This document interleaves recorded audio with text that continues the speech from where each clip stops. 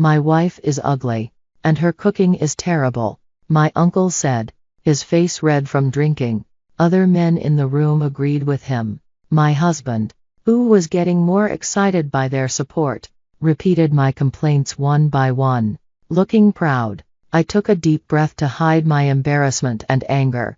Suddenly, my mother-in-law stood up and stared at my husband. Is that all you have to say? She said. Everyone went silent. My name is Emma, and I'm 40 years old. I work in a medical office. I met my husband, Tom, who is 4 years older than me, through our shared love for tennis. We've been married for 13 years and really want children, but we can't have any, which makes me sad. My in-laws live separately but always worry about us, especially my mother-in-law. I have a good relationship with her. We often go out for lunch and shopping. My mother passed away when I was young, so my mother-in-law is like a real mother to me. She loves me as if I were her own child. Although my marriage was fine at first, my husband became very controlling after about 10 years. He's not kind to me anymore. For the past 3 years, he has been working late and traveling more often. He was transferred to a new department, and now he only comes home half the week. When he does, he treats me like a servant, asking things like, "Hey, is dinner ready?" One day, I finally told him, "You're not a child anymore. You should prepare your own clothes." He responded angrily, saying, "It's your duty to obey me as my wife. Don't complain." For an hour, he yelled at me and blamed me, bringing it up whenever he was in a bad mood. I felt trapped and had no choice but to obey him. One evening during dinner, he complained, "What's with all the vegetables? Am I a rabbit? Get some meat." I explained that he has high cholesterol, so it's better to eat less meat. But he stood up and threw my meal on the floor. He said, "Nobody knows my body better than I do. I'm going out to eat." Ignoring my protests, he grabbed his wallet and phone and slammed the door as he left. Every day, I searched the internet for recipes that used less salt and meat for my husband because his cholesterol was high. Despite my efforts, it felt pointless. When my husband came home 3 hours later, he was humming a song and seemed drunk. I picked up the mess he had made on the floor, including his coat, which smelled like grilled meat and perfume. I had suspected my husband was cheating before, but I had no proof, so I tried not to worry. However, the smell of the perfume made me more certain this time. Whenever he was in a bad mood, he would leave without saying anything and would take a long bath when he got home. I could smell that same perfume from his coat, even from the laundry basket. Feeling increasingly confident that he was cheating, I decided to gather evidence. 3 weeks later, we were on our way to my in-laws' house for New Year's Day. All the relatives gather at my husband's parents' house for a party. When we arrived, my mother-in-law had prepared a beautiful and delicious New Year's dinner. My husband and I wished everyone a Happy New Year. "You don't have to be shy, Emma. Go ahead and eat," my mother-in-law said. "Thank you very much," I replied, but my husband looked dissatisfied as I sat down to enjoy the food. "Hey, where are the chopsticks?" he shouted. I went to the kitchen, got them from my mother-in-law, and handed them to him. "Where are the cups?" he asked next. He complained, "Can't she do that without being asked? You should pay attention to what's around you." Even with all our relatives present, my husband continued to insult me. "I'm not a mind reader. You should at least tell me what you need." I held back my irritation and gave him a glass. He drank sake with a smile while the relatives watched him. "Would you like a drink too, Emma?"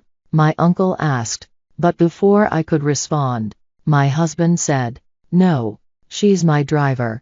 My mother-in-law and other female relatives were busy in the kitchen, preparing lunch and bringing drinks and snacks to the men. I was also wearing an apron I brought from home and working non-stop. My father-in-law and the other men were having a great time, drinking one beer after another. I could hear them laughing loudly. I'm sorry you all have to work so hard, my mother-in-law said. Let's take a break. I've prepared some hot tea for us. While we were drinking tea and chatting, I heard my husband's voice from the living room. Let's play a game and say things we can't normally say. It's a new year, he suggested. The men cheered at his idea. The loser of rock paper scissors gets to speak their mind. My husband, who had drunk too much, could barely speak. That sounds like fun. My mother-in-law smiled, clearly interested. I had a plan for this New Year's party, too. When my husband spoke up, I saw my chance. I took something from my bag and put it in my apron pocket. The game of rock paper scissors started, and the losers began to complain about their jobs and salaries. So true, the others agreed. Finally, my husband lost, and it was his turn to voice his complaints. I felt a mix of excitement and nervousness about what he would say. My complaint is that my wife is unattractive and her food tastes bad, he declared. I was shocked and couldn't think straight. My father-in-law awkwardly cleared his throat, saying, when you got married, you were praising her beauty and cooking skills. That was a long time ago, Dad, my husband replied. Now she only serves tasteless food that looks like rabbit food. My uncle's face turned serious. That's terrible. As his wife, she should do better, he added. Other men agreed, but no one knew that I had been trying hard every day to cook for my husband's health. Hearing their comments made me feel embarrassed and angry. I wanted to run away. The conversation shifted to other men complaining about their wives. I work hard, so I deserve a bigger allowance. They told their wives to stop whining and just obey them. My father-in-law smiled, but the women looked down in silence. Then it was my husband's turn again. Everyone is lucky to have children, he said. My wife is defective and can't have kids. He should know how much I wanted children. I never imagined he would insult me like that. Sadness and frustration filled my heart. I took a deep breath to keep from crying. It will be okay, Emma, my mother-in-law said gently, taking my hand. She sighed deeply, stood up, and approached my husband with a serious expression I had never seen before. Is that all you have to say? She yelled. The men were surprised. She usually seemed kind and obedient.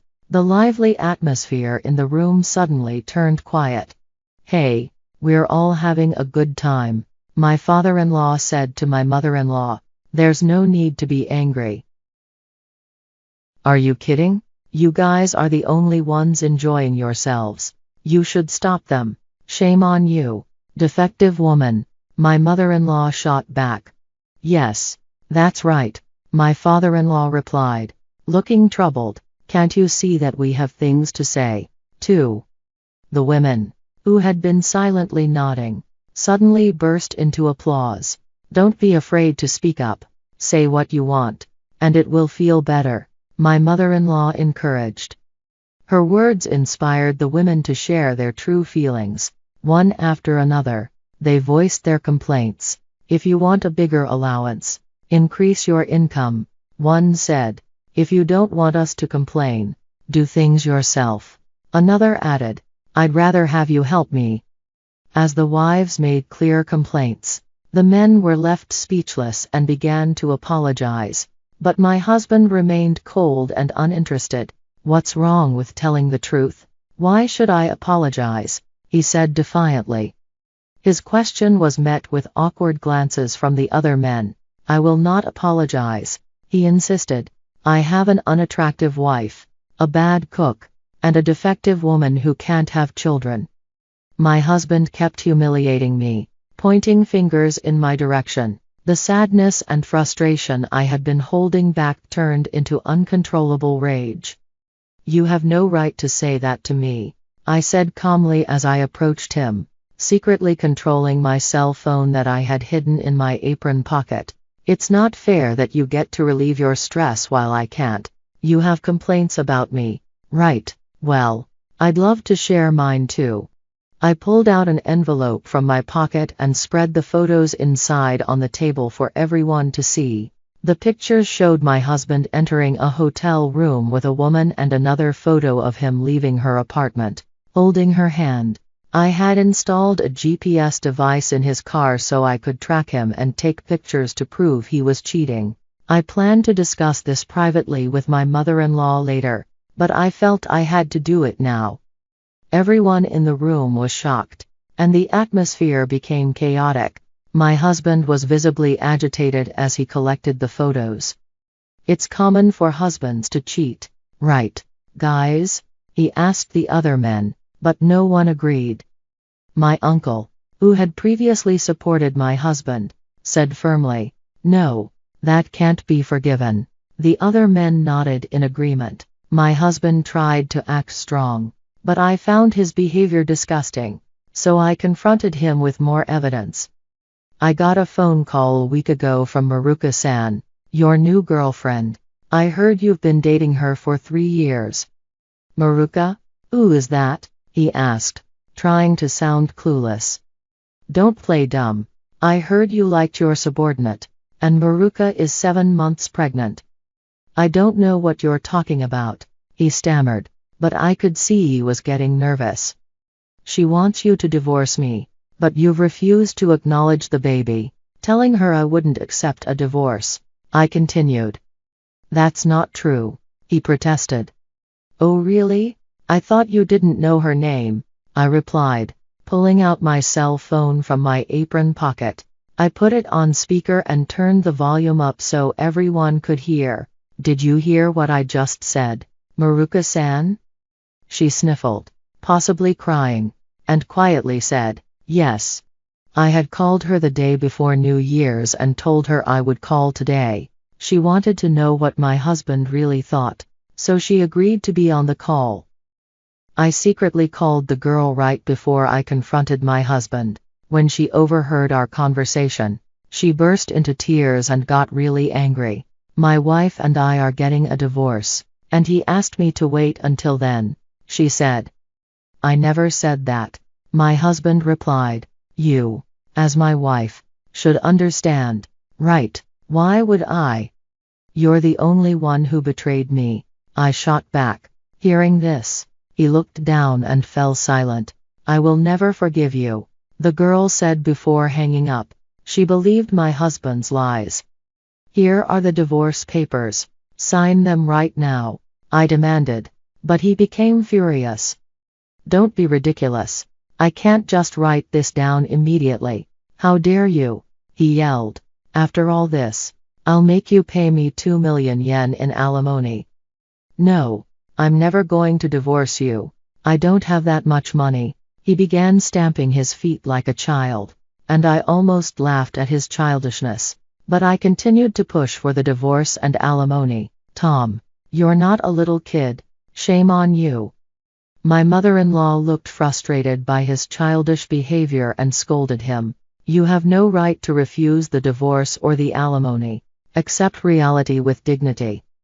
"It's not that easy, Mom," he whined. "Dad, you can't blame me for what you did." Finally, he reluctantly signed the divorce papers and agreed to pay alimony, holding back tears. I had planned to reveal my husband's affair during this gathering, and I pushed him even harder. "I terminated our lease at the end of this month because you don't need 2 homes to return to, right?"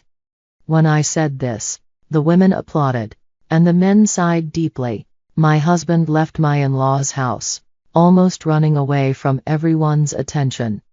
The following day, we submitted the divorce papers to the city office, and I moved into a rental apartment I had already signed a contract for. I also requested 1.5 million yen in alimony from my ex-husband's unfaithful partner. It was a devastating blow for her since she had resigned from her job after becoming pregnant, but I couldn't forgive her.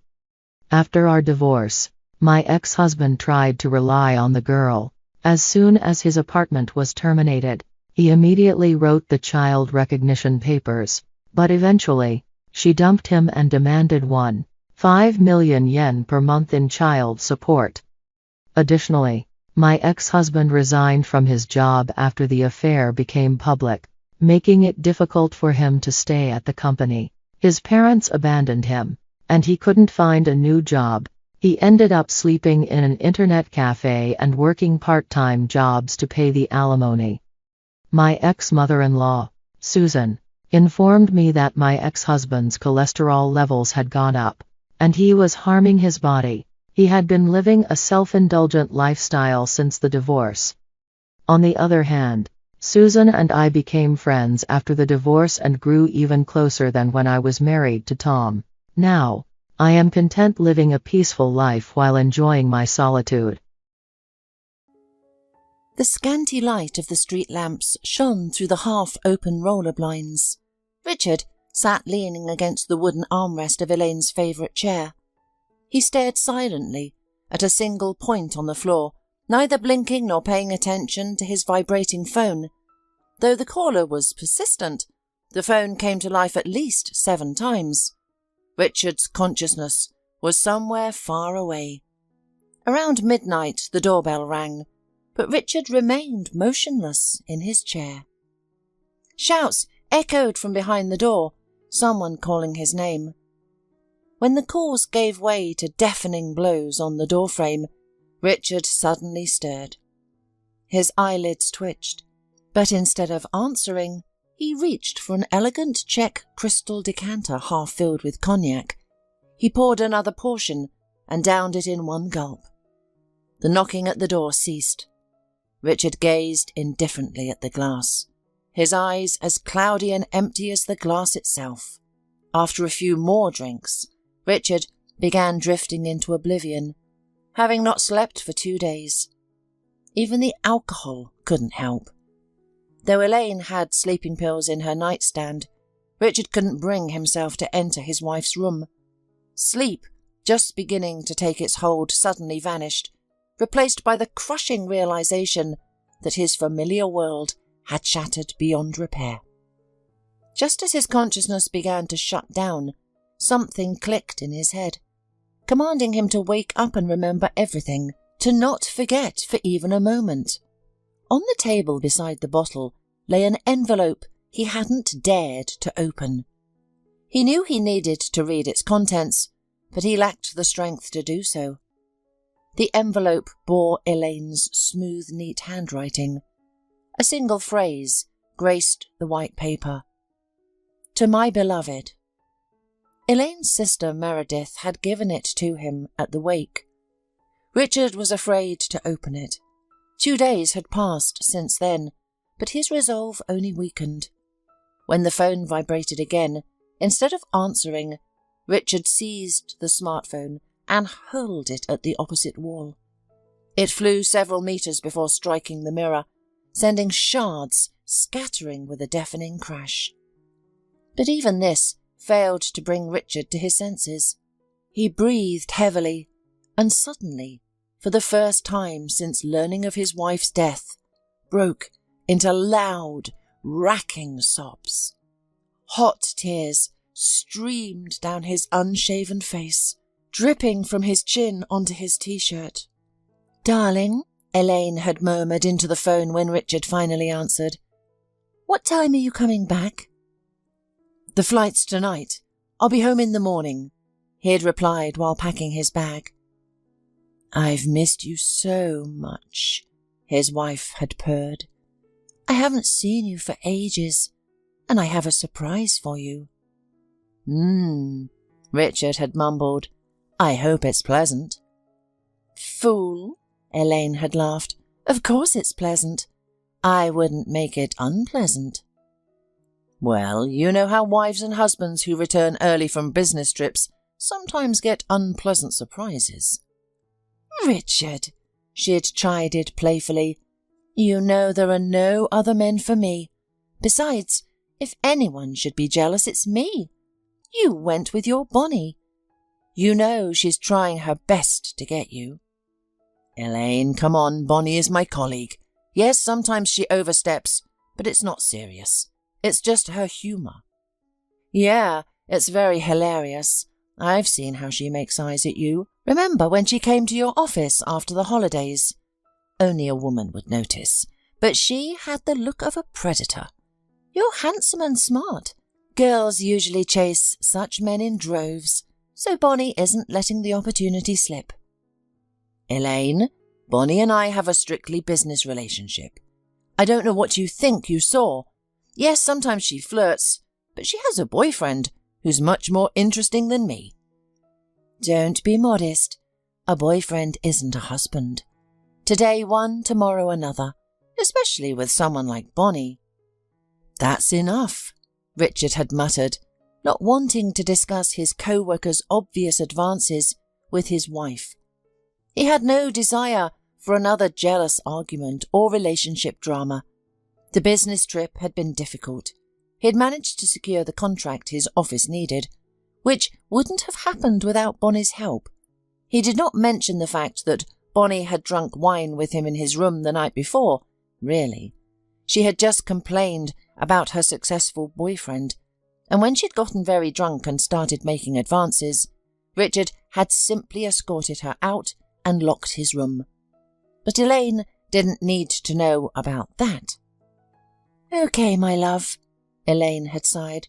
"I'm looking forward to morning. I won't sleep all night. Should I pick you up from the airport?" "No, honey, what are you thinking? Go to bed. I want to see you fresh and well rested." "All right. I won't call again today. I've got things to do, so don't worry if I'm not in touch." Well, you're intriguing me, Elaine. Richard had thought, what is this? But he knew she wouldn't tell him anyway. He'd spent the rest of the day finishing his work and avoiding Bonnie's company. He wanted to call his wife several times, but limited himself to messages, which she hadn't answered. Just before the flight, Richard had a strange sensation in his stomach. The man had gone to the bathroom, washed his face, and dialed Elaine's number. There was no answer. When boarding was announced, Richard had switched his phone to airplane mode, put on his sleep mask, and feigned exhaustion. He hadn't wanted to speak with Bonnie, who sat beside him, nor had he wanted to sleep. Yet after the plane reached cruising altitude, he had dozed off without realizing it. He had awakened only when the pilot announced their landing. "God, did I sleep through the whole flight?" Richard had asked Bonnie, yawning. "Uh-huh," the girl had grumbled unhappily. "I, on the other hand, didn't sleep a wink. I wonder how you could sleep through such turbulence." "Turbulence?" the man had asked, surprised. "The plane hit a rough patch," Bonnie had explained. "It was shining so bright outside the windows that I had to lower the curtain. I'm afraid of thunderstorms. And you were just sleeping, unable to comfort me." "Bonnie, it's a modern airplane. Everything is protected from the thunderstorms," Richard said with a reproachful look. The pilot had probably handled situations like this many times. Yes, flying can be scary sometimes, but you can't escape fate. Even if we started to crash, what could be done? What's the point of trembling with fear and cursing everything? "How cold you are." Bonnie wrinkled her nose. "Such a bore. I don't know how your Elaine puts up with you. I couldn't." Richard just muttered, "Uh-huh," and grinned, remembering Bonnie's drunken advances from yesterday. After getting his luggage, Richard turned on his phone.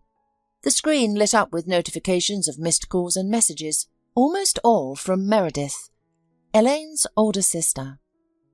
"Come to the hospital immediately," read one of the last messages. Everything went cold inside Richard. He dialed his wife's number, but it was out of range. He called Meredith back immediately. She answered instantly. "Richard, oh, finally!" Her voice was extremely agitated and strangely bitter. "Meredith, what happened? Why isn't Elaine answering? I just got off the plane." "Richard," Meredith choked out. "Richard, Elaine is gone." "What do you mean?" A paralyzing wave of cold swept over him, making Richard shudder. "A clot!" Meredith's voice came as if through a thick fog. "She was at my place. I went to the kitchen for a second, and when I came back, Elaine was lying there. I called an ambulance. She was in intensive care briefly, but..." Meredith, where are you now? Where's Elaine? They've taken Elaine to the morgue. I'm still here signing papers. I'll be right there, Richard shouted. Bonnie, noting his pallor, immediately sensed something was wrong. Richard, what is it? She asked anxiously. Bonnie, are you by your car? He asked, knowing a taxi would take too long. Yet there was nowhere to hurry, and everything inside Richard rebelled against the fact of his wife's death. No, this can't be happening, Richard argued with himself. What blood clot? Elaine's only 26. Isn't that something that happens to old people mostly? Though I've heard it can happen to anyone. Something breaks off in the vessels, gets stuck, and that's it. The blood stops flowing. What am I talking about? Elaine can't be dead. She and Meredith must be playing a trick on me. She mentioned a surprise, right? What idiots! You can't joke about such things. I'll give them a piece of my mind when I get there. Bonnie nodded. Need a ride? Yes, please, to the city hospital. Is someone sick? The girl frowned. I don't know. Richard shook his head. My wife's sister just called, talking nonsense about the morgue. Elaine mentioned some surprise yesterday. They must be playing a joke. Are you sure? People don't usually joke about morgues, Bonnie worried. Maybe it's serious. Nothing can be serious, Richard waved dismissively. They're just messing with me. Elaine's always playing pranks, and now she's got Meredith involved. I always thought Meredith was serious. Guess I was wrong. Well, said the girl, it's your call, but you looked awfully pale when you got that call. I believed it at first, and then I thought about it. What did they say? That Elaine was dead. Richard grinned. You know what? I see right through it now. Just a prank. Richard? Bonnie opened her car door. What if it's not a prank? Richard felt cold again, his skin prickling with goosebumps, but having convinced himself it wasn't real, he brushed off the tension with a wry laugh. Meredith stood at the hospital's main entrance when Richard and Bonnie arrived. Her face was ashen. Meredith, hello, he greeted cheerfully. Enough already, I'm tired of Elaine's jokes. It's not funny anymore. Where is she? What are you talking about? Meredith asked faintly. What joke? I explained everything, Richard. I know you're in shock, but you need to accept this. Elaine's in the morgue. You need to collect her things. Fine, I'll play along, Richard grinned. Where's the morgue? He walked down the basement corridor toward the morgue. She definitely needs a lesson, he thought angrily. Look how far they've taken this. Meredith with her tragic face, and Elaine's really outdone herself. I wonder how much she paid the hospital staff for this performance. She must have used her friend who works in the morgue. That's how it will be. When they bring her out of the refrigerator, she'll open her eyes. No more spending extra money for her. Here I am working hard, away for months on business trips, and my wife plays these games. Well, I'll get back on her for this. The frosted glass door was slightly ajar. Richard knocked and entered. A heavy-set man with glasses sat at the desk. Hello, Richard waved. I'm Richard Hughes. I'm here for my wife. The man replied indifferently, clicking his mouse. Elaine Hughes. One moment, follow me. They entered another room through a heavy metal door. One wall was lined with small iron doors, like square desk drawers. The man turned a handle on one of them.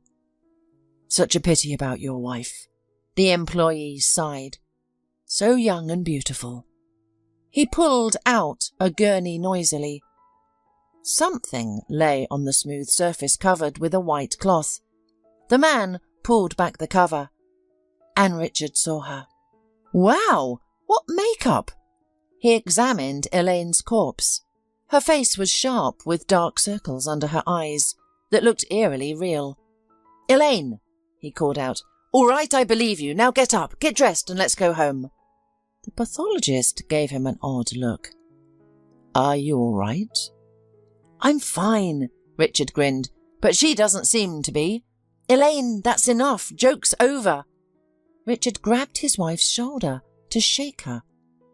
But as soon as he touched her, he jerked his hand back. Elaine's shoulder was ice cold and rigid. "Listen," the morgue attendant began gently. "When someone close dies, many people struggle to accept it. It's a normal psychological defense, but eventually you must face the reality. Take your time. When you're ready, call me. I'll give you her personal belongings." "But, Elaine, wait. This can't be real. Elaine, wake up! Please! You've scared me enough!" Richard began shaking her shoulder frantically, staring helplessly at her blue lips, tangled hair, and the rough suture beneath her collarbone. Richard suddenly realized that everything he had heard earlier was true. He slumped exhaustedly in his chair. "You see, she was preparing a surprise for me," Richard said brokenly. "She's always like that. I also asked if it was pleasant or not, and when Meredith called, I convinced myself it was all just a stupid joke." But it wasn't a joke. A blood clot at 26. No one is immune, sighed the man. "I sincerely sympathize with you. I know these words mean little now, but I lost my wife a couple of years ago myself. You can't escape the reality of it. The person is gone, but life continues. You just need to find your bearings now. Don't listen when people say time heals. Losses are never forgotten. It just gets a little easier with time." "How long were you married?" 4 years, Richard said, taking another sip of coffee. "Elaine had a hard life. I don't know why I'm telling you this, but when she was 19, she was set up. She wasn't using. She was just dating some dealer who planted drugs in her purse. They stopped her, searched her, and there it was. They gave her a light sentence by the standards of that article, but it was enough to ruin everything. I met her right after her release from prison. I'm not one to judge people. Life isn't easy for everyone. Elaine was a sunny person, very kind and sympathetic. She never let anyone down, organized her own charity for the homeless, donated to animal shelters. We don't have children of our own. You see, when Elaine was imprisoned, she was pregnant and lost the baby. The labor was difficult. In the prison system, nobody really cares. My wife almost died during delivery. The baby didn't survive, and they had to remove Elaine's uterus. She could never become a mother again. I accepted this fact. After all, you can always adopt. But we never even discussed it. I didn't push. I knew when it became relevant, it would happen naturally." The pathologist glanced up from under his brow. "Well, I see. Now, you'll need to sign some documents. The deceased's sister has already handled part of it, but as her husband, you need to provide the final signature. And take your wife's belongings. There isn't much, just what was brought from home." After signing papers he barely glanced at, the doctor retrieved a small plastic bag from the safe and emptied its contents onto the table. He read out the inventory while Richard silently examined each item. A cell phone, a wedding ring, a hair clip, earrings, and a pendant. The last one Richard clutched tightly, a delicate silver piece that Elaine had always worn, never removing it. The pendant showed a cat curled in an arc. It was clearly custom-made. Richard had once asked his wife why she never took it off, when even her wedding ring rested on a velvet cushion on her nightstand. But Elaine had only shrugged, her face becoming inexplicably sad and lonely, and Richard had learned not to mention it. After turning the little cat over in his hands, Richard slipped it around his neck. For a week after the funeral, he stayed locked in his apartment, ignoring work, refusing calls, and turning everyone away, even Meredith. He found solace in bottles, until one morning, awakening with a crushing hangover, he realised alcohol offered no real comfort. Richard surveyed the living room, which had become his personal bar over the week. Bottles littered the table, floor, and space behind the sofa. After washing up, he grabbed a garbage bag and collected everything. He called a cleaning service, and while the woman worked, decided to make himself presentable. At the barber shop, he got a haircut and shave. In the mirror, Richard saw a tired man with dark circles under his eyes, a gaunt, thinning face and a wan look. When he returned home, the cleaning was complete, as indicated by the note on his doorknob. As he was opening the door, heels clicked behind him. He turned to find Bonnie standing there. "Hi," she smiled. "I didn't expect to catch you outside your door. Richard, where have you been? I've come by so many times, I was starting to imagine the worst." "What do you want?" he snapped. "Why can't you just leave me alone?" "Richard, stop," the girl said, her lips forming a hurt pout. "I understand you're grieving, but what's the point in destroying yourself? Your wife isn't coming back." "Yeah, and you're just waiting to take advantage of the situation." "How can you say that?" Bonnie protested. "Yes, I like you. It would be stupid to deny it, but I'm not trying to exploit your grief. I'm here as a friend, Richard. We've known each other so long. And I thought I meant more to you than just another faceless co-worker." "Really? Who are you? As far as I remember, work is all we've ever shared. I don't know what kind of friendship you think we have, but you're a stranger to me. You're being incredibly tactless right now.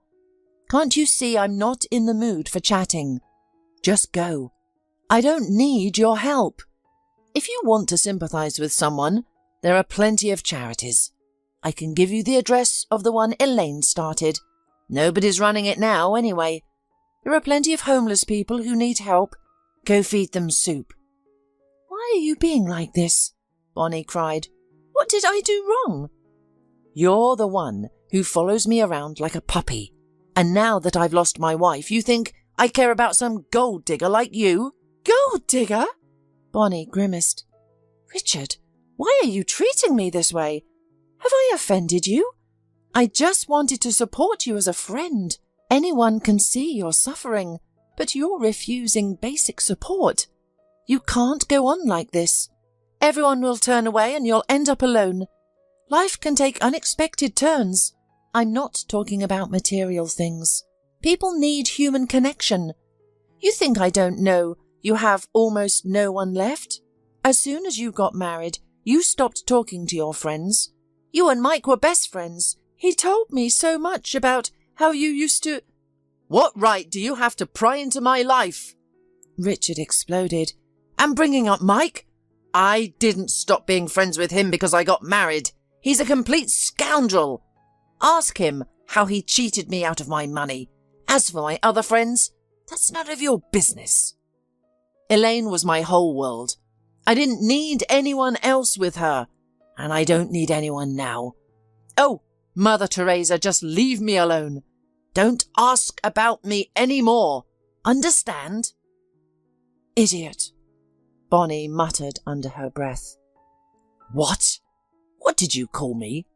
Look who's talking, you doormat." "How dare you!" Tears welled up in Bonnie's eyes. "You have no right to call me that. You don't know anything about me." "I've heard enough rumours about you for years, and your behaviour only confirms them. Get out of here, because I don't want to see you again." "But we'll see each other at work anyway."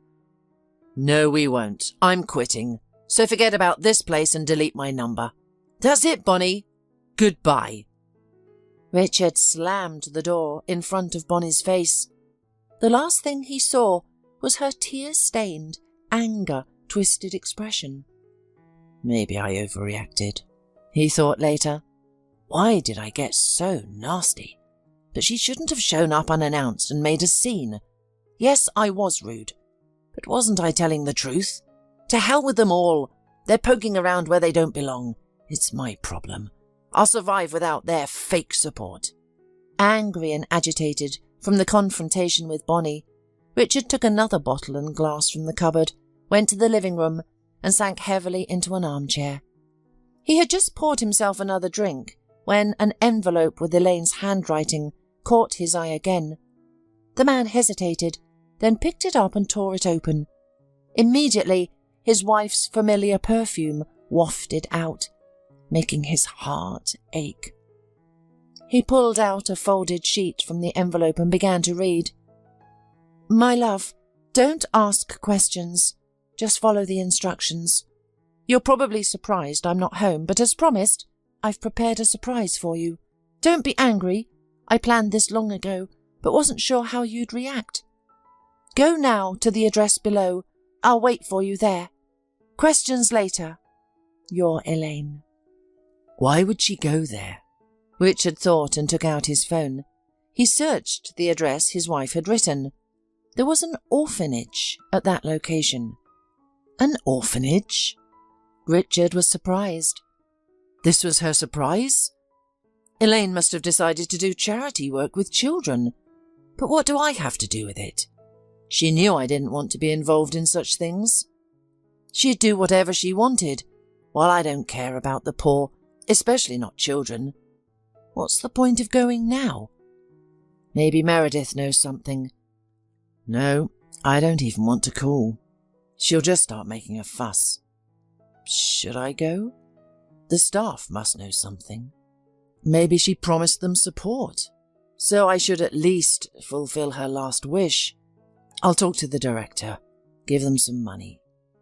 Richard hurriedly packed and headed to the address. Located in a remote residential area, it took almost an hour to get there through traffic. Though Richard cursed himself for making the trip, he was determined to investigate and fulfill his late wife's final request. The building was precisely what Richard had imagined an orphanage would look like, an old, dilapidated two-story structure of brick surrounded by a sparse garden of old trees. It looked unwelcoming. This place clearly needs sponsorship, he thought, wrinkling his nose. Even the windows were outdated. Nowadays, even provincial buildings had double-glazed windows. Everything here was falling apart. Doesn't the state fund this place? Children's welfare is supposed to be a priority now. Typical Elaine. I can guess how she found this godforsaken place. Probably just online searched the most run-down orphanage in the county. My life savings wouldn't be enough to fix it up.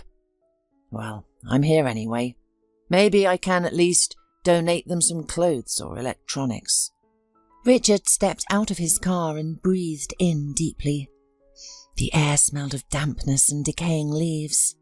Suddenly, memories of his first meeting with Elaine flooded back. It had been early October then too. She had just been released from prison and was sitting in the park, savouring her freedom. Richard had approached her, knowing nothing of her past or present.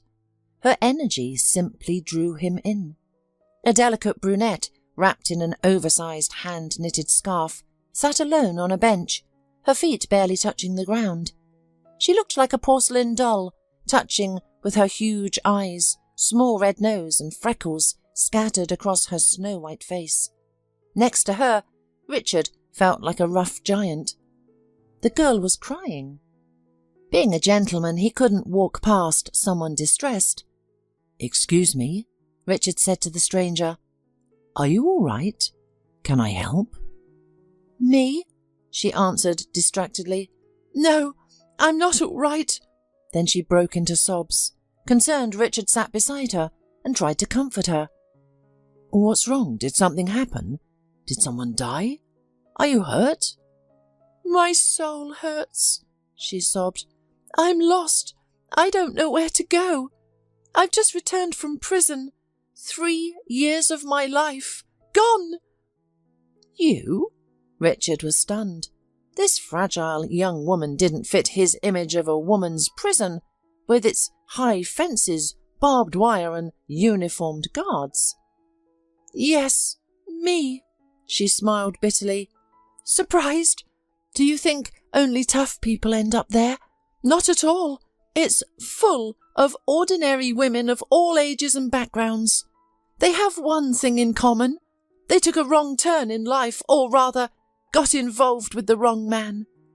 There are 1,000 women there, and most are in jail because of men. That image the media portrays, vicious convicts, alcoholics, hardened criminals who've lost their humanity, it's just a stereotype. Where I was is more like purgatory for lost souls. And how did you end up there? Richard asked. It just happened that way, she said, gazing skyward. I had a boyfriend.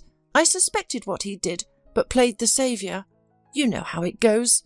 I was this naive dreamer who fell head over heels for a lowlife. I foolishly believed I could reform him with my love and support. I was such an idiot. He brainwashed me for a couple of years, always promising to quit and find honest work.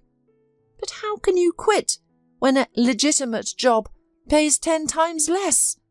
And I believed his lies. Then one day we went grocery shopping. I was driving, Sam beside me. In the parking lot, a car cut us off. Another blocked us from behind, and suddenly people were dragging us out and restraining us. I knew right away Sam had been caught. I was terrified, of course. I was too young, turning 19 in a week. I knew I was clean, so I worried for Sam. But when they searched us, they found a package in my purse.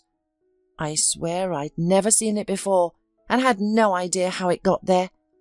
Then came the interrogations and searches. They found plenty at our place. I told them everything I knew. I got 3 years in general regime. Sam got 5. Then I found out I was pregnant. I spent 3 months in the pre-trial detention waiting for appeal and gave birth in the prison. They took me to a special maternity hospital, but there were complications. They told me the baby didn't survive and the surgery left me unable to have children. I was in shock for a long time. My body healed, but my mind was broken. They transferred me to another colony with a sewing workshop. Now I'm out, but I have nowhere to go. My parents disowned me. Only my sister stood by me all this time. I'm staying with her now, but I can't burden her forever. I need work, but who will hire me? No experience, no education, a criminal record, and for such an article. Winter's coming and I don't even have warm clothes. Sam got early release, visited once, then vanished. When I got out, I learned he'd died of an overdose. Hey, girl, don't lose hope, Richard exclaimed. Yes, things are bad, but there's always a way forward. You're young, healthy, beautiful. The key is having a goal. Would you like to get coffee? You're shivering from the cold. Really? The stranger's eyes lit up. I'd give anything for a cup of coffee. Let's go. Richard smiled. There's a cool coffee shop nearby. By the way, my name is Richard. And you? Elaine, smiled back the girl. Their romance blossomed quickly. 6 months later, Richard proposed, and Elaine was overjoyed. Taking a deep breath of fresh air, Richard entered the orphanage. The first floor was dim. Richard observed the peeling paint on the ceiling and crumbling linoleum underfoot. Who are you here to see? A harsh female voice startled him from behind. Richard turned around. Hello, he said, facing an elderly woman in a grey dress. I'm sorry, to be honest, I don't even know. What do you mean? The woman asked, surprised. I'd like to see the principal. The woman's tone softened. Do you have an appointment? No, but... Mrs. Peterson is very busy. Without an appointment, she's unlikely to see you. What's your business? Sponsorship or adoption? Sponsorship, Richard answered confidently, knowing that mentioning money could open doors. I'll see if she can receive you. I hope she hasn't left yet, the woman said before departing. She returned moments later and led Richard to the principal's office. He entered a small room that barely qualified as an office, where the sparse furnishings made it clear the orphanage had few sponsors. The walls were bare, and the furniture appeared ancient. Behind a large desk sat an elderly woman with a pleasant face, but such a stern demeanour that Richard shivered. "Good evening," she greeted him in a deep voice that seemed incongruous with her appearance. "Mrs. Tanner mentioned you're here about financing." "Yes and no," Richard mumbled, settling into a rickety chair. "I'll be direct, I came here by chance." "By chance to us?" the woman marvelled. "So, you're not here about sponsorship. Why then?" "Well," Richard shook his head, "I am willing to sponsor you, but I've never done this before. My wife has done charity work, though, in a different area. She actually suggested I come to you." "Really? Has she worked with us before?" "I don't know," Richard confessed. "Well, perhaps I should introduce myself properly. I'm Richard Hughes." Richard blushed, suddenly feeling self-conscious before this woman. "Wait, are you Elaine Hughes's husband?" The principal brightened. Richard nodded. "Why didn't you say so earlier? And where's Elaine? She must be very busy. She disappeared so suddenly. We had planned to meet next week. She's been such a help to us." "Actually, she never mentioned it to me. I was away on a long business trip. When did you say she first contacted you?" "About a month ago. But did anything happen to her?" Mrs. Peterson's face turned ashen. "Elaine died," Richard exhaled. "A week ago. The clot. I just read her note today. It had your address, so I thought I'd come offer help, since she'd been in contact with you." "My God, what a tragedy! Such a bright soul! What a difficult life she had. Prison, losing a child, and now death at such a young age.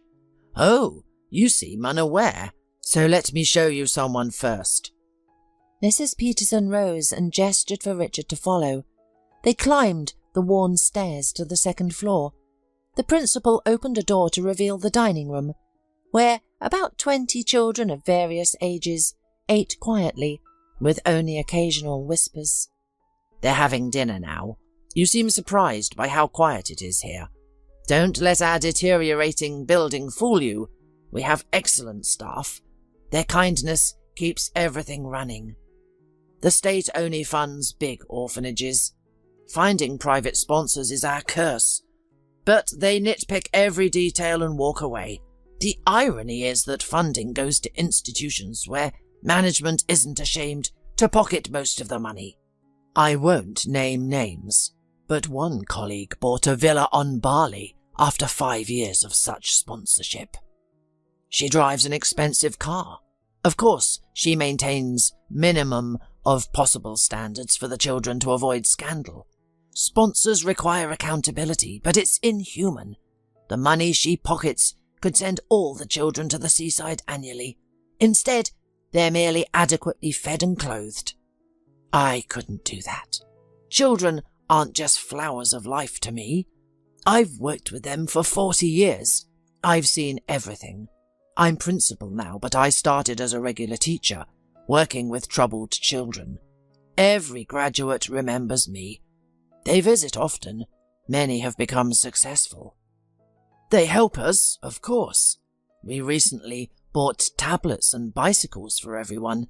We regularly send children to sanatoriums, but we can't afford repairs. Don't think I'm complaining. We prioritize urgent needs with sponsor money. New clothes, better food, healthcare, so repairs wait. We do basic maintenance in the bedrooms, but that's all. You should replace the windows, Richard interjected. Winter's coming and it gets very drafty. We're on the windy side. Last year, we replaced most in the children's bedrooms. I know we should do more, but we're under budget. State subsidies aren't enough. And I've explained about other income. Your Elaine, God rest her soul, said she could help. Tell me what she promised. I'll fulfill it all. And tell me what you need for the windows. I'll provide the funding. I can't bear to look at them. As a child, I had a window with a hole. No matter how much my mother taped it, the draft came through.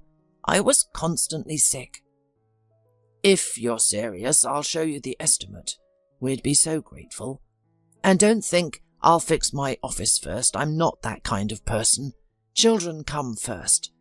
Visit any time to supervise. Yes, I can see you're different, Mrs. Peterson. Elaine wasn't wrong. She must have had good reasons to work with you. Yes, there were reasons, but I promised to show you someone. Now that the children have finished eating, let's tour. See what we have here. I want to be clear. I'm not asking for anything. Whatever help you're willing to give, we'll gladly accept. I understand. I'm not wealthy, but I'll help substantially in some way. I mean, after my wife's death, I haven't thought about whether I'll continue her business. Most likely, my help to you will be one time. I'm in such a state right now that I intend to quit. I have some savings, of course. It will be enough for now, even considering charity expenses, but I don't know what I will do, or whether I will stay here. Everything reminds me of Elaine. It's just unbearable. It's been such a short time since Elaine's death. Time heals, Mrs. Peterson said in a soothing voice. You know, I'm quite old, and I've been dealing with death for a long time. I've lost loved ones myself, and I'll tell you this. Death is not the worst thing. No one knows where people go when they die, whether there is heaven and hell or only emptiness. That's a philosophical question, but I believe that souls still live, and they live not in an abstract afterlife, but in our hearts. Elaine is with you forever, as long as you breathe, Richard. You'll have to come to terms with her physical death, and sooner or later you will. My husband has been gone for 15 years. The pain is still there, but it doesn't feel empty, you know? I've just decided that he's always there, even if I can't see him. It may sound like the ramblings of a crazy old woman, but it's helped me a lot. Sometimes I can feel him clearly. Sometimes he even talks to me. No, not in the sense that I hear voices. Mrs. Peterson laughed, but Richard caught a glimpse of tears in the corner of her eyes. He speaks to me with signs. Even before you came here, believe it or not, I was supposed to leave early today, but I stayed late because my late husband gave me a sign. I've learned not to ignore those messages. I won't tell you all about it, but I realized I had to stay late. And you see, for good reason. I wouldn't have known that Elaine was gone. At that moment, there was noise from the dining room. The doors swung open, letting out the well-fed children. As the flow of toddlers and teenagers subsided, the woman's gaze became restless. She walked quickly to the dining room and peered inside, immediately waving Richard over. "Paige, why are you here alone?" the principal asked, looking through the door. When Richard peeked in, he saw a girl about 7 or 8 years old at the far table. She sat alone, looking out the window, clasping something in her fingers. Mrs. Peterson approached her, drawing Richard along. The woman sat down on one of the chairs, and the man did the same. "Something's wrong, my dear?" the principal inquired again. "Mrs. Peterson, I'm very sad." "Why is that?" the woman asked. "Is there trouble at school? Or do the boys give you trouble? Tell it like it is. Any problem can be solved, and the earlier we address it, the fewer difficulties will arise." Paige looked at Richard incredulously, and at that moment it was as if the man were paralyzed. He had seen that look before. 4.5 years ago, Elaine had looked at him with those same eyes when she was released from the colony. These grey eyes were unmistakable, and the girl was remarkably similar to his late wife. "Don't be afraid, Paige," Mrs. Peterson reassured her. "This uncle is good. He helps us, and you know his wife. He's Elaine's husband." Elaine? The girl's face suddenly darkened and tears came to her eyes. Why doesn't she come any more? Have I offended her? "Why, no," marvelled the principal. "How could you have offended her?" I said some nasty things to her. The girl wrinkled her nose. She said she was going to take me in, and I told her that no one ever takes people like me. I'm an adult and everyone wants babies. And anyway, I'm waiting for my mother, and I won't go to another woman, even if she's as nice as she is. It seems like she took great offence at those words. "What makes you think so?" "Because she hasn't come to see me since that day. For a whole month she came every day, and a week ago she disappeared. I'm not stupid. I realise my rudeness scared her off, like all the others before her." "Paige," Mrs. Peterson stroked her dark, almost black hair. "Elaine doesn't come for another reason. You haven't offended her at all. On the contrary, she was determined to take you away. But life sometimes changes people's paths abruptly. Her plans were not destined to come true. Elaine became very ill, and she is no more with us." "How?" Paige's eyes widened, not believing what she heard. "She died?" Richard sat there stunned. It was a revelation that his late wife had intended to adopt this girl. For a month, a whole month, she had secretly visited here and bonded with this child. What kind of surprise was that? And why the secrecy? He would have supported adoption if Elaine had only mentioned it. He was distracted from his thoughts by a glint. The girl's slender fingers, which had been rubbing something hanging around her neck, glittered. Richard's gaze fell on a tiny locket in the shape of a half-curled cat. It was exactly like Elaine's silver pendant, but turned the other way and slightly lighter. If combined, the two pendants would form a kind of yin-yang sign. "It's beautiful," Richard said, pointing at Paige's jewellery. "Did Elaine give it to you?" "No," the girl shook her head. "The cat has been with me since I was born. They tried to steal it several times, so Mrs. Peterson engraved it. Here, look." The girl took off the pendant and handed it to Richard. He took it and turned it over. Tiny letters were embossed on the back. Paige S. "S, that stone," explained the girl. "My last name." "I have one just like it," Richard said suddenly, and took his wife's necklace off his neck. He folded the two kittens into a Chinese symbol and showed it to the girl. Both Paige and Mrs. Peterson were greatly surprised. The girl gingerly touched both pendants. "This is Elaine's pendant," the man explained. "That's why I asked if she had given you one like it. I never realized it was a double pendant. Maybe it wasn't just a coincidence." After talking to the girl for a while longer, Mrs. Peterson and Richard went to the principal's office. "Richard," the woman began suddenly, "tell me, don't you find all this strange?" "What exactly?"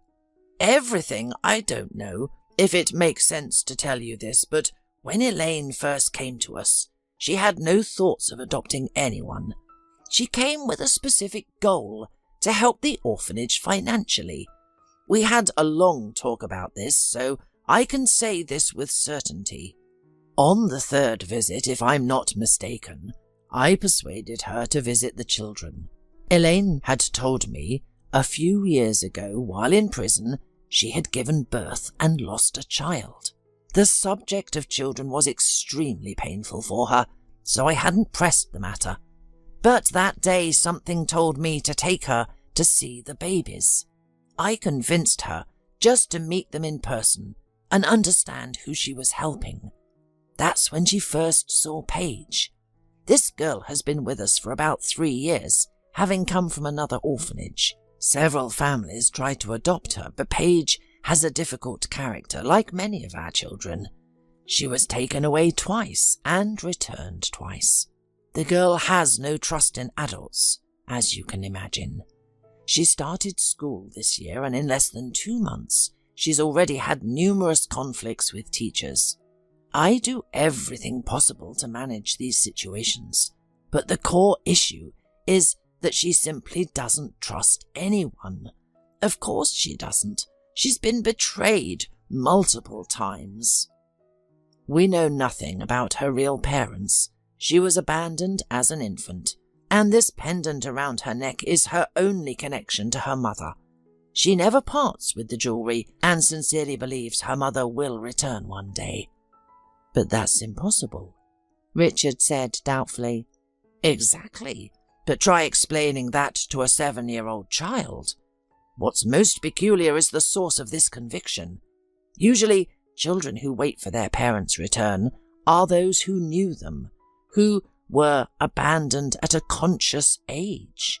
But Paige couldn't possibly have any memories of her parents. She came straight from the maternity hospital. Has she seen a psychologist? Of course. Not just our staff psychologist either. As I mentioned, we don't skimp on the children's care. Excellent specialists have worked with Paige, but she remains convinced her mother will return. We were advised to wait it out, though for how long no one knows.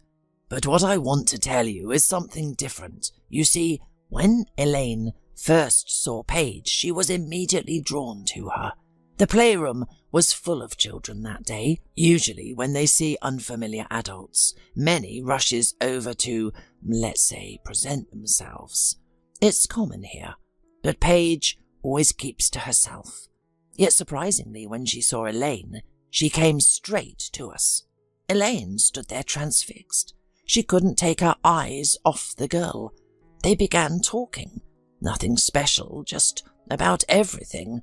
Paige was preparing for school, and Elaine brought her many supplies, stationery, a backpack, uniforms, books, and various small items. They've been close ever since.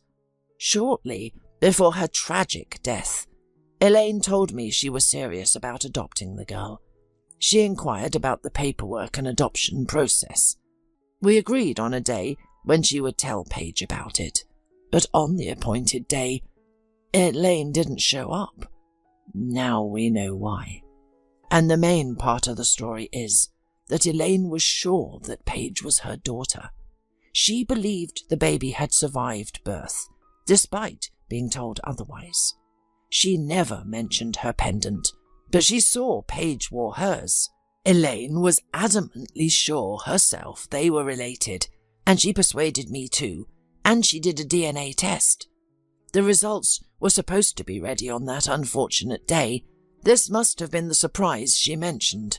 Wait, how do I get the results? Where did they submit the samples?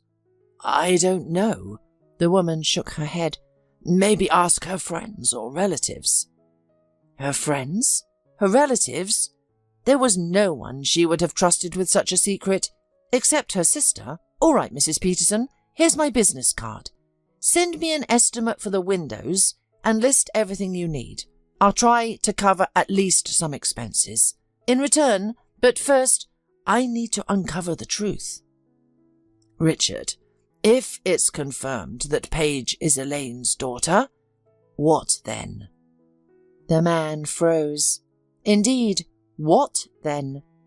Elaine was gone, and Paige was a stranger to him.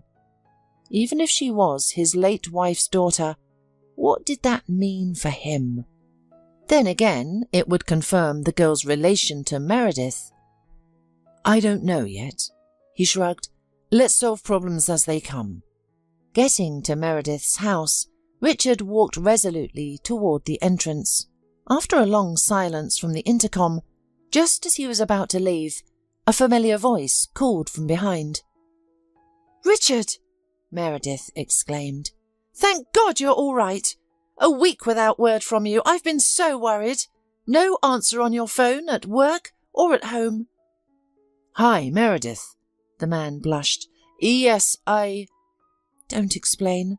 I can see you've been drinking, heavily and continuously, but it's not my place to judge. Let's go upstairs. I need to talk to you." "What a coincidence," Richard remarked. "I need to talk to you too." Meredith prepared tea and seated Richard at the table. The man broke the silence first. "I was at the orphanage today." Meredith remained quiet, stirring sugar in her tea. "Meredith," Richard continued, "do you know something? Don't you?" "Yes. But what does it matter now? I tried to tell you. I called, but you didn't answer. Then I thought it was important to Elaine, but it was her business. Maybe it was better if you never found out." "The letter you gave me had this address in it, so I went. I thought it was another one of Elaine's charity projects, but that girl—" "You mean Paige?" Meredith sipped her tea. "Look, Richard, Elaine was sure it was her daughter. I don't know why she thought so, but she even had her saliva analysed. That day, we were going to stop by the clinic to get the test results. I knew they'd definitely come back negative, but Elaine was so excited."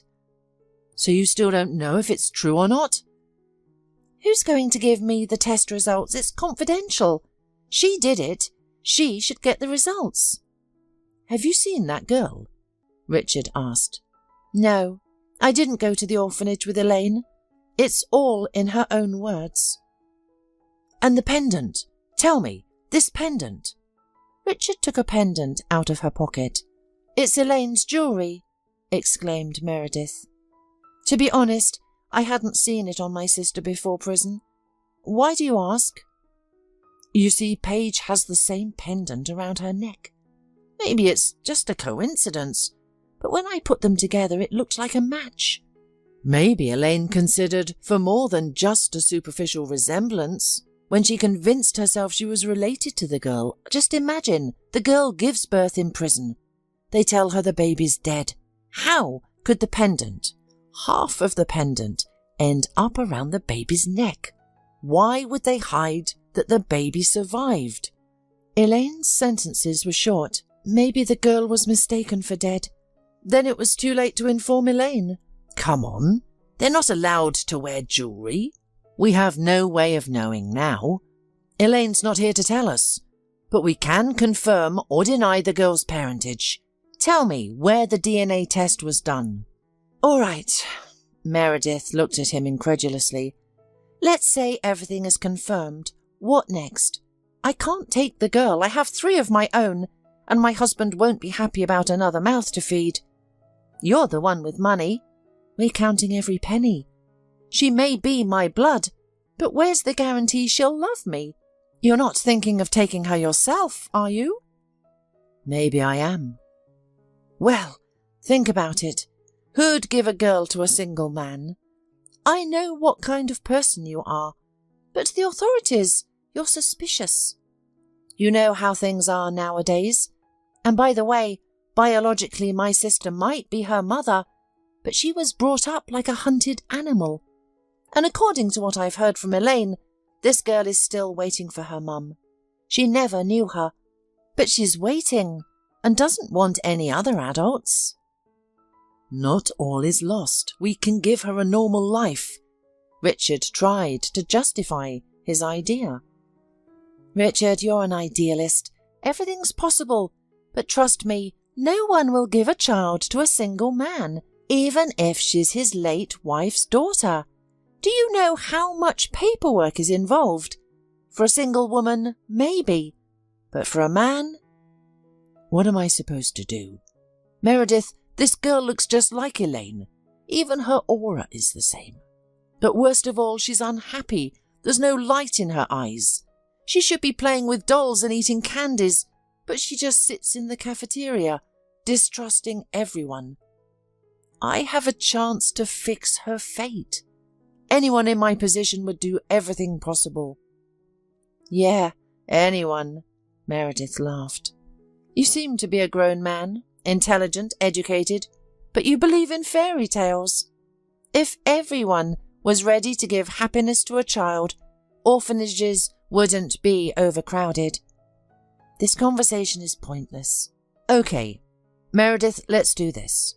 Let's go to the clinic first and get the result, okay? Okay, the woman sighed. Let's go. Richard held the DNA test results in his hands. According to them, Paige Stone was 99% Elaine Hughes's daughter. The man had firmly decided that if the tests were positive, he wouldn't leave Paige in the orphanage. He also knew Mrs. Peterson would support him, even if the law wouldn't. I'll go there. The principal will know what to do. She must have dealt with such cases before. The orphanage greeted Richard with the same shabby windows. The weather was getting cold. Richard, shivering in his light jacket, got out of the car and headed for the entrance. The same woman as last time met him and immediately escorted him to the principal's office. Mrs. Peterson, hello, Richard greeted. Oh, Richard, what a surprise. The woman clapped her hands. I didn't expect you back so soon. I hadn't even had an opportunity to send you the estimate. That's fine. I'll transfer money for the orphanage, and you can decide how to spend it. But, Mrs. Peterson, I have another question. The test result is here. Richard handed the test results to the principal. But this, it turns out, Elaine was right.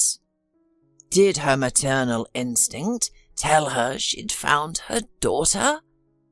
It would seem so, but that's not the main issue now. I'd like to take Paige. Yes, I know she's nothing to me, and Elaine, her mother with whom the girl waited for all this time, is gone. But I want to make this little girl happy with all my heart. Even though I'm just a stranger to her, she's the flesh and blood of the person I loved most in the world. I'll be honest, I'm only 32 and have no parenting experience, but like you, I believe love and care work wonders. Besides, I have money and can provide her with everything she needs, give her a proper education and a future. Why should she struggle here, trying to survive, when I can spare her from all that?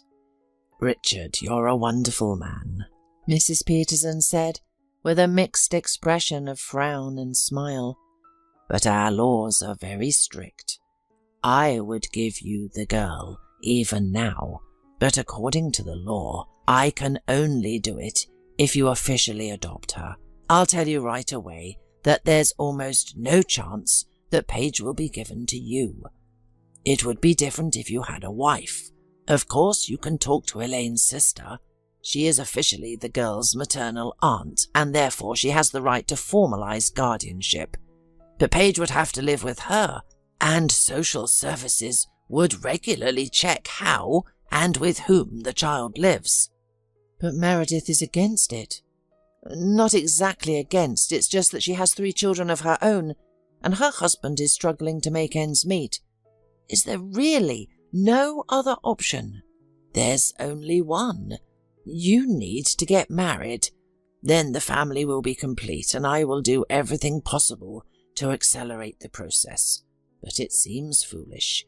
You've just buried your wife, and to look for a wife just to adopt Paige. A wife, you say? Richard thought about it. Well, I'll solve this question somehow. Richard! Bonnie exclaimed in surprise when she opened the door. Why did you come? To apologize. Richard looked guiltily at the floor. Bonnie, I'm sorry. I said many things last time that I regret. I regretted them as soon as I said them, but pride kept me from calling to apologize. And now you calmed down? The woman remarked sarcastically. Okay, let's say I forgive you, but I sense you didn't come just for that. You're right, sighed the man. As always. Always you, Bonnie. Right. Are you alone? We need to talk. Of course I'm alone. Who would I be with? Come in. Where's your boyfriend? Who? Bonnie laughed. What boyfriend? I haven't had a relationship in over a year. Ah, so you're also one of those who believe all these rumours. Now I see why you called me that. Bonnie, I'm sorry. Well, I don't care what others say. What matters is that I know who I really am. And who are you? Richard suddenly asked. It's human nature to judge by appearances, but, Richard, looks can be deceiving. It's convenient for me to appear accessible. In work, you know, it helps. You're a highly skilled professional, one of very few. What am I? Just a sales manager. The impression I make on partners is crucial. You know our clients. A wink, a few charming moves, and the contract's ours. No one mentioned following through. Hinting and doing are different things. Then why did you flirt with me? You knew I was married. What makes you think I was flirting? Smiling and showing genuine interest. Is that flirting? Well, you're just... It's nothing like that, Richard. If you'd asked me directly long ago, everything would have been clear. Instead, you've been overthinking it. Yes, I like you very much, but I know boundaries.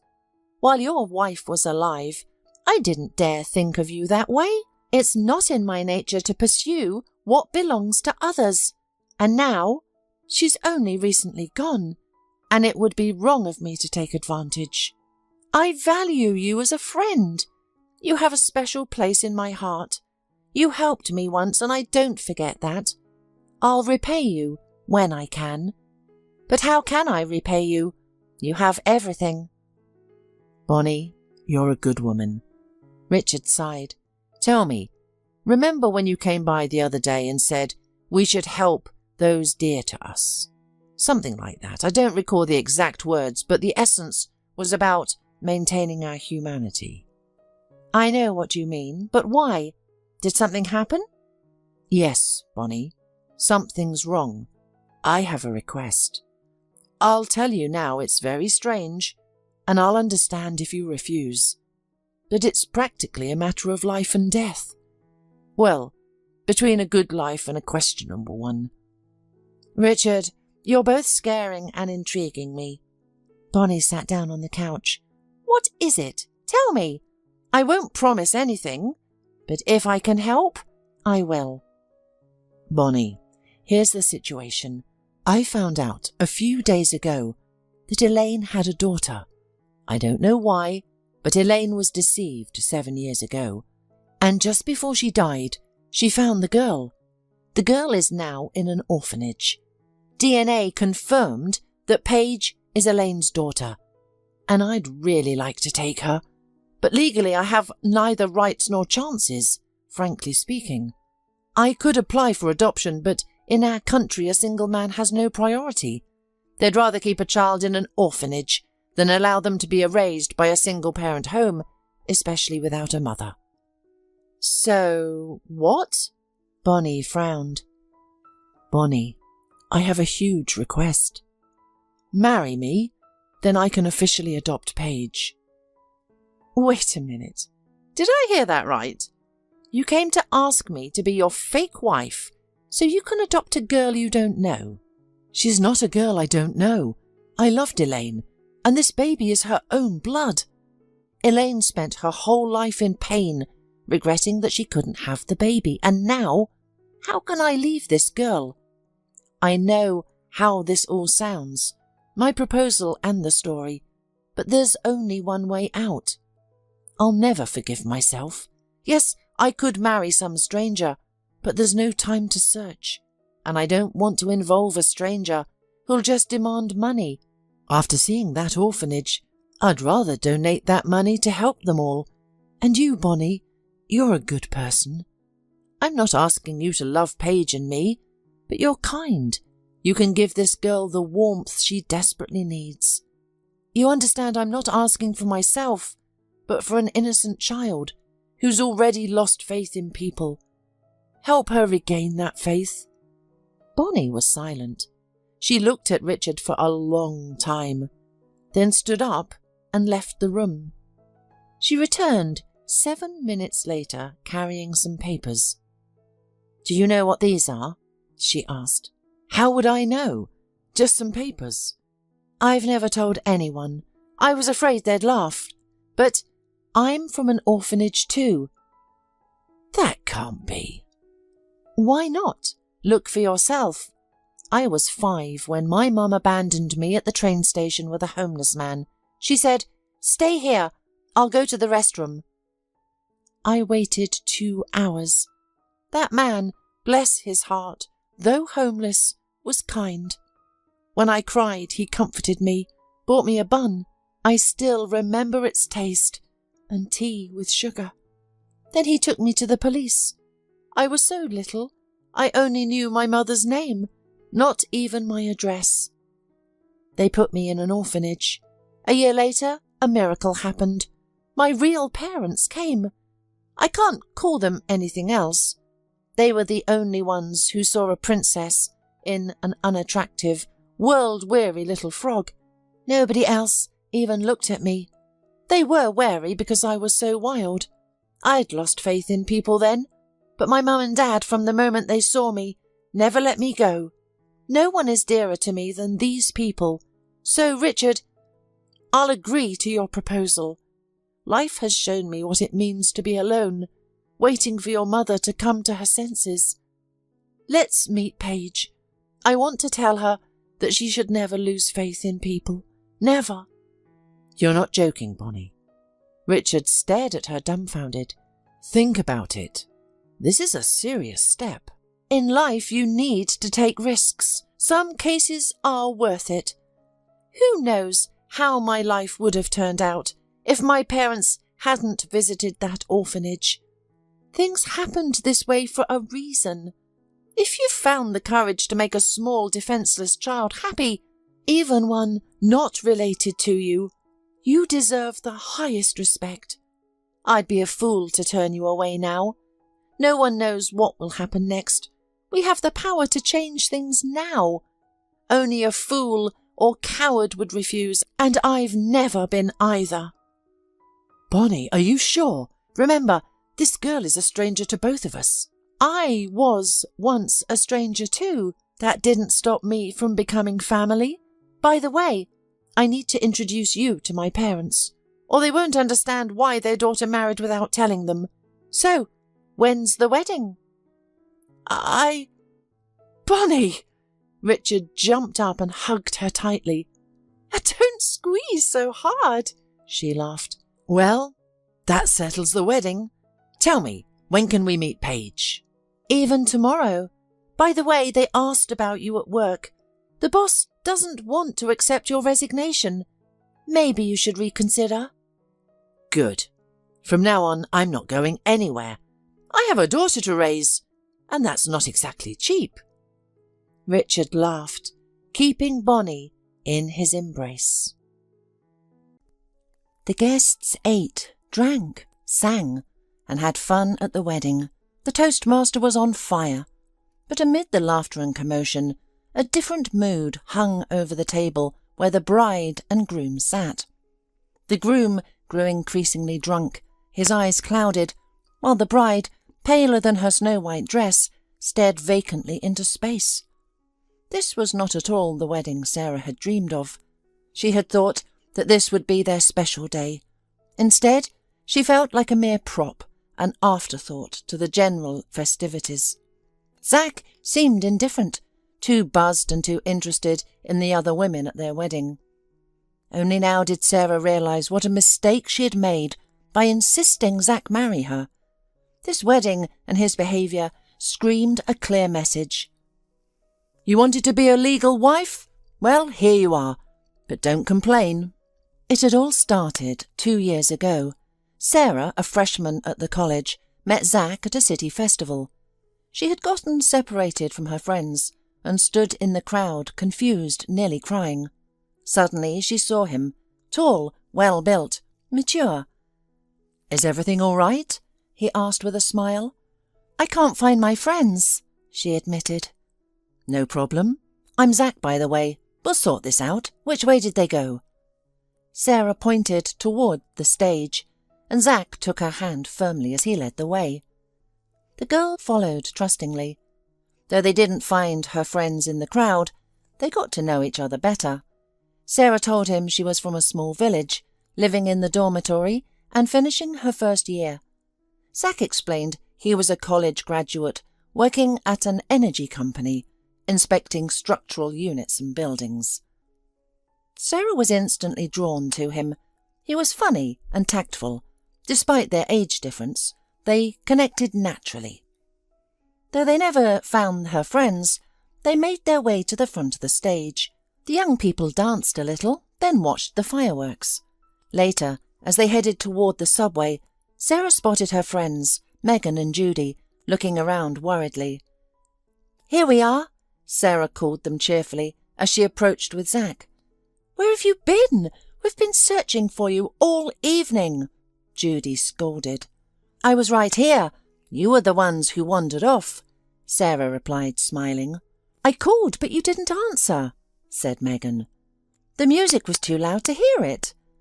"We were honestly looking for you," Zack joined in, "but couldn't find you." Her friends studied Sarah's companion curiously, then looked at her with puzzled expressions, asking in unison, "Who's this?" Zack briefly introduced himself, then offered all the girls a ride to the dormitory. "My car's in the parking lot. Why battle the subway crowds?" The girls exchanged glances and nodded. At the parking lot, they shared another look at the sight of his expensive car. They rode in silence, all three in the back seat. Zack spent most of the drive on the phone, arguing with someone named Natalie. The girls gathered she was his girlfriend. He mostly listened, making occasional excuses, seeming indifferent to her anger, but not ending the call. "What a pity he's taken," Judy whispered to Sarah. "I was going to suggest you get his number." "Are you serious?" Sarah whispered back with a smile. "I just met him." "What are you whispering about?" Megan tried but failed to catch their words. Judy and Sarah just smiled. "Later, our driver might hear." As they reached the dormitory, Zack turned to them. "Sarah, take this." He handed her his business card. "Call if you need anything." "Anything?" Sarah blushed, thankful for the dark car interior. "Just call if you want to chat." Zack smiled. Afterward, the man drove her back to the dormitory, kissing her goodbye on the cheek. "We'll meet again, won't we?" he asked, looking into the girl's eyes expressively. She saw plea and hope in them. He seemed to look into her very soul. "Of course," she nodded confidently and smiled tenderly back at him. "Zack, thank you for such a wonderful evening." "You're welcome, and I want you to know that you'll have many such evenings now, if you like." Sarah's cheeks blushed, and she lowered her eyes in embarrassment. Then a thought made her tense slightly. "What about that girl?" "What girl?" Zack asked, surprised. "The one you talked to on the phone when you drove us to the dormitory." "Oh, that!" Zack frowned for a second, then grinned. "Forget it, all in the past." Sarah believed him because such eyes couldn't lie. Zack began visiting her regularly, and she waited for these meetings with excitement, deciding that Zack was her destiny, and his courtship was beautiful. Though there were no expensive restaurants or fancy gifts, Zack knew how to sweep her off her feet. He drove her around the city, treated her at cafes, gave her flowers, and said beautiful words and compliments. He didn't rush things, just courted her properly. 6 months later, their relationship turned serious. It was New Year's Eve. Sarah didn't go to visit her grandmother in the village. Instead, she stayed with Zack. He took her to his friend's summer house. They had a Christmas tree, set a festive table, and wood crackled cosily in the stove. It became the most romantic New Year's Eve of Sarah's life. Then came love. Mind-blowing love. Sarah waited for a proposal from Zack, but for some reason he wasn't rushing and hadn't introduced her to anyone in his life, including relatives. They continued going to the dacha and walking around the city. The girl told herself it wasn't yet time, everything would happen eventually. In such way, 2 years passed after their first meeting. Sarah was graduating from college, still waiting for those important words from Zach, but he started visiting less frequently, citing work as the reason. The girl felt lost. Soon she would have to leave the dormitory. Where would she go? Megan and Judy had already looked at a rental apartment and invited Sarah to join them, but she hesitated. She hoped her beloved would soon present her with that cherished ring, and then true happiness would begin. A week before graduation, Sarah realized something was wrong, and the doctor at the clinic overwhelmed her with the news that she was 5 or 6 weeks pregnant. The girl felt both joy and confusion. What would Zach say? "It's good the term is small," he said when she caught him. "There's still time." "It's time for what?" Sarah asked, her voice trembling. "Listen, you're a grown woman. Don't delay. Go to the clinic and take care of it properly."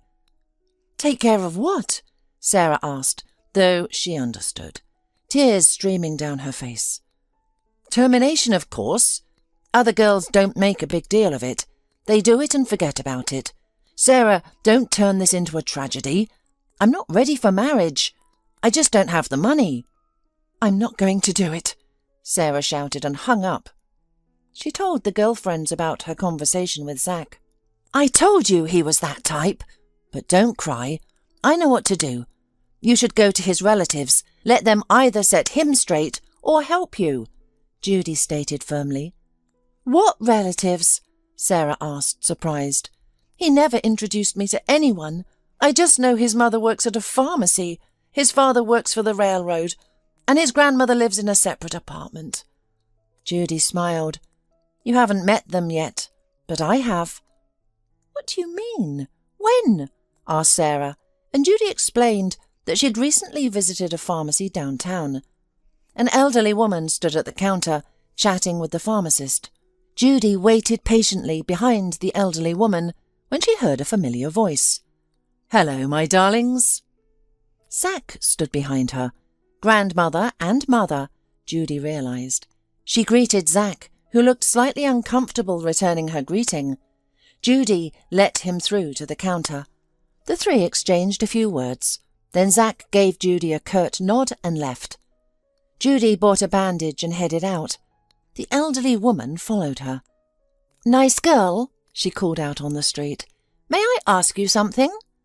"Of course," Judy nodded. "Thank you. Please tell me, how do you know my grandson, Zach?" Judy explained about her friend Sarah and Zach's relationship with her.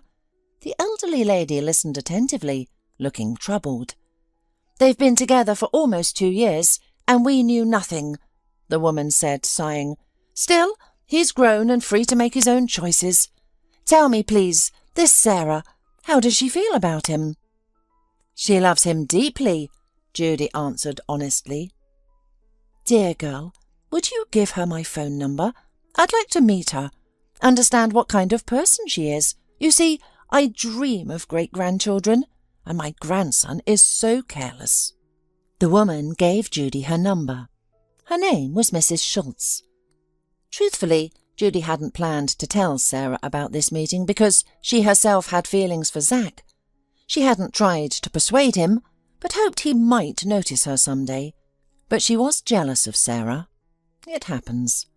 Of course, Judy kept quiet about her feelings and merely said she'd forgotten about the meeting, though this wasn't true. But Sarah was pregnant, and despite her own feelings, Judy wasn't known for being mean. "What am I supposed to say to Zach's grandmother? 'Hello, I'm pregnant with your grandson?'" Sarah asked after hearing Judy's story. "Why not?" Megan said loudly. "The old lady wants great-grandchildren. She'll knock some sense into Zach." "I don't know," Sarah shrugged. And yet after the graduation ceremony, she called Mrs. Schultz, since Zach hadn't shown up all that time. Mrs. Schultz arranged to meet at a cafe, and Sarah arrived on time, excited. Mrs. Schultz was pleasant to talk to. She smiled warmly at Sarah, treated her to cake and tea she had ordered in advance, and shared a bit about herself. She was 76 years old and had spent her entire life teaching at school. She had one daughter, a grandson, and a son-in-law. Her husband had died when she was young, so she had devoted her life to her daughter's family. "And you, Sarah, where are you from? Who is your family?" The girl candidly told her about her elderly grandmother in the village, her college studies, and her recent graduation. "And how is Zack? Do you love him?" The girl nodded confidently, then, unable to hold back, broke down crying and confessed about her pregnancy and Zack's reaction to it. "What a brat!" Mrs. Schultz shook her head. "Almost 30 years old and such immature behaviour. Don't worry, dear. I'll make him come to his senses. The main thing is to take care of the baby. I dream of seeing my great-grandchild." They parted warmly, with Sarah believing Mrs. Schultz could convince Zack it was time to start a family. She tried not to think about his words, dismissing them as nonsense that couldn't be true. The next day, Zack burst into the dormitory. "So, that's what you did," he said angrily to Sarah. "You complained to my grandma. All right, let it be your way. Pack up." "Where to?" Sarah asked, confused. "We're going to the registry office to apply."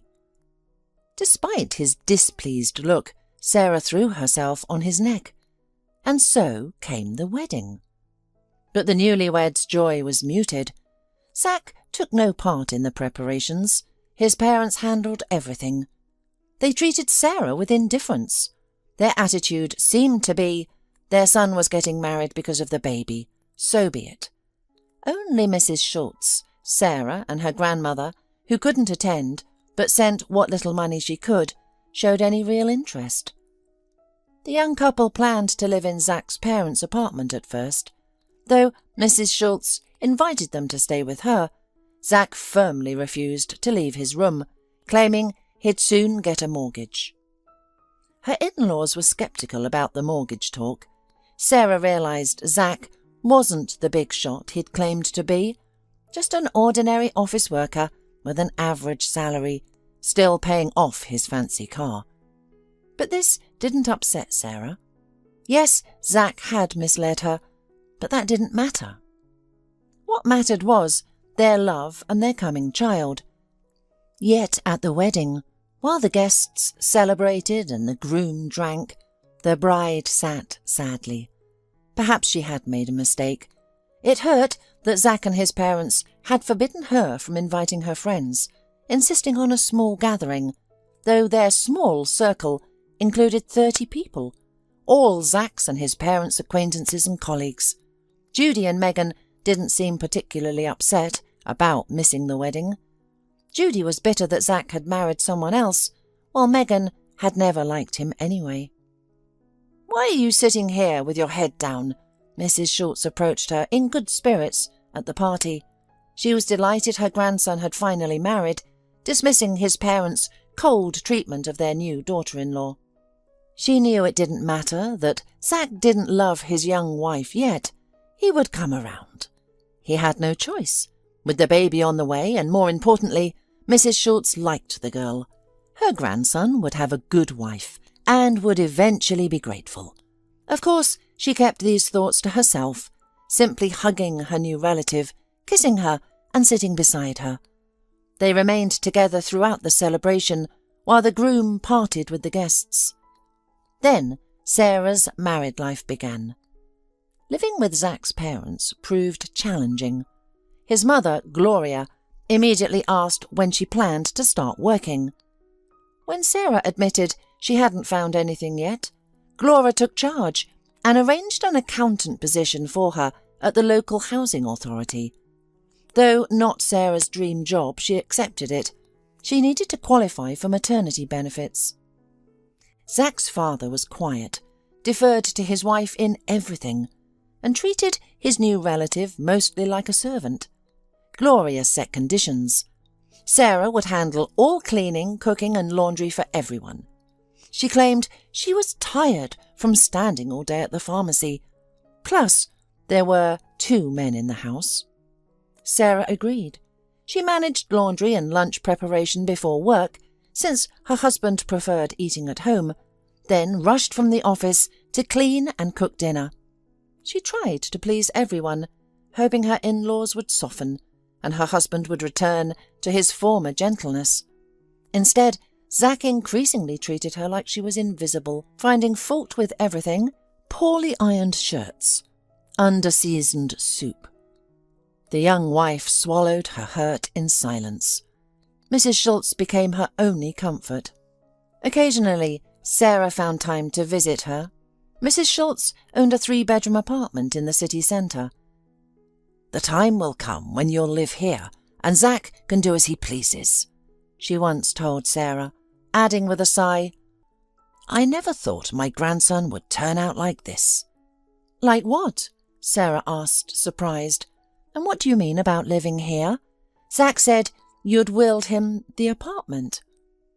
Mrs. Schultz grew embarrassed and changed the subject, leaving Sarah's mind full of questions. But this conversation was soon forgotten as life grew more complicated. First, neighbours from the village called to say Sarah's grandmother had died. Though she wanted to go, her husband refused to accompany his pregnant wife, now in her 7th month. Zach's parents also dismissed her idea of travelling by train alone in her condition, especially for a funeral. Mrs. Schultz, upon learning this, urgently advised against going. But how could Sarah not bid farewell to the grandmother who'd raised her? She'd tried, but fell ill on the train not far from her city, and was helped off at a station and taken to medical care, a serious threat of miscarriage. Sarah lay in the hospital ward, mourning her grandmother and waiting for Zach, whom she had told about her situation, but he never came or called. Mrs. Schultz was mysteriously silent, and Zach's parents wouldn't answer their phones. Finally, Sarah called Judy, though they'd barely spoken since the wedding. Zach had forbidden any friendships. Judy asked where she was, and that evening she and Megan visited. "I couldn't even say goodbye to Grandma," Sarah sniffled. "I had to tell the neighbours I couldn't come." Judy stroked her shoulder. "Most importantly, don't worry. Think about the baby. By the way, what are you having?" "I don't know. He or she keeps away from the Dr. I at ultrasound." "What does it matter?" Megan said, "as long as the baby's healthy." The friends talked a little more and promised to come back and, if necessary, pick Sarah up and take her to the city by cab. Neither Judy nor Megan mentioned Sarah's husband, although both were shocked by his behaviour. They had been dating for almost 2 years, and everything was fine between them, but everything changed after the wedding. "I used to envy Sarah, but now I feel sorry for her," said Judy as they rode the train back to the city. "I feel sorry for her too. Where did she lose her head? This Zach just pretended to be serious and wealthy, but he still lives with his parents. Oh, Judy, my heart tells me this is just the beginning of all the troubles for our friend." "I think so too," agreed Judy. Sarah stayed in hospital for 2 weeks. Her new relatives never bothered to call her once. Zach disappeared as if he had never existed. Sarah didn't know what to think. She called them many times, but was met with silence. When she was discharged, she had to call her friends again. As promised, they came for her by cab, travelling 100 kilometres from the city. "Where should we take you?" Megan asked cautiously. "Maybe come stay with us. Judy and I have enough space for 3 of us." "No, I'm going to my husband," Sarah said firmly. "I need to understand what happened. Why isn't he saying anything? And how could I stay with you? After all, the baby will be here soon." Her friends only nodded in response. Sarah went to Zach's house. Although her friends offered to escort her to the apartment, she refused, and as it turned out, unwisely. For some reason, her keys wouldn't fit the door lock. When she rang the bell, there was only silence. This was expected, since it was during working hours. Everyone would be at work. Sarah had to sit on the bench by the entrance. Soon, Zack arrived, and he wasn't alone. A long-legged blonde stepped out of the car. Seeing Sarah, they froze for a moment before Zack approached her. "Discharged?" he asked abruptly. "Yes, Zack. I don't understand anything. Why can't I open the door to the apartment? And why didn't you answer my calls for 2 weeks? I was in the hospital. I was sick." "And why should I care about that?" Zack replied angrily. "Your problems don't concern me. The door won't open because we changed the locks. You don't live here anymore." "What do you mean I don't live here?" Sarah froze in horror, staring at her husband. "Zack, we're about to have a baby." "I've always told you that I don't want this child, but you were insistent. You trapped me. You went to my grandmother, and that old fool decided to blackmail me. If I didn't marry you, she'd bequeath her apartment to some orphanage. I had to marry you, but it doesn't matter now. The old woman finally died, and now I can do what I want." "Mrs. Schultz is dead?" Sarah gasped. "When did it happen?" "Yes, she passed right away, had a stroke," Zack answered indifferently, then added sharply, "Anyway, I'll give you your things now. They're in a suitcase in the hallway. Go wherever you want. By the way, I've already filed for divorce." "Zack, are you crazy? We have a baby," Sarah said through tears. "I've already told you everything. I don't care about this child. You still have to prove it's even mine. And don't think you'll get alimony from me. And if you want to know, I married you not only because my grandmother insisted, but to forget Natalie. She had married a rich man back then. But now we're together again, and soon we'll get married. Natalie realised she can't live without me, and I can't live without her." He hugged the blonde, who smiled tenderly at them before smirking at Sarah, who sat on the bench, makeup free, in a simple coat stretched over her large belly. "Get out of here, my dear," Natalie said with another smirk. Sarah didn't know where to go, but she couldn't sit here in front of the house with curious neighbours watching. She got up and wandered away, having no strength to make a scene. She wanted to hide somewhere, to cry over her misfortune, but fate apparently hadn't finished testing Sarah. Her phone rang. It was her grandmother's neighbour. Without preamble, the woman emotionally explained that her grandmother's house had burned down. After the funeral, the electricity hadn't been disconnected, and apparently the wiring had shorted. That seemed to be the end of everything. Sarah would never have a place of her own again. Such a situation could drive anyone to despair. Then the phone rang again. Thinking it was her grandmother's neighbour with more news, Sarah answered heavily. "Hello?" An unfamiliar male voice spoke. "This is the notary speaking. The fact is, Mrs. Schultz made a will just days before her death." "What does that have to do with me? As far as I know, I'm definitely not the heir." "That's where you're wrong. Mrs. Schultz bequeathed her apartment to you." Sarah gasped, barely able to stand. The news was overwhelming. "But she was going to leave her apartment to her grandson." "That was the first version of the will, but as I said, she rewrote it days before she died. Can you come to my office now? I'm still at work." "Yes, sure." Fortunately, the notary's office wasn't far, and Sarah could get there by bus. Soon, after verifying the documents, she went to Mrs. Schultz's apartment, now legally hers. Sarah even had a key. The kind old lady had given it to her, just in case. Arriving at the apartment, she still couldn't believe her luck, and only when she sat down on the sofa did she finally exhale. Everything would work out. Though Zack's actions had hurt deeply, How could he? He had simply used her to get his grandmother's property. Sarah found the strength to smile. He had been so bold at the last meeting with her, telling her everything without knowing about the will.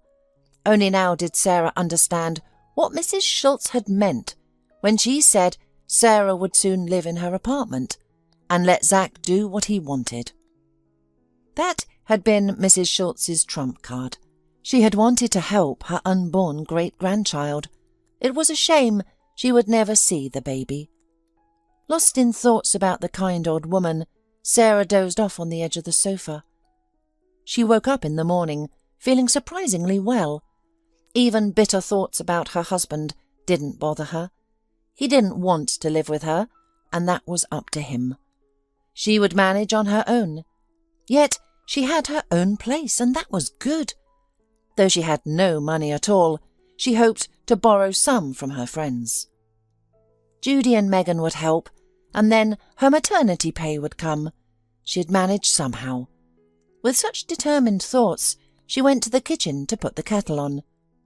As she was sipping her tea, she heard a key rattling in the lock. The pregnant woman peered warily from the kitchen as the front door opened and Zack and Gloria entered the hallway. "There you are!" exclaimed her mother-in-law. "I spent the whole night wondering where you went. But in the morning everything became clear when the notary called." Zack smirked. "That's enough. It's time you showed some respect. Get out of here. This is my apartment." "You're wrong. It's my apartment," Sarah calmly replied. Though she appeared composed, she was trembling inside. How could she have loved such a man? Rude, mean, calculating. "Your apartment?" Zack sneered. "Grandmother was already senile when she made that bequest. I'll prove it quickly in court." "Go ahead and try," Sarah replied, still calm. "Now please leave my apartment." Gloria exclaimed something, clutched her head, and left first. Zack lingered. "Now I see this was your plan all along," he said angrily. "You think your pregnancy will protect you? I'll throw you out of here anyway. This is my place." "Go away. I don't want to see you," was all Sarah said to him. He left, slamming the door so hard that plaster fell from the ceiling. The little one kicked inside, apparently startled. "Shh, shh, everything's all right," Sarah soothed, stroking her belly. Then she finally let her tears fall. Why had Zack done this to her? She had loved him sincerely and completely, wanting nothing from him except his love in return. But as it turned out, he had married her only for his grandmother's will, and when things didn't go his way, his true nature was revealed. For the remainder of her pregnancy, Zack seemed to forget about her. He didn't call, visit, or even threaten, apparently too busy enjoying his happiness with Natalie. Her mother-in-law and husband left Sarah alone too. She lived in Mrs. Schultz's apartment, with only Judy and Megan visiting occasionally. The girls were actually glad things had turned out this way. Sarah had her own apartment. That was wonderful. And all Zack's and his mother's threats were empty. They couldn't do anything. "When you divorce him, file for alimony right away. Don't be foolish," Megan advised. Sarah nodded. Yes, she was completely disillusioned with Zack, but in her heart a tiny hope remained that he might come to his senses. Once the baby was born, she thought, he would return to her. How could there be talk of divorce? Then that momentous day arrived. That morning, Sarah felt great and decided to clean the house a bit, preparing the room for the baby. Her kind friends had already brought her a crib and stroller. Not new, but good quality. She had already bought diapers and covers herself. Yes, it would happen soon. The doctor had scheduled her hospitalization for the day after tomorrow. By evening, her belly suddenly began to ache so severely she had to cry out. She urgently went to the hospital, and in the morning she gave birth to a beautiful, healthy girl. "My daughter," Sarah, the exhausted young mother, repeated through tears. "My little girl, here we are. Mummy won't let anyone hurt you. We'll be fine." The little girl pursed her lips and squinted. So funny, sweet and precious. Now Sarah was no longer alone in the world. That evening, after recovering somewhat, she called her friends to share the news of becoming a mother. After gathering her courage, she dialed Zach's number, hearing only the expected long beeps. She then took a photo of the tag on her daughter's hand and sent it to her husband. He saw it, but didn't respond. The next morning, Gloria came to Sarah's ward. "Well, dear," said the mother-in-law, lips tight, "don't think you've outsmarted us. Zach has filed in court to contest Mother's will. You'd better start thinking about where you'll go from the maternity hospital with your child." Sarah lay in bed, her baby sleeping beside her, but Gloria wouldn't look at either of them, staring instead out the window. Sarah propped herself up on her elbow, watching her mother-in-law. She listened silently, then said, "Gloria, why are you treating me this way? What have I done to you? Are you really going to let your son throw his child out onto the street?" "It's not his child," Gloria said stiffly and turned to leave. "You know that's not true," Sarah whispered after her and began to cry. The door closed behind Gloria, and the other woman in the ward rushed to comfort Sarah. "What a snake of a mother-in-law," she said, "and your husband's even worse. But don't worry so much. You'll lose your milk. You'll see, he and his mummy will regret everything." A few days later, Sarah and her baby were discharged. Her faithful friends met her. They all went to Mrs. Schultz's apartment, but found an unpleasant surprise. The locks had been changed. Judy was furious and wanted to call the police, a locksmith, make a public scene, whatever it took to restore justice. But Megan stopped her. "We don't need these fights right now. Sarah, come stay with us," she said firmly. "You can live with us until the trial, then move in properly. If you stay here now, your husband won't leave you in peace." Sarah considered this and agreed. As always, Megan was right. Zach might burst in during the night and frighten the baby with his shouting. "But my things, the crib, the stroller, and diapers and baby clothes," Sarah remembered. "We should get them." "Let them choke on it," Judy answered angrily. "We'll buy new ones." And they went down the stairs. After settling into her friend's apartment with the baby, Sarah's life continued as usual. She devoted herself entirely to her daughter, Lucy. Besides caring for the baby, she cooked for her friends and cleaned. Sometimes she was so exhausted she felt she might collapse from fatigue right by the doorway. But Sarah didn't complain, believing things would get easier soon. Her friends, to their credit, never expressed any dissatisfaction about having a baby in their home. On the contrary, they helped the young mother, occasionally watching the baby, so Sarah could at least take a shower. Little Lucy, as if sensing everything, grew to be a very calm child.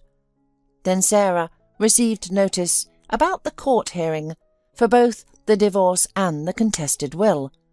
For some reason, the young mother was certain she would keep Mrs. Schultz's apartment. As for the divorce, she didn't want to live with Zach anyway. She would manage somehow. Her pride wouldn't even let her ask for alimony. But in court, it became clear that Zach had prepared thoroughly. He had a competent lawyer and witnesses, while Sarah had simply hoped the court would side with her. Then came the shocking accusations. The lawyer claimed Sarah was an unworthy heir who had cheated on Zach, citing neighbours who claimed to have seen her with suspicious men. The lawyer also argued that Sarah had deceived Mrs. Schultz, who had left her the apartment, believing her to be pure and modest. The old lady had believed Sarah was carrying Zach's child, which the lawyer suggested was doubtful. Additional witnesses appeared, including Mrs. Schultz's doctor, who testified that in her final month of life, the old woman hadn't been of sound mind. The doctor presented documentation to support this.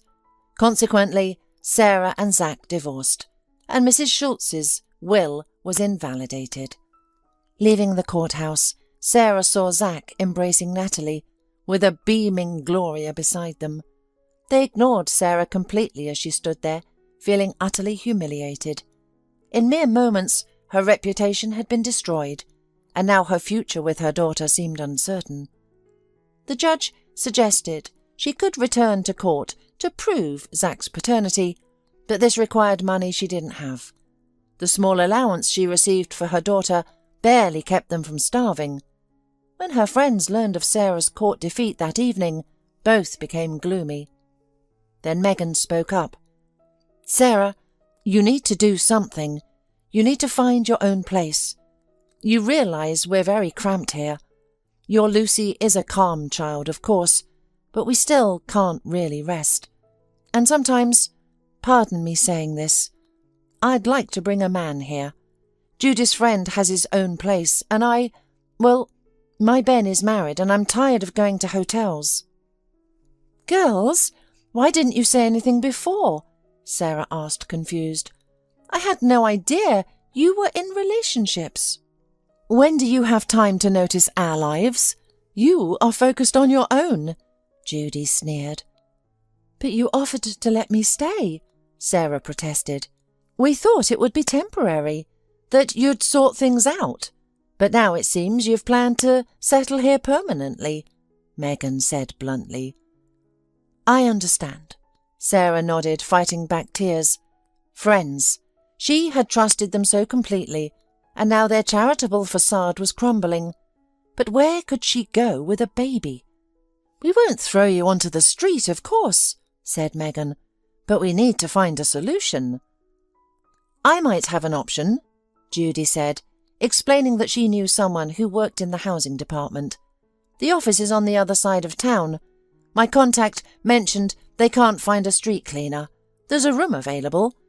Only marginalized people apply, but she doesn't want to deal with them." "A street cleaner?" Sarah gasped. "Are you serious? How could I manage?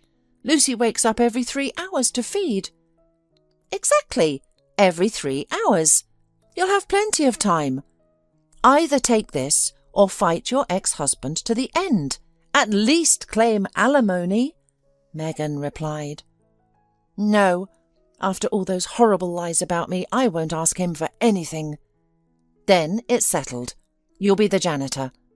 Though, Judy, your contact probably won't want to hire someone with a baby." "I'll try to convince her," Judy smiled, her insincerity obvious.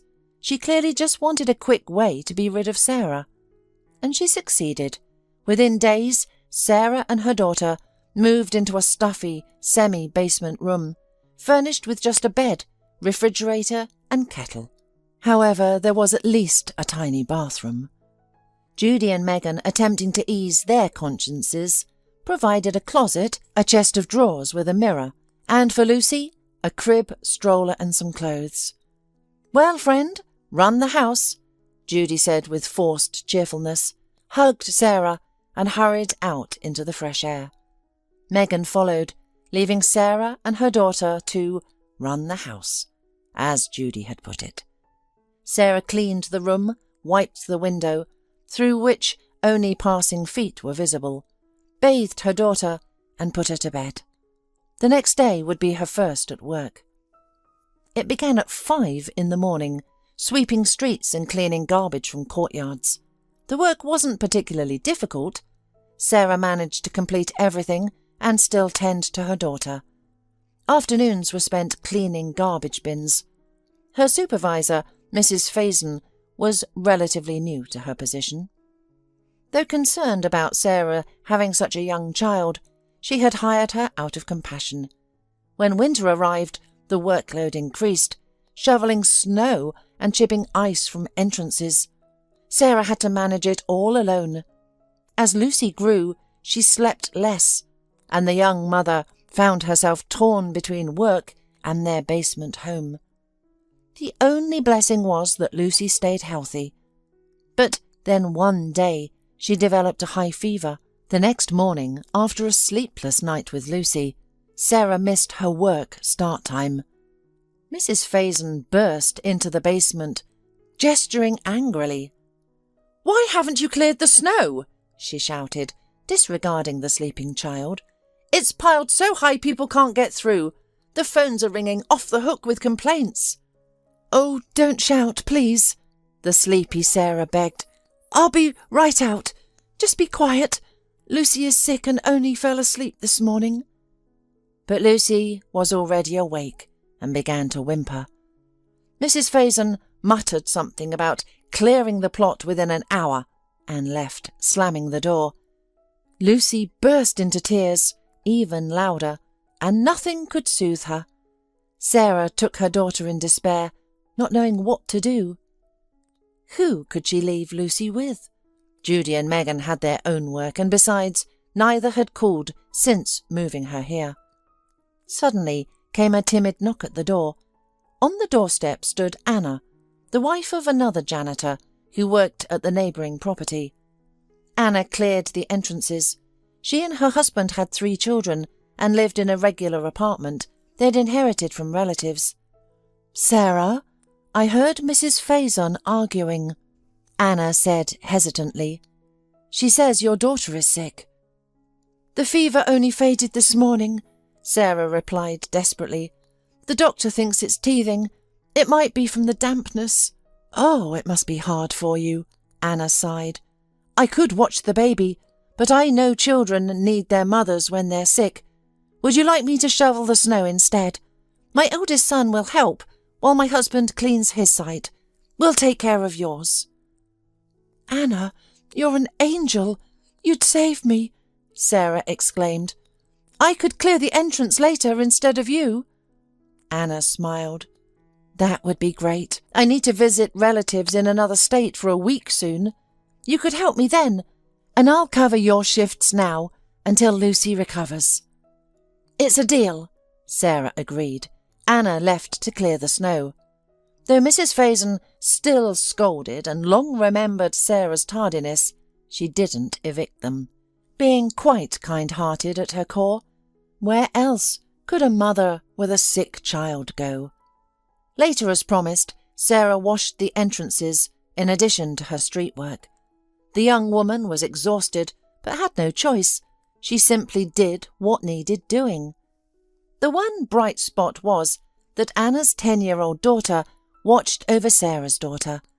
Diana spent her after-school hours with the baby, which helped the young mother. Though Diana tried her best, she was still a child herself, so Sarah worried about leaving the girls alone while covering Anna's work. One day, rushing up the stairs, she didn't notice a man ascending and accidentally knocked a water bucket near his feet. Water splashed onto his pants. "Watch where you put that bucket," he said sternly, shaking his leg.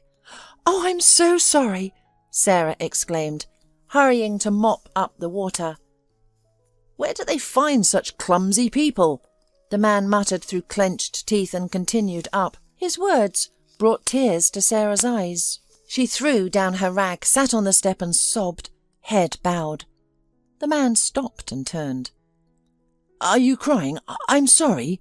I spoke without thinking. I didn't mean to hurt you." "No, please forgive me. I really am clumsy. I can't do anything right in this life," Sarah mumbled through tears.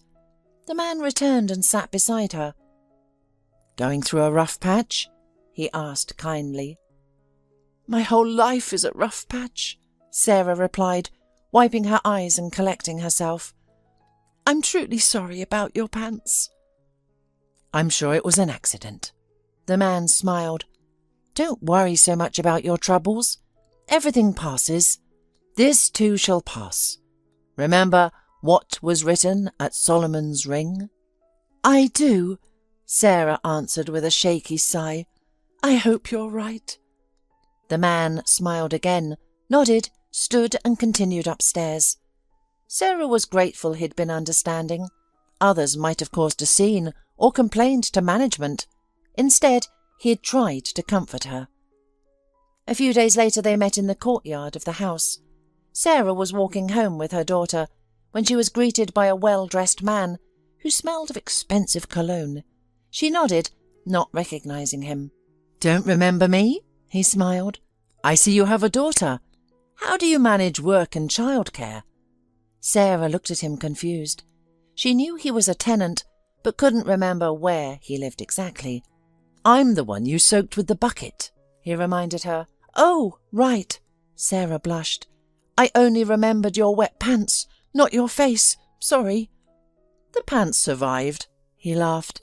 "So, you're a maintenance worker here?" "Actually, I'm the street cleaner. I'm just temporarily cleaning the entrances," Sarah explained. The man raised his eyebrows, nodded and entered the building. Sarah walked a bit longer before returning with her daughter to their stuffy basement. Travis set groceries on the kitchen table and tried persuading his elderly mother, Mrs. Lloyd, to move in. "Mum, why stay here? I have a nice apartment in a good neighbourhood. You'll have your own room and a housekeeper. You'll be the lady of the house." "Are you asking me to look after Sam?" the woman asked, shaking her head. "I can't any more. My legs hurt and my heart races." "The nanny will watch Sam. Do you think I'm trying to use you?" Travis looked at his mother indignantly, then sighed heavily. "Though I do need your help sometimes. Sam's nearly 1, and he's already gone through 3 or 4 nannies. They're all wrong somehow, rude, lazy, and one was even stealing. The agencies can't find anyone decent. Or maybe they exist, but I haven't seen them yet. The current one's leaving next week, getting married. I told her, so what, keep working. But she refuses, says she's tired of being a servant. To all of them, my son is just a job." "My poor grandson," the woman sighed. "He never knew his mother's love." The mother and her adult son fell silent, remembering Travis's wife, who died in childbirth. Travis raised the child as best he could while running his office equipment company. Work kept him busy, forcing him to rely on nannies. His personal life remained empty. After his wife's death, he couldn't bear to look at anyone else. "Maybe you have a decent woman on mind. Who would be willing to look after Sam? I'm not getting anywhere with the agency," Travis asked, breaking the silence. Mrs. Lloyd shrugged her shoulders. "Finding a nanny isn't like hiring a cleaner," she replied. "Speaking of cleaners," Travis smiled, "you have a young woman working here who's quite efficient. I saw her with a small child today. That's how someone works when they want to. They manage everything." "Ah, that's Sarah. She and Anna fill in for each other sometimes. Sarah's a good woman, but unfortunate. Mrs. Faison, her boss, told me her husband left her with nothing. Wouldn't even let her take the children's things from the apartment. Mrs. Faison gave her work. Sarah even has some education. But she has to scrub floors and shovel snow to feed her child. Her ex-husband provides no support. She lives in our basement room, actually." "In the basement? How can anyone live there with a small child?" Travis's eyes widened. "Well, she manages somehow. But I suspect soon there'll be concerned citizens reporting to child services. I feel sorry for her. She's a good person, but they'll take her daughter away." "How can they do that?" Travis fell silent, deep in thought. "Mum, what if I offer her a position as Sam's nanny? Would she accept? You say she's a good mother and hard worker. Her daughter is nearly Sam's age. She could care for both children at my house and live in proper conditions." "Oh, I don't know, son. Is that wise? Why should she care for another child when she has her own? Might it be unfair to Sam?" "Something tells me this decision is right," Travis replied. Where did you say Sarah lives?" Mrs. Lloyd explained, but again expressed doubts about her son's decision. There was no deterring him, though. He went to Sarah. After putting her daughter to bed, she had made tea and sat on the sofa with closed eyes, dreaming. God, how she longed for a proper home, with a kitchen, living room, nursery, where she wouldn't have to worry about her daughter crawling on the floor among centipedes and mice. She was so weary of this poverty, and worst of all, there seemed no hope for change. A gentle knock came at the door. Sarah thought she'd imagined it, until it came again. She rose and walked to the door. Her eyes widened when she saw the very man she had doused with water days ago. Had he come to complain? They'd seemed to part on good terms, and he had smiled at her in the yard today. "Sarah, I apologize for disturbing you, but I need to have a serious conversation with you." Sarah's heart clenched. He would surely complain about her. That would be the end of both her work and housing. She stepped into the corridor, pulling the door closed behind her, and listened intently, considering. In principle, his proposal intrigued her, but she'd never cared for 2 children simultaneously. Could she manage? Plus, there would likely be other household duties. She voiced these concerns. "Your primary responsibility is the children," Travis assured her. "There's a housekeeper for everything else. You'll have your own room, comfortable living conditions, and I hope to convince my mother eventually to move in with me. That would make things easier for you." "But you don't know me at all. Why not hire through an agency?" "I've given up on agencies, and you have an honest face. My mother speaks highly of you. I believe you can connect with Sam and manage both children. Consider it.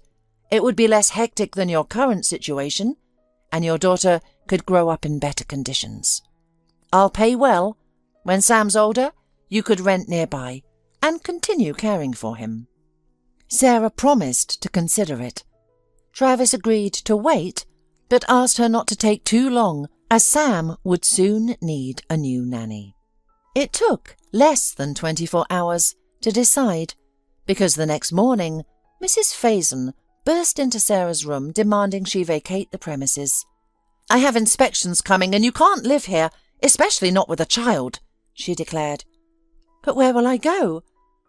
"That's not my concern," the supervisor stated firmly. "I won't pay fines because of you. As for work, you're done here. I found 2 others who'll do more for less pay." Though Mrs. Faison was generally kind-hearted, she prioritized her personal interests and finances. After she left, Sarah immediately called Travis, who moved her and her daughter to his apartment that same day. Sam was a month older than Lucy. A calm, sweet baby, he caused Sarah little trouble, and she managed both children well. Travis now came home to his son's happy babbling, smiling contentedly. He had finally found the right nanny. But he had brought more than just a nanny into his home. Within 6 months, romance bloomed between Sarah and Travis, and a year later they married. They became a strong, loving family. Nearly 7 years have passed since then. Travis and Sarah's children grew up. Sarah completed her economics degree through distance learning and now serves as Travis's right hand in his firm, which has become renowned, with branches nationwide and growing success. Travis bought a house in an upscale neighborhood where the family lives, including his mother, who delights in reminding her son that she'd suggested approaching Sarah for help. Travis just smiles at his mother's claims. He knows a bucket, a simple bucket of water, brought him and Sarah together. Now they laugh about that incident. During all this time, Sarah rarely thought of her first husband, until fate brought them face to face again. That day, Sarah drove home at lunch to retrieve documents Travis had absent-mindedly left on his desk. She parked and hurried to the gate. Near their house, Electricians were working on a transformer. "Zack, hurry up and carry it already!" shouted one of them to his colleague, who was rummaging around by the car. Hearing a familiar name, Sarah involuntarily turned around and peered from behind the car door at the man. Their gazes met. It was Zack, her first husband. Sarah hesitated for a second, then abruptly turned and went into the yard, thinking with a chuckle, what a big shot he turned out to be. Used to sit in an office, and now he's a repairman. Well, serves him right. Not my concern any more, she said to herself, glancing in the library mirror.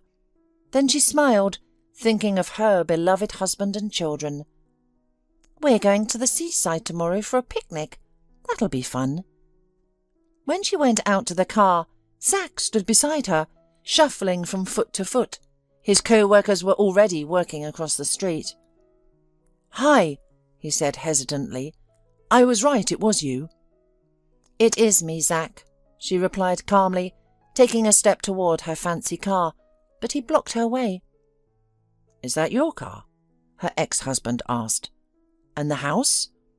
"Both the house and car are mine," Sarah smiled. "How did you manage that?" "Yes, I did well, considering you threw me and my daughter out onto the street," Sarah replied evenly. "But as you can see, I survived and thrived. Want to know why?" "Why?" he asked, confused. "Because my child gave me strength.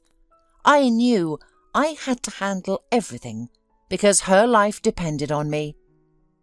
"What's her name? My daughter?" Zack asked timidly. "Your daughter? Are you serious?" Sarah asked mockingly, looking at this wrinkled, scruffy little man who had lost all his former polish. "That daughter hasn't been yours for a long time. You even signed away your rights in court, but I'll tell you anyway. My daughter's name is Lucy. She's 8 years old. She has a brother, Sam, and my children have a father, my husband, and I'm doing great." "Lucy? Sarah, please, can I see her?" "No, absolutely not," Sarah snapped, then paused and pulled out her phone. "Here's her picture, and that's all you get. If you bother me, I'll call the police." She handed Zack the phone, a pretty girl with mischievous bangs and brown eyes. She looked so much like Zack. He flinched at the sight of her photo and wanted to ask more, but Sarah tucked away her phone, got into her car, and drove off. She had no interest in Zack's life anymore. It was past, not worth remembering. Zack stood watching the car disappear, tears streaming down his cheeks. Yes, he'd had a wife, a young, sweet girl who would have done anything for him, but he hadn't appreciated her, trading her for his former mistress. And what came of it? The mistress had tricked him to get the very apartment from which Sarah had been evicted. She then divorced him. His next marriage failed too. That wife was fond of drinking, and Zack picked up the habit. His parents, watching their son's decline, worried terribly and recently passed away, one after the other. Everything in his life had gone wrong. He lost his job and barely managed to join a repair crew to earn his daily bread. Yes, he'd thought of Sarah occasionally, imagining her living in some remote village, fallen on hard times. He had assumed her child had been taken away. He had never given serious thought to his daughter, but now, seeing her photo, he realized the magnitude of his loss. He had lost everything, his entire life, and nothing could change that. "Edward, help!" came from somewhere to the left. A young man sitting on the warehouse steps turned around, nodding to the woman who had called him. "The truck with goods is here. Time to work." Edward. That was his name now, though he couldn't remember his real one. He knew nothing else about himself either, not his age, his parents, or where he came from. A man without a past. 2 years ago, he had found himself on a riverbank near an unfamiliar town. His head was bashed in, his clothes soaking wet, his body freezing. He had tried to piece together who he was, how he had gotten there, what had happened, but nothing came back. His mind was completely blank. The woman who'd called out to him was Helen Maroney. She sold housewares, accessories, slippers, purses, bags and shopping totes. Once a week, when the delivery truck arrived, Edward would unload it for a small fee. It was enough to get by. Helen wasn't the only merchant who needed a strong pair of hands, so the young man never went hungry. Edward lived simply. He had earned everyone's trust and respect over time. When he'd first wandered into the market 2 years ago, nameless and confused, Helen had immediately taken notice of him. She had offered him hot tea and a bun. "Edward, will you help with the paperwork?" Helen smiled as he approached the truck. Edward nodded. "Of course." Though he couldn't remember his past life, he seemed to have experience with office work. He had a knack for spotting errors and inconsistencies in documents. The local merchants had quickly discovered this talent, and now he not only unloaded their goods, but checked their paperwork, earning a bit of extra money. "Thank you, Edward. You're a true friend." Helen often said this to those who helped her. It was one of her characteristic phrases. She was the one who'd given him the name Edward. It had been her son's name. "What happened to you? What's your name?" she'd asked sympathetically when they first met, watching him devour the bun she had given to him. The young man had just shrugged, confused. He still wasn't used to having no memories, and this void terrified him, dragging him into despair. Helen had understood without words. "Have you lost your memory?" "I think so." "My goodness. Would you mind if I called you Edward? That was my son's name." "Okay," the unfortunate man said, and felt relief to have a name at last, even if temporary. At least now he could introduce himself. "What happened to you?" "I don't know. I woke up on the riverbank. Everything before that is blank." "You should go to the police," Helen had exclaimed, wringing her hands. "And maybe the hospital too. That's a nasty bruise on your forehead. You must have hit your head hard." "No, not the police," Edward had cried out in fear. Earlier on that riverbank in the pre-dawn light, he had had the same thought. He'd imagined going into the city, finding a police station, explaining his situation to the officers. Surely they would help him find his family, get him to a hospital where doctors could restore his memory. Everything would work out. The city wasn't far. He'd walked quickly, though passers-by gave him a wide berth, understandably so. He must have been a frightening sight. Wet, sandy, blood on his forehead. He'd entered the police station full of hope, but fled in terror, fearing even worse troubles ahead. A guard had escorted him to the duty officer, who'd listened carefully before stepping out to consult others. Several officers spoke in low voices in the next room, while Edward waited. At first he'd sat calmly, expecting help, but then he had overheard something that chilled him to the bone. They planned to pin a crime on him. How convenient, a suspicious character with no memory. They needed a solution to a serious case that could cost them their positions, and here was the perfect scapegoat, who couldn't even remember his own past. Understanding the danger, Edward had slipped out unnoticed. He'd crept quietly through the corridors, and once outside, ran so fast the wind whistled past his ears. That's when he discovered something about himself.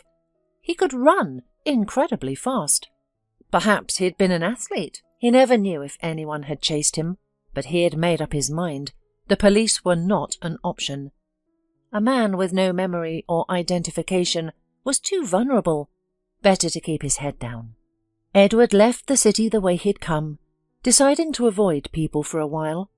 He spent the day walking along country roads, staying off the main highway, moving through bushes and fields. Exhausted and hungry, but worst of all thirsty. By midday he found a lake. Though murky and muddy, he didn't care. He scooped up handfuls of the brackish water and drank. By evening he had reached another town. Naturally, he avoided the police and anyone who might call the police. He survived on whatever he could forage. Berries, leaves. It barely took the edge off his hunger. On the third day, he ventured into town and found the market square. It was bustling, but no one paid him any attention, except Helen. Later she admitted his lost look had caught her attention. She let Edward spend the night in her market stall. She wasn't afraid he would rob her and run away. "Oh, I saw right through you," Helen smiled months later when Edward asked how she dared let a homeless man into her warehouse. "I've lived long enough to understand people well. I could see you needed help."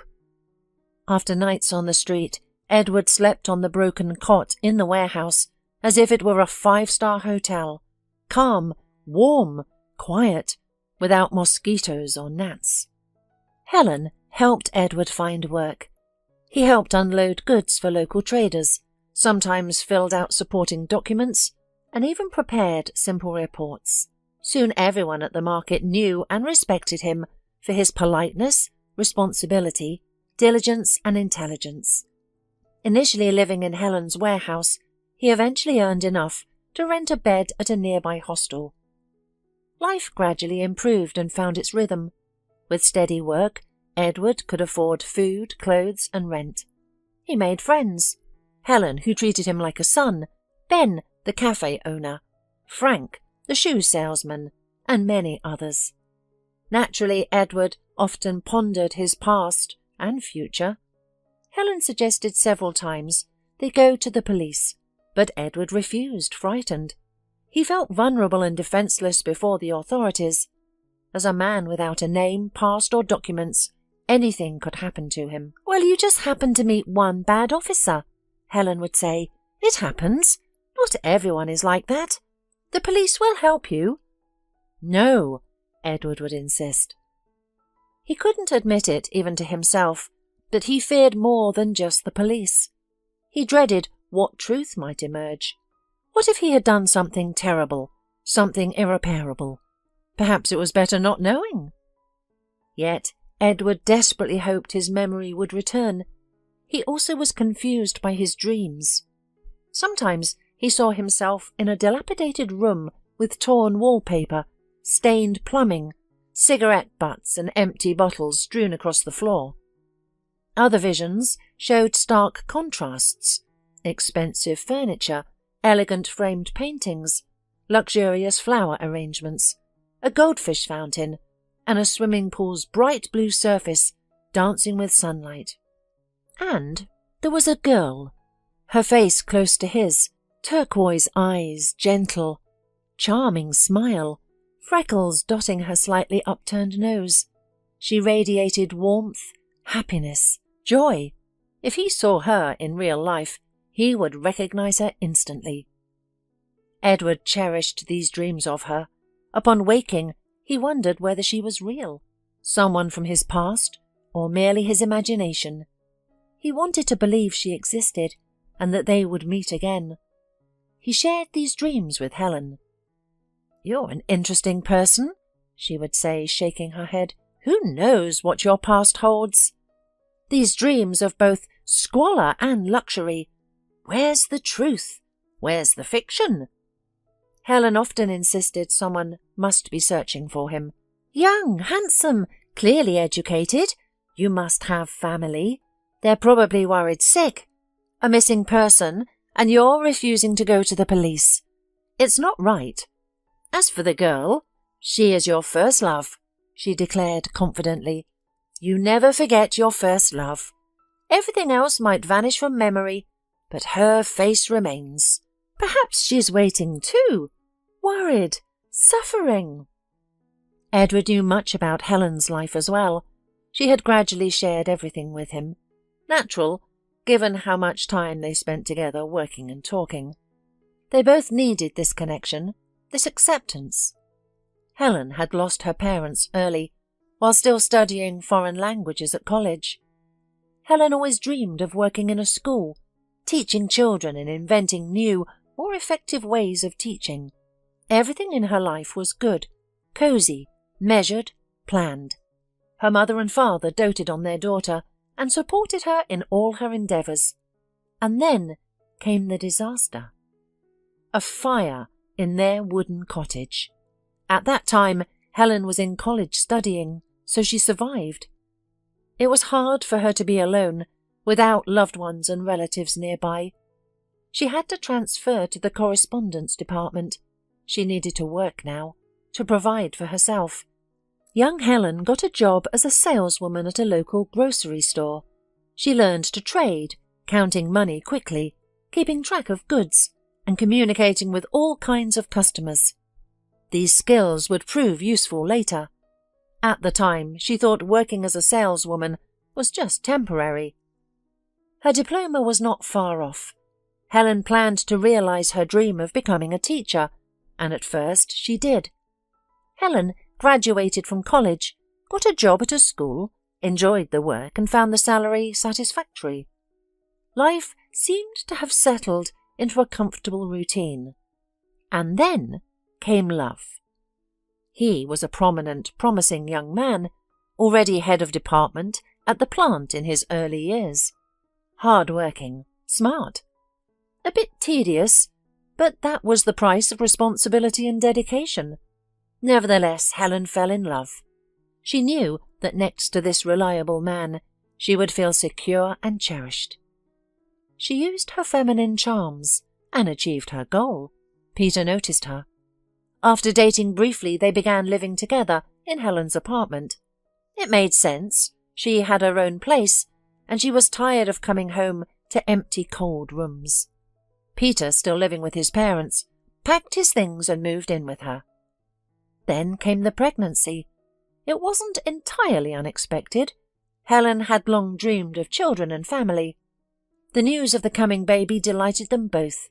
Peter proposed. They married, and soon their son Edward was born. He became Helen's universe. She had never experienced such feelings for anyone before. Peter worked and fully provided for the family. Helen happily devoted all her time to the baby.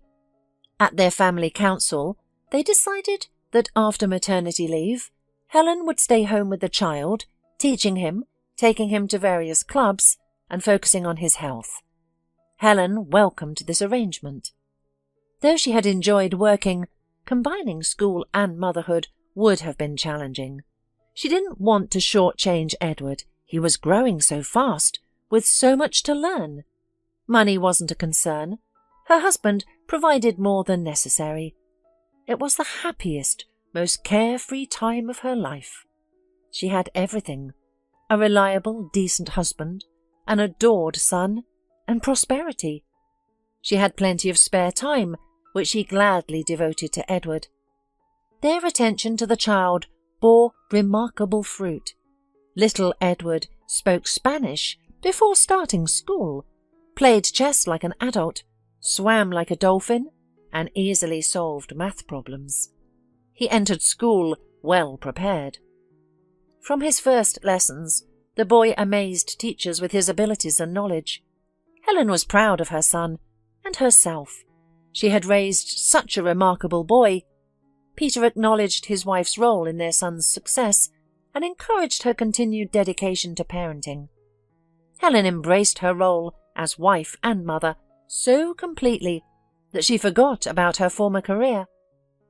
Initially, Helen wanted another child, dreaming of a daughter. She didn't need her to be as capable and talented as her eldest son, just softer, more sensitive, cheerful, and warmer.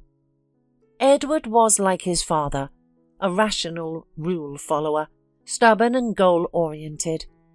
Helen yearned for more warmth, empathy, and communication from him. But Edward was independent, reserved, and distant. Unlike other children, he never seemed to miss his mother. Then again, why would he?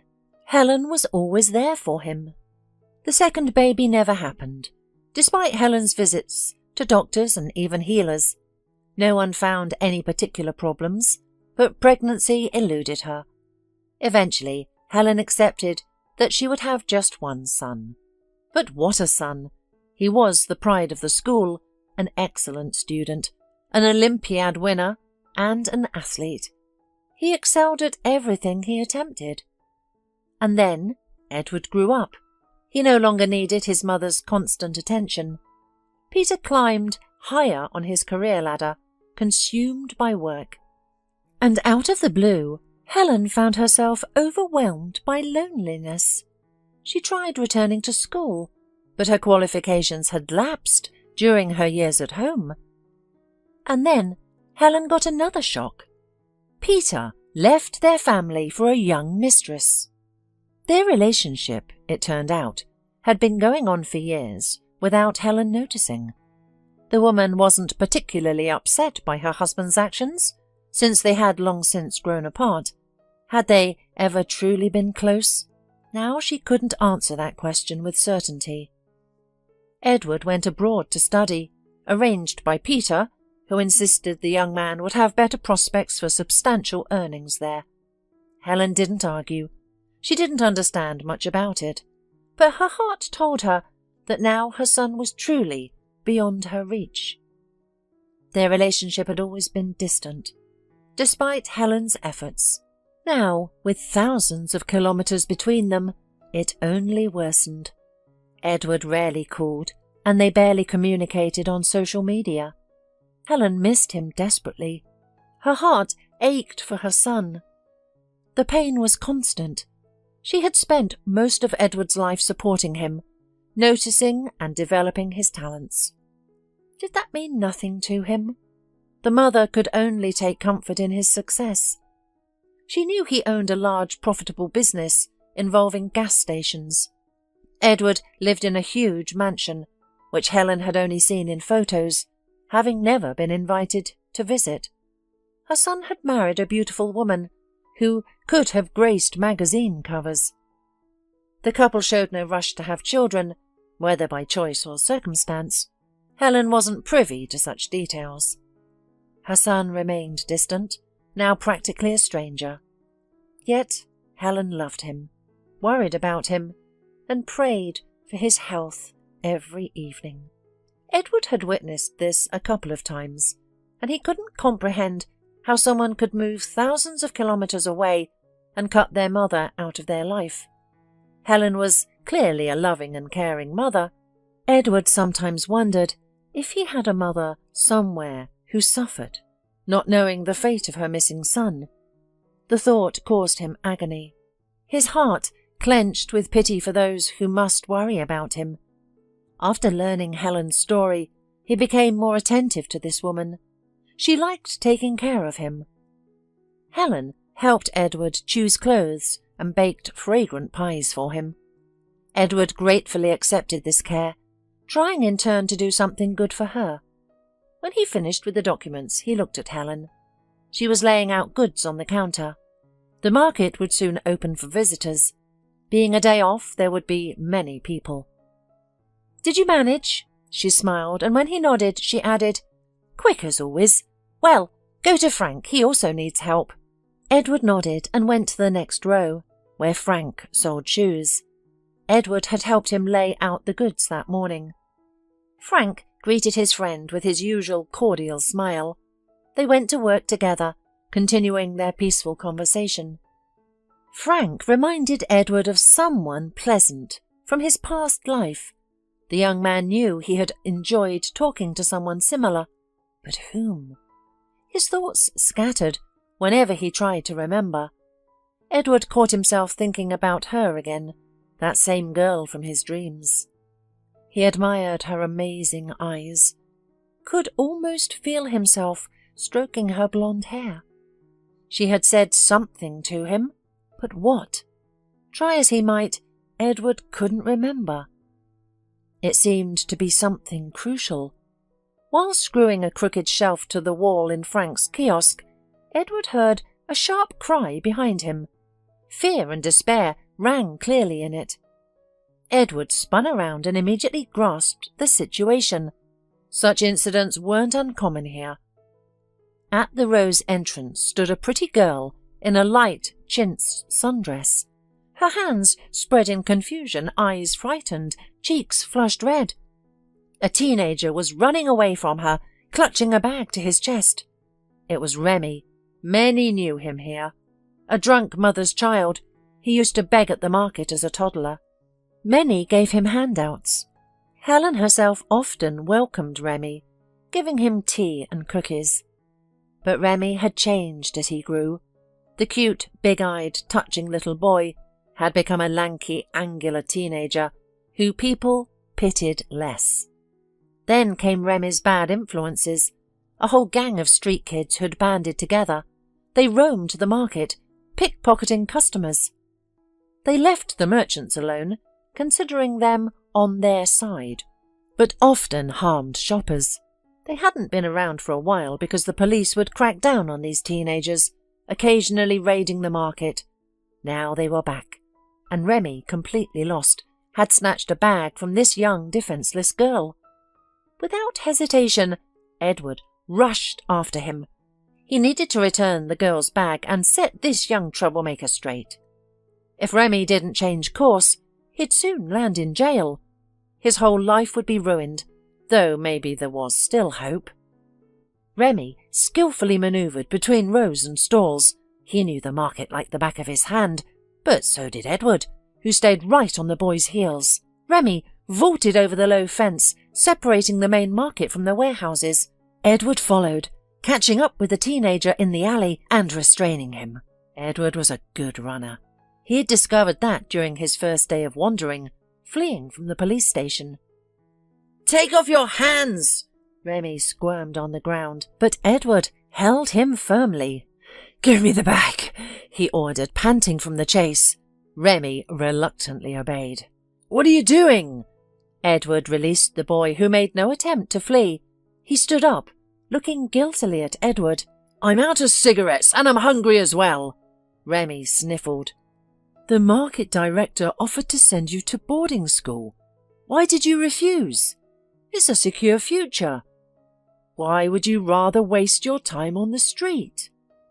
"I'm not interested in marching in line, breathing on command. No thanks." "Okay, go," Edward said, ruffling Remy's hair. He felt no anger toward the boy, understanding his difficult circumstances. Remy might have been better off in an orphanage as a small child. Perhaps someone would have adopted him, raised him properly. Instead, his alcoholic mother had raised him, or rather neglected him, while drinking away his child support. The boy had grown like a weed, left to his own devices from an early age. He'd eventually landed in an orphanage as a teenager, but couldn't bear the rigid structure, and ran away. He'd joined other street children like himself, forming a real gang. Edward knew Remy's story was unlikely to end well. With the purse in hand, Edward hurried back to where the confused girl waited. Her face lit up when she saw her seemingly lost possession in Edward's hands. A small crowd of sympathizers had gathered around her. "Here you go," Edward said, handing over the bag. "The boy got away, threw your purse and jumped the fence. Just some kid." The girl looked at Edward with tear-dampened eyes and a smile. Then she opened her purse and began checking its contents. Edward realized she was making sure nothing was missing. Finding her money intact, she sighed with relief. "Thankfully he didn't take anything. I don't know how to thank you. It wasn't even my money. It would have taken forever to repay." Edward smiled, noticing for the first time how incredibly beautiful she was, somewhat resembling the young woman from his dreams. "A simple thank you is enough," he smiled. "No, that won't do. Let me at least buy you coffee. You worked so hard helping me." Edward agreed simply because he liked her. Her simplicity, naturalness, sincerity. She was lovely. Walking to the coffee shop at the market's far end, they chatted and introduced themselves. Her name was Claire. Edward thought the name suited her perfectly. She'd recently started working as an au pair in a wealthy people's house. She enjoyed the work and the salary made her even happier. "It's so beautiful there," the girl chirped, her eyes burning with admiration. "Imagine a huge garden with statues, a small fountain, and a huge pool in the front yard. And the owners let me swim there in my spare time. It's just marvellous." Claire had come from the countryside to the city for college. Unfortunately, her parents couldn't support their daughter in the city, so she had to transfer to a correspondence course and look for work. She took jobs as a waitress in a cafe and a cashier at stores. Though the money was little, she had to work from morning till night. She had no energy left to study. Then her friend happened to find some job listings online that Claire hadn't considered before. Positions for maids and household helpers. The work was familiar and not difficult, but the salary was much higher than what cafes and shopping centres offered. The living conditions were like something from a fairy tale. Claire was delighted with her employers. They paid well and didn't fuss over small things. Today was Claire's first solo trip to the market. She was given a substantial amount for groceries, since there had been a recent tragedy in the family. The mansion's owner's mother had died. They needed to organise a memorial dinner for many guests, which explained the impressive sum in her purse. Then came trouble. A thief spotted her in the crowd and snatched her bag. While Edward chased after him, Claire sobbed, terrified about repaying the owners. Fortunately, everything turned out fine. "And what do you do?" she suddenly asked. "Me?"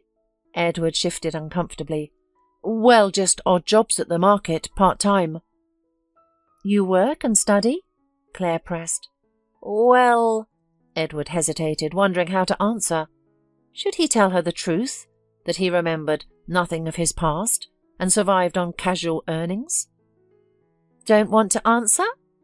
Claire had been so open with him that Edward decided to be honest too. "You know, I don't remember much about myself." "How is that possible?" "As you see, it's possible." Edward gradually shared his story. It was surprisingly straightforward, and the girl listened, occasionally gasping in amazement. "Well, wow!" Claire exclaimed when he finished. "Your life could be a TV series." "Yes, but the ending's still open. I still don't know who I am or where I'm from." "You need money," she said confidently. "Then you can hire private detectives to find out, since the police won't help." Edward nodded. He'd thought of this himself and had even checked detective rates, but couldn't afford them so far. "And you know what?" Claire's eyes suddenly sparkled. "I have an idea. The house where I work needs a gardener. Nothing complicated. They'll explain everything. Why don't you try for the position? The pay should be decent. You could save up for detectives in a few months. What do you think?" "What's there to think about?" Edward replied. "Maybe it really is fate." "That's great!" Claire beamed. "I'll arrange everything now. We'll take a cab there right away." "Really?" "Good," Edward nodded. "Let me help you. I know everyone here. We'll get the best quality items and save money too." They finished shopping quickly. Edward carried the heavy bags to the cab, wondering how Claire's employers expected such a delicate girl to manage alone. During the ride, she described the mansion's advantages. She clearly wanted Edward to get hired, and he found himself hoping for it too. Living in the employer's home meant no hostel expenses, and with good pay, he could really hire detectives to uncover his past. They arrived at the house's gate, tall forged iron doors that looked impenetrable. Claire touched a magnetic key to the lock, and with a distinctive squeak, the doors briefly slid open to admit them. Edward entered the garden, and Claire had been right. It was beautiful, yet somehow familiar. He must have seen a similar garden somewhere, perhaps on TV, or visited a similar place once, though that seemed unlikely. Then, like lightning, a memory flashed. Or was it from a dream? Emerald grass, a small fountain shaped like a fish standing on its tail. "Claire, you mentioned a fountain. Could I see it?" "There is one," she nodded. "I'll show you later. First, we need to take these groceries to the kitchen." Edward followed her down the driveway. He'd thought that they'd use the grand main entrance, with its ornate stucco, but she led him behind the house to a back door. Another flash hit him. He'd seen this place before. The tiled porch, massive door handle, bench along the wall. What was this place? Edward grew dizzy and paused to catch his breath. Maybe it was just the heat playing tricks on his mind. In the kitchen, that strange sense of déjà vu returned. Why did everything feel so familiar? Perhaps it was just a common layout he'd seen elsewhere. "Want a snack?" Claire offered, grabbing a green apple from the table's basket and biting in. But Edward couldn't eat. He felt too anxious and already regretted coming to this strange place. Something felt wrong, but he couldn't understand why. Claire munched her apple while studying him. "You've gone pale. Are you all right?" Edward nodded, unable to explain feelings he didn't understand himself. Claire finished her apple, tossed the core in the trash, splashed water on her hands, smoothed her hair, then straightened Edward's collar with a smile. "Well, let's go." She led him through a wide door into a beautifully furnished room, and then, in this spacious living room, memories crashed over Edward like an avalanche. He swayed, gripping the doorframe to stay upright. He'd been here before, many times. He'd lived here. The paintings in heavy frames, the twisted leg coffee table, the wide staircase with smooth railings leading up, the floor-to-ceiling portrait of a tall, thin man in a stern suit, the two sofas, two armchairs in pale green fabric, the massive chandelier overhead, even the scent, a light citrus from the shelf-mounted diffusers. Oranges were Grandma's favourite. Grandma. Memories flooded back in a fresh wave. Edward's vision went dark. He looked at Claire for help, but she looked confused too, even frightened. She didn't care about the guest and his emotions. The girl hadn't expected to enter the dining room at such an important moment. The owner, his wife, and several relatives were gathered there. Claire knew only some of them, being new to working in this house. Everyone sat at the long dining table, dressed formally and elegantly.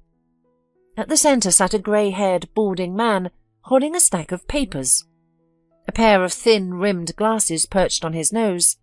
He peered over them to scrutinise the newcomers, while others turned to look as well. Claire wanted to sink into the ground from shame. She had interrupted what was clearly a crucial meeting. She always found herself in such awkward situations, acting before thinking, as her mother always said.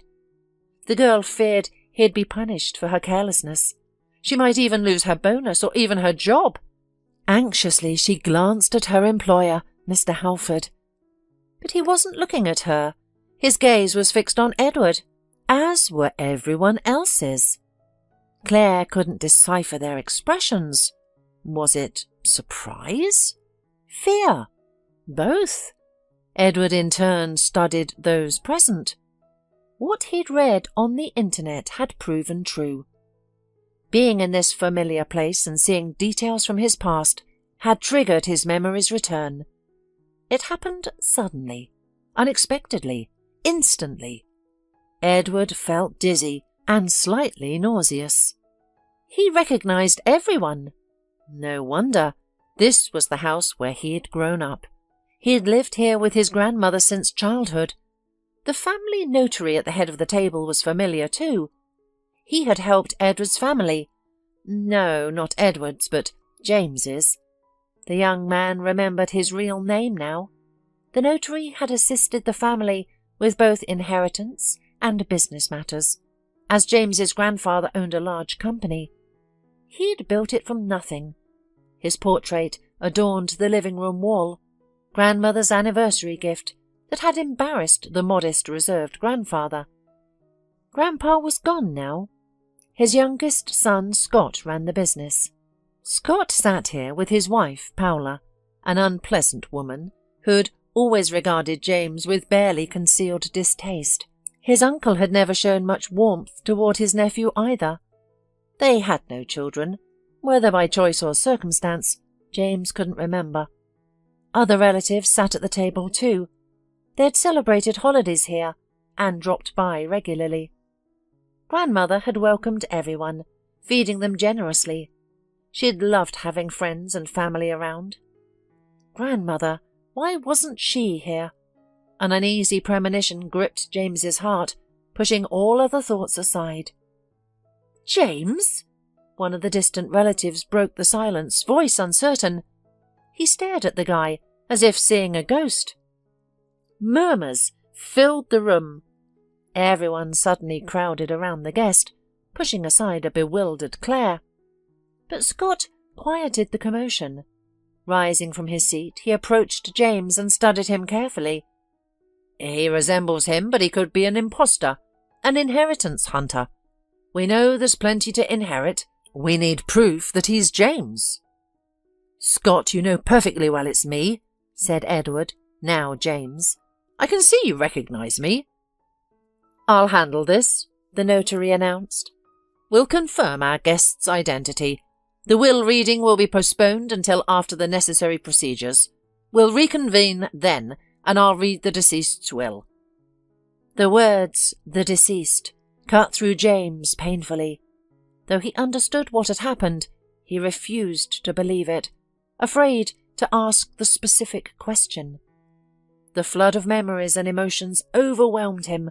His breathing became laboured. Black spots danced before his eyes. Then came a voice. "James?"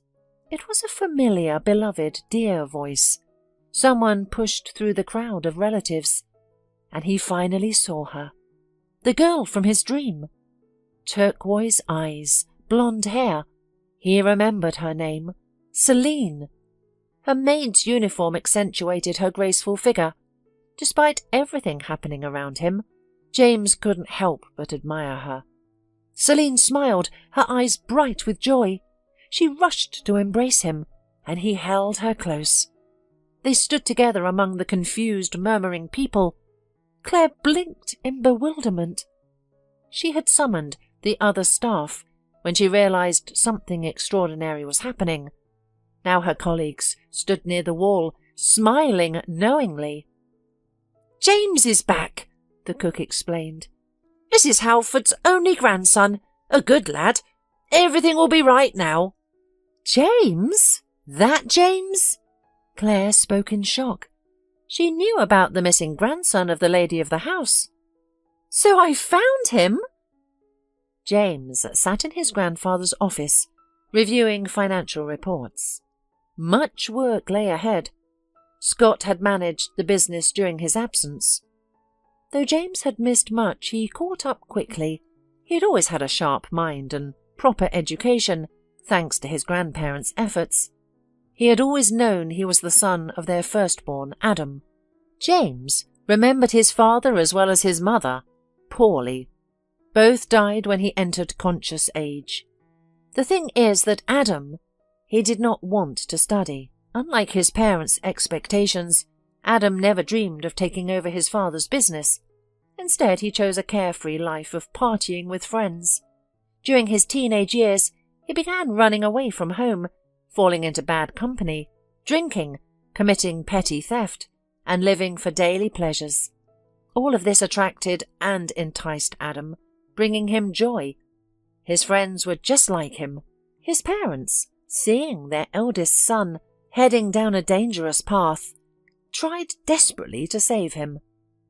They placed him in clinics and sent him to long-term rehabilitation, but nothing helped.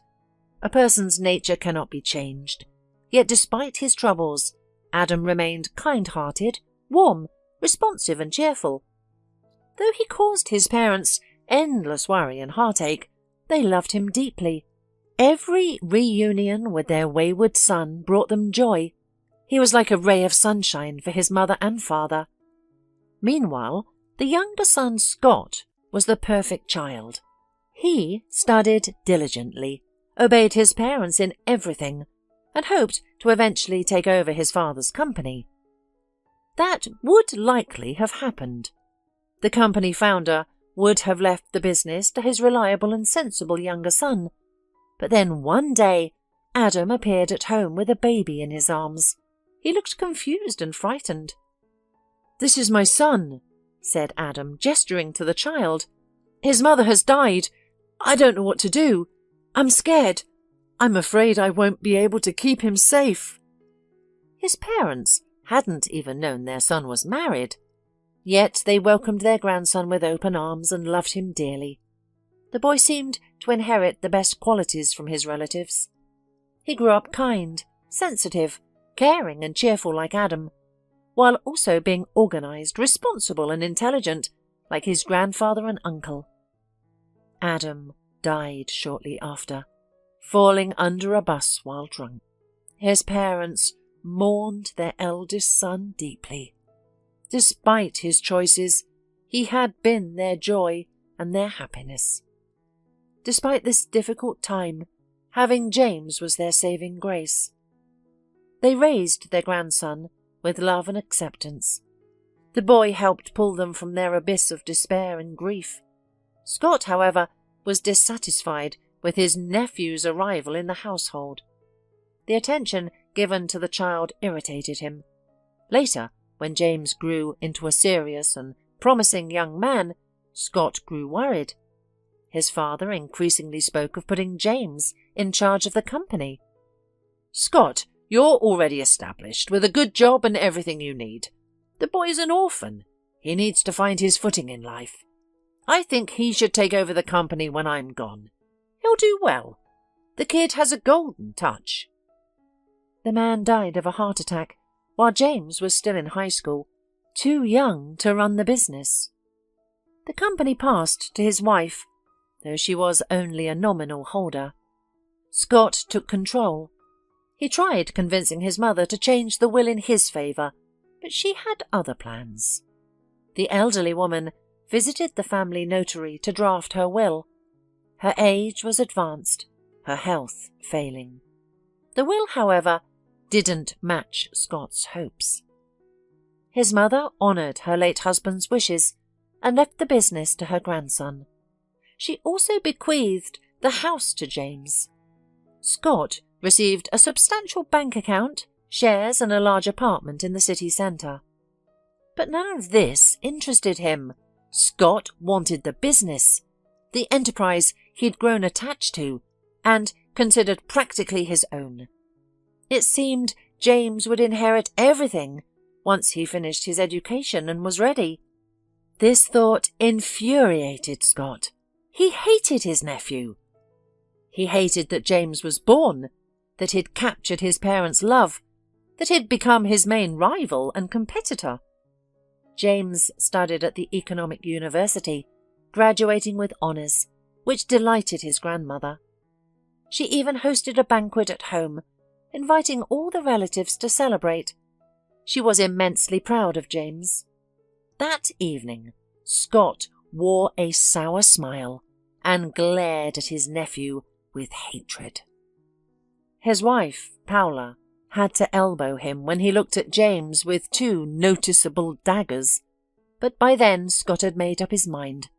He wouldn't let this upstart take what he considered rightfully his. James should never have existed in the first place. Scott would correct that mistake. Celine, the young maid, noticed the hostile looks Scott gave his nephew throughout the evening. Being naturally sensitive and observant, she warned James about potential trouble, but he just smiled, embraced her and kissed her. "You worry too much," James said, stroking Celine's head. "Don't be afraid.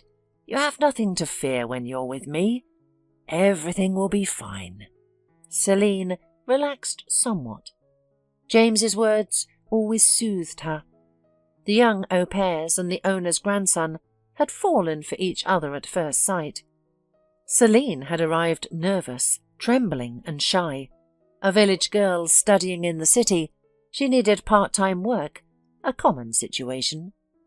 James, home from the capital on vacation, saw the new maid and instantly knew it was fate. One look was all it took. He was thunderstruck. Such things, it turned out, weren't just for movies and books.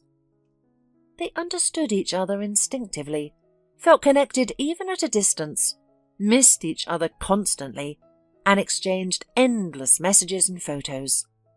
Their love was pure and strong. His grandmother was delighted.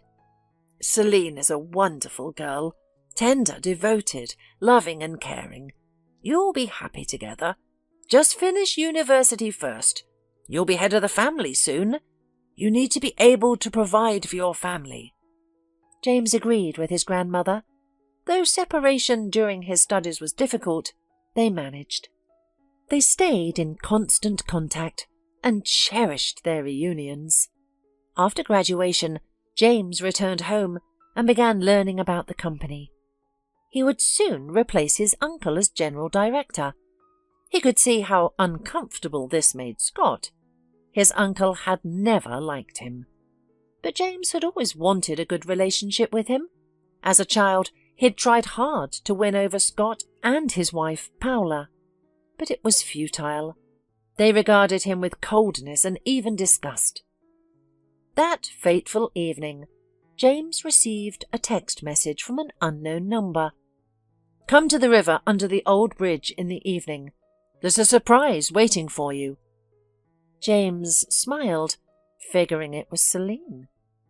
They often arranged surprises for each other spontaneously. He had been thinking about proposing to her for a long time, wanting to make it something special. Celine was just like that too, always planning something unexpected. Now she was mysteriously asking him out on a date. But it wasn't Celine who met him in the evening twilight under the bridge.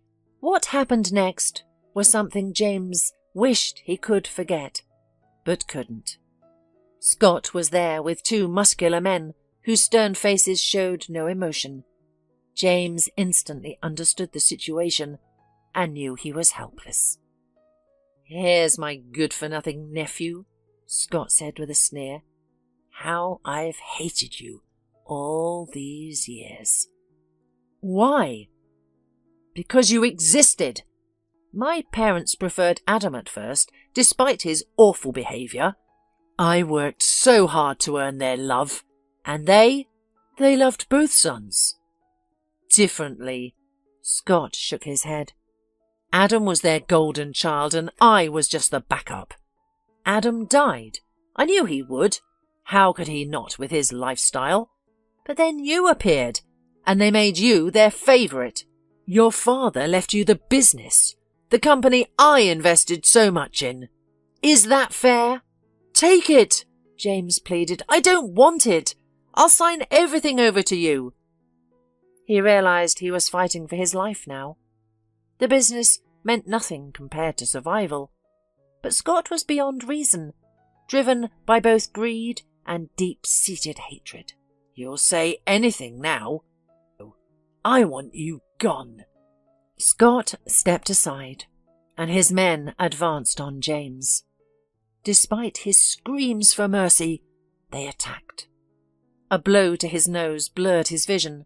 Then came a sharp pain in his head, and everything faded to black.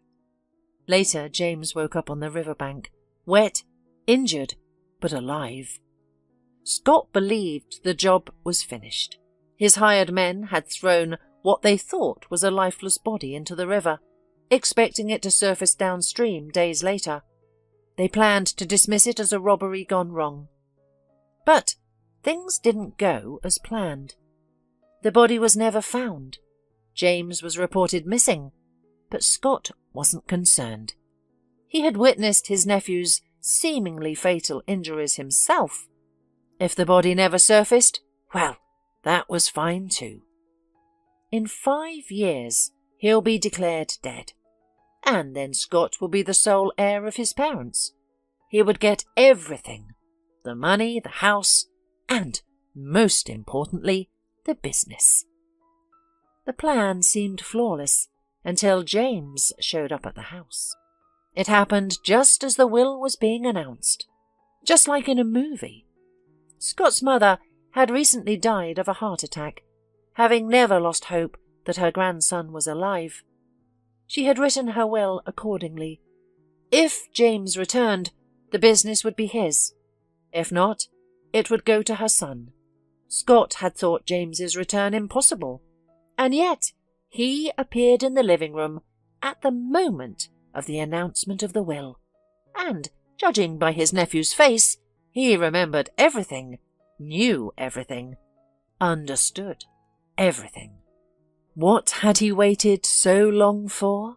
Later, Scott learned that all this time, James remembered nothing about himself, led a life almost like a bum. Now, James struggled to focus on his report. Numbers blurred before his eyes as his mind wandered.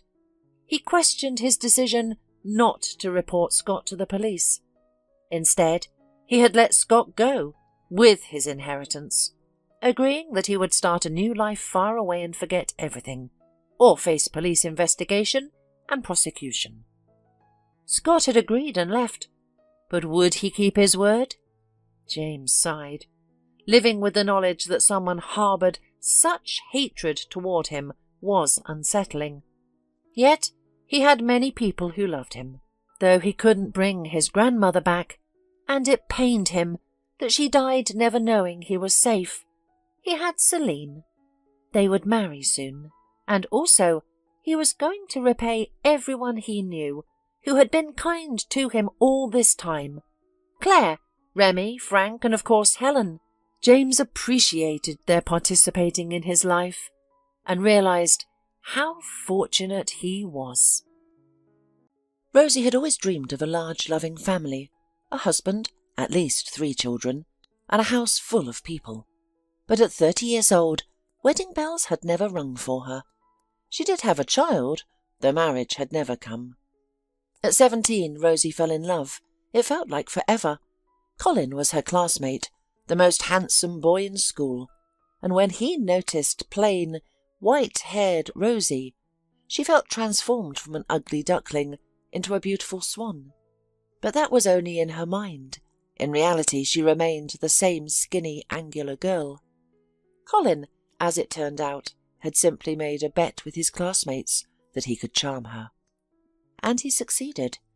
Rosie believed him, and after the graduation party it happened. Then Colin told everyone about it. Rosie wanted to die, only her mother supported her, never condemning or judging. Yes, Harriet learned everything from neighbourhood gossip, but she didn't rush to scold her daughter or punish her.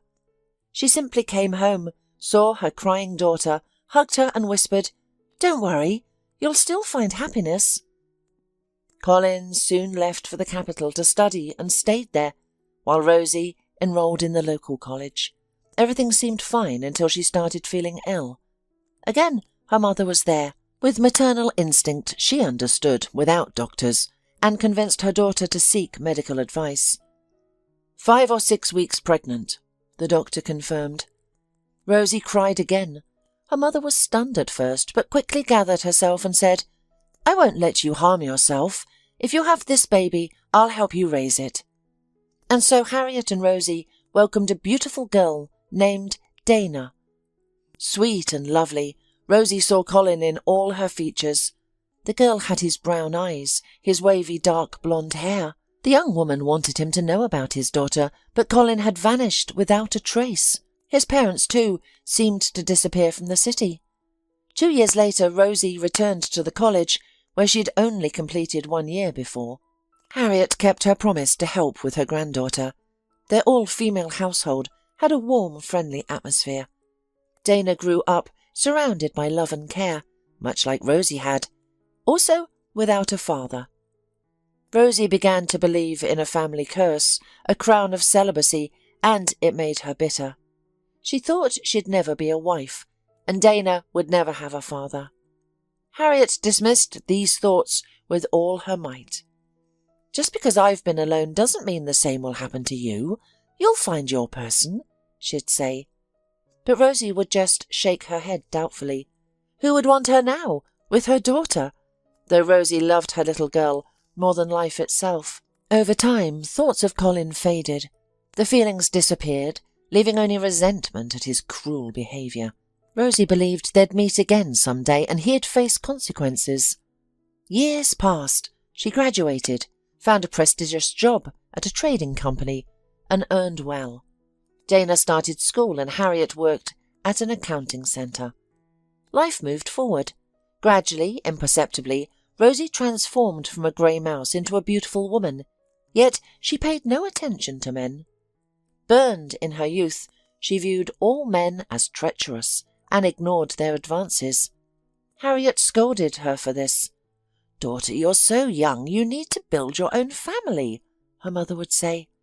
"You and Dana are my family," Rosie would answer. "That's not enough," Mum would object. "You should marry. Dana needs a father, brothers and sisters." But Rosie refused to listen. Her dreams of a large family lay buried beneath past hurts. Then at 30, it seemed the crown of celibacy might finally lift. She met Gabriel by chance.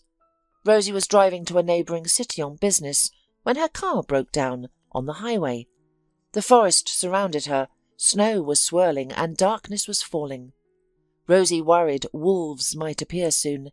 Worse still, no cars stopped despite her emergency lights. What could she do? Her phone had no signal. Then an old car pulled up nearby. A tall man stepped out and approached her car. "Need help?" he asked. Rosie nodded firmly. For years she'd never needed a man's help, but now she welcomed it. The man checked under the hood and said the car needed a service centre. "Can we call for help out here?" Rosie asked, confused. The man smiled. "I can tow you with a cable. It's about 15 kilometres to town. There's a repair shop that stays open late. What do you say?" "I'm in." "Perfect. I'm Gabriel, by the way." "Rosie." Gabriel quickly towed Rosie's car to the workshop. While the mechanic made repairs, they sat in his car drinking hot coffee from a nearby kiosk and chatting. Gabriel proved quite friendly, explaining that he'd owned a window installation business in town, but it had failed due to competition. He was exploring new opportunities and staying optimistic. Something would work out. For some reason, Rosie liked this cheerful man and found herself smiling back. She mentioned being in town for work, recently promoted to department head, with business trips now part of her routine. "And your husband doesn't mind?" Gabriel asked with a smile. "No husband," Rosie replied simply. "I live with my daughter and mother." She was surprised at the ease with which she told a stranger about her life, but something about this man seemed trustworthy. The car was fixed quickly. Rosie said goodbye to her assistant and went to the hotel. Finally, Gabriel handed her his business card. "Maybe you'll find time to call me in your busy schedule," he said timidly. She responded with a smile and a nod. She was eager to continue communicating with Gabriel. For perhaps the first time in her life, she didn't view a man as some kind of traitor. The next day, work kept her busy and distracted, but in the evening at her hotel, Rosie decided to call him. As if waiting for her call, he answered on the first ring. Delighted to hear Rosie's voice, he invited her to dinner. Like a schoolgirl, she enthusiastically accepted. At the restaurant, they chatted like old friends, and when Gabriel walked Rosie back to her hotel, he asked hopefully if they could meet again. She agreed. True, she had to leave in the morning, but was that really a problem nowadays? They had phones, and distance hardly mattered. As she fell asleep, Rosie smiled. She believed she'd found happiness. Gabriel's current financial troubles didn't worry her. She could see he was serious and would sort everything out. But in the morning, as she left the hotel, a young blonde approached her. With a mocking look, she said, "So, you're the one trying to steal my husband?" "I'm sorry, I don't understand," Rosie said, confused. "You're confusing me with someone else." "Not at all," the blonde sneered. "I heard about you two cooing like lovebirds in the restaurant yesterday. Don't be surprised, our town is small.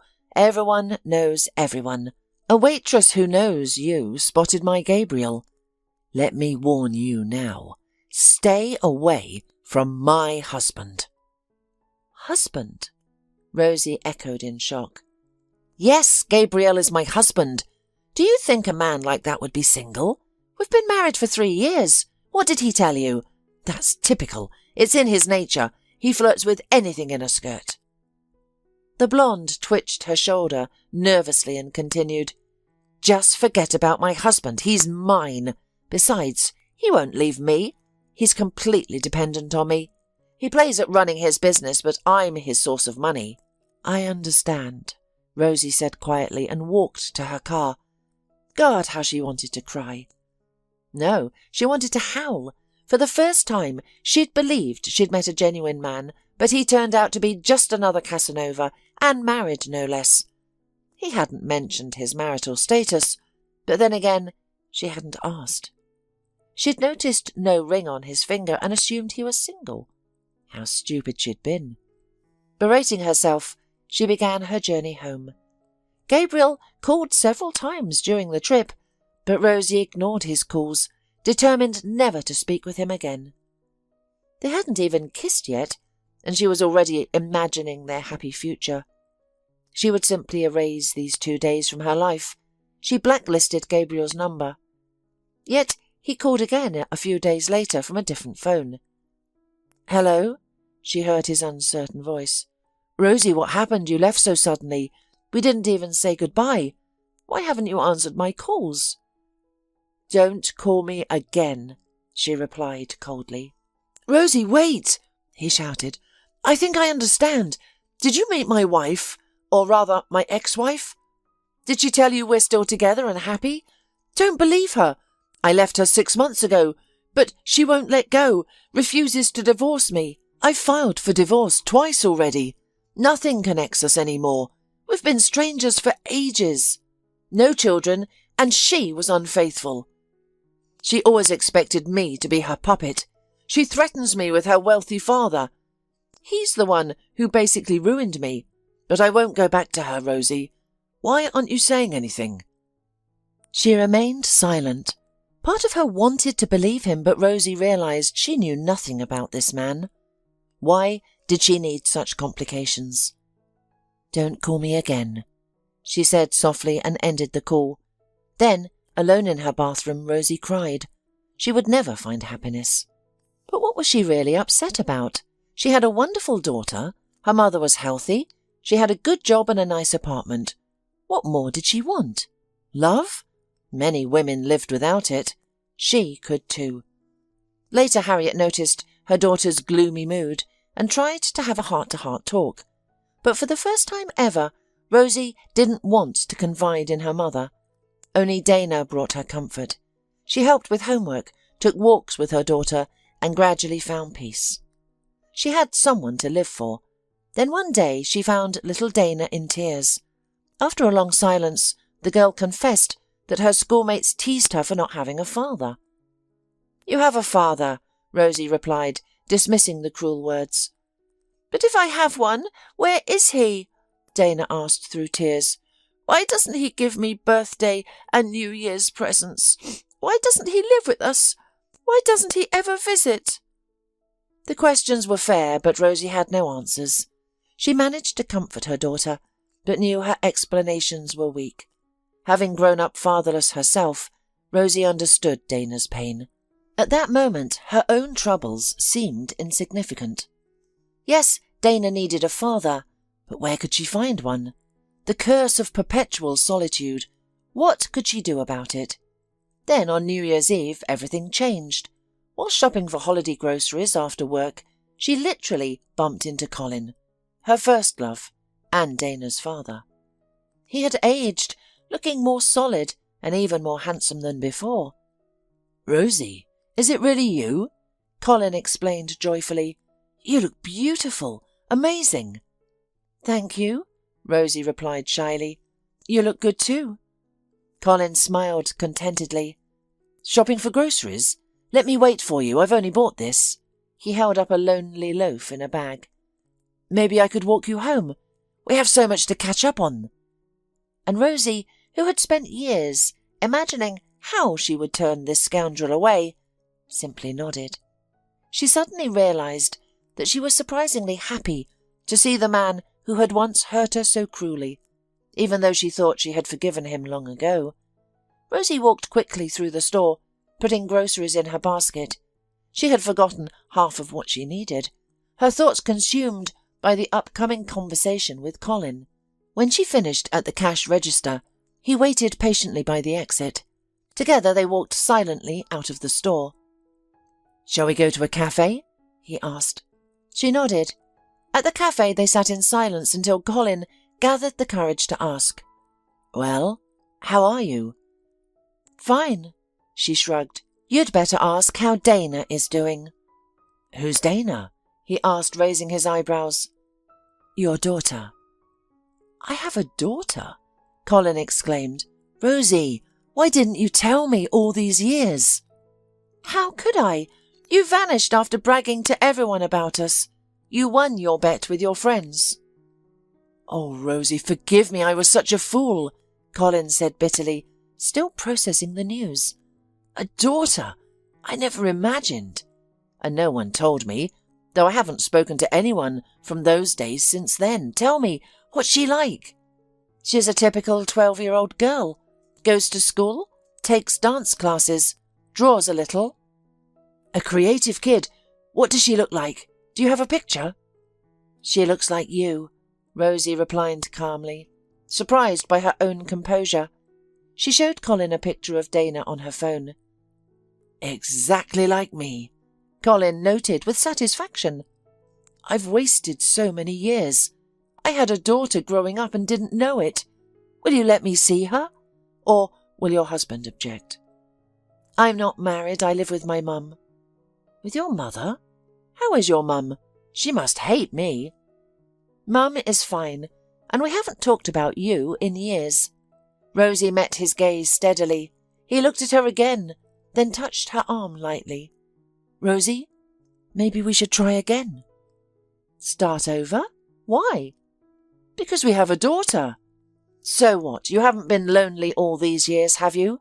Rosie smiled sadly, remembering her failed relationship with Gabriel. "I'm alone now. Yesterday, my life seemed to be falling apart, but now I realize fate is giving me a second chance," Colin admitted. "I can hardly believe this is happening." Colin shared his story. After graduating from high school, he had fled the city. Yes, he had won the bet and gossiped about Rosie. He claimed now that he had wanted a fresh start, too ashamed to look her in the eye. He went to university to study programming. His parents soon moved in with him after inheriting an apartment in the capital region from his grandmother. In his 5th year, Colin met his future wife, Meg, who was slightly older and ran her own business.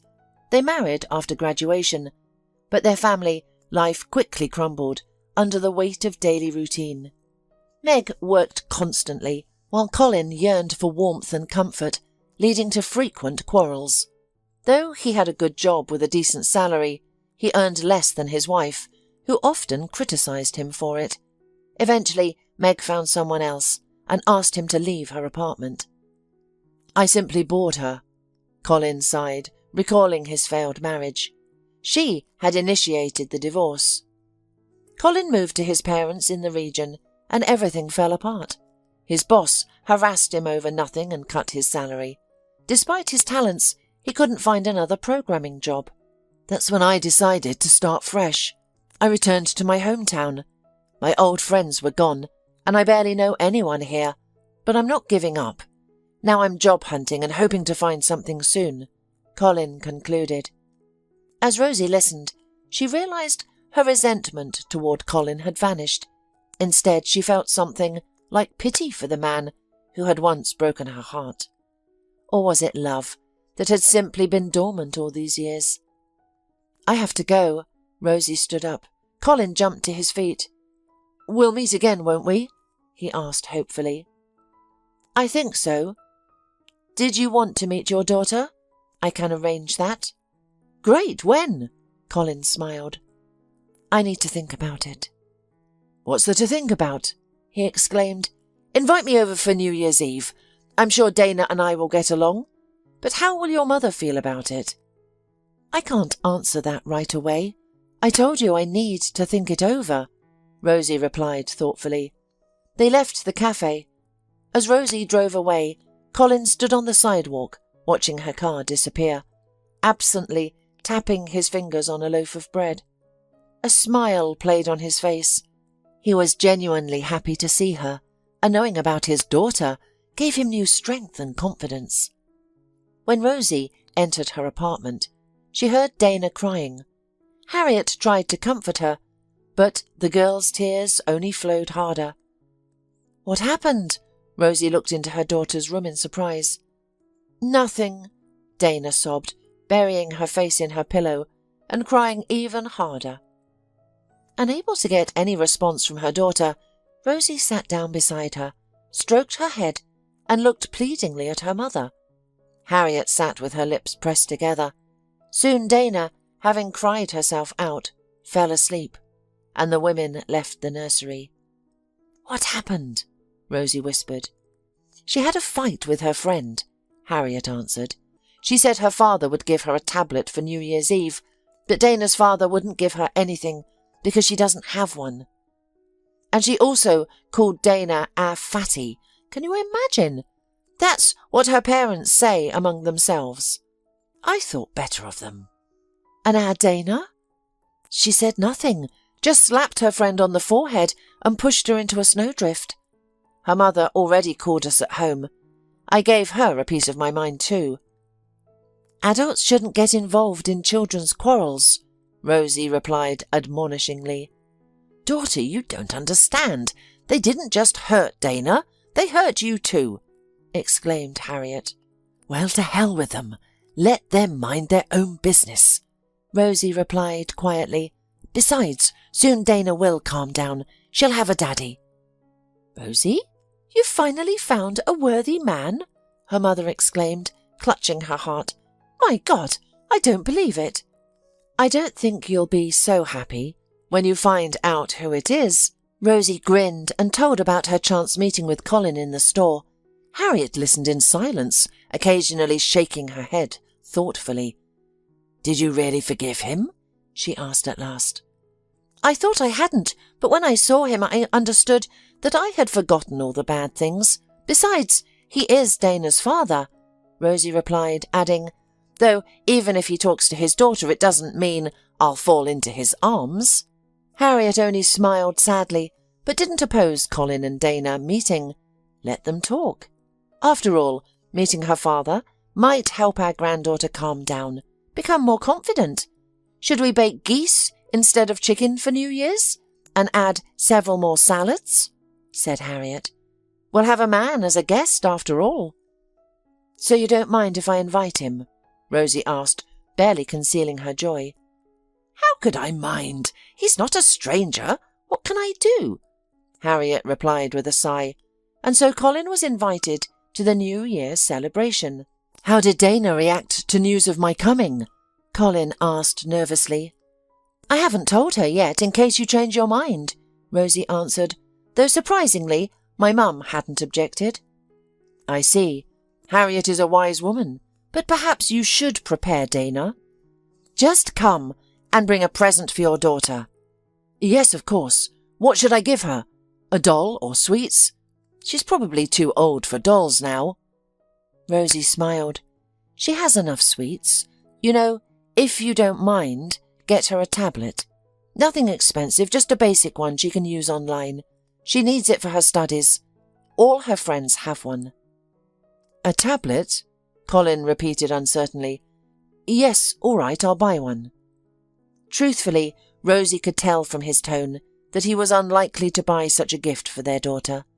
It was a test of how serious he was about reconnecting with his daughter. But to her surprise, on December 31st, Colin arrived with not only a tablet, but 2 bouquets of flowers. This is for you, Harriet, he said graciously, presenting Rosie's mother with roses. Harriet smiled contentedly. "And these are for you, Rosie," Colin said breathlessly, offering lilies to the young woman. He had remembered Rosie had always loved lilies. Just then, Dana peeked out from her room, where the Christmas tree sparkled with lights. Confusion crossed her face. Who was this tall, distinguished-looking uncle, bringing flowers to Mum and Grandma? He didn't look like Santa Claus.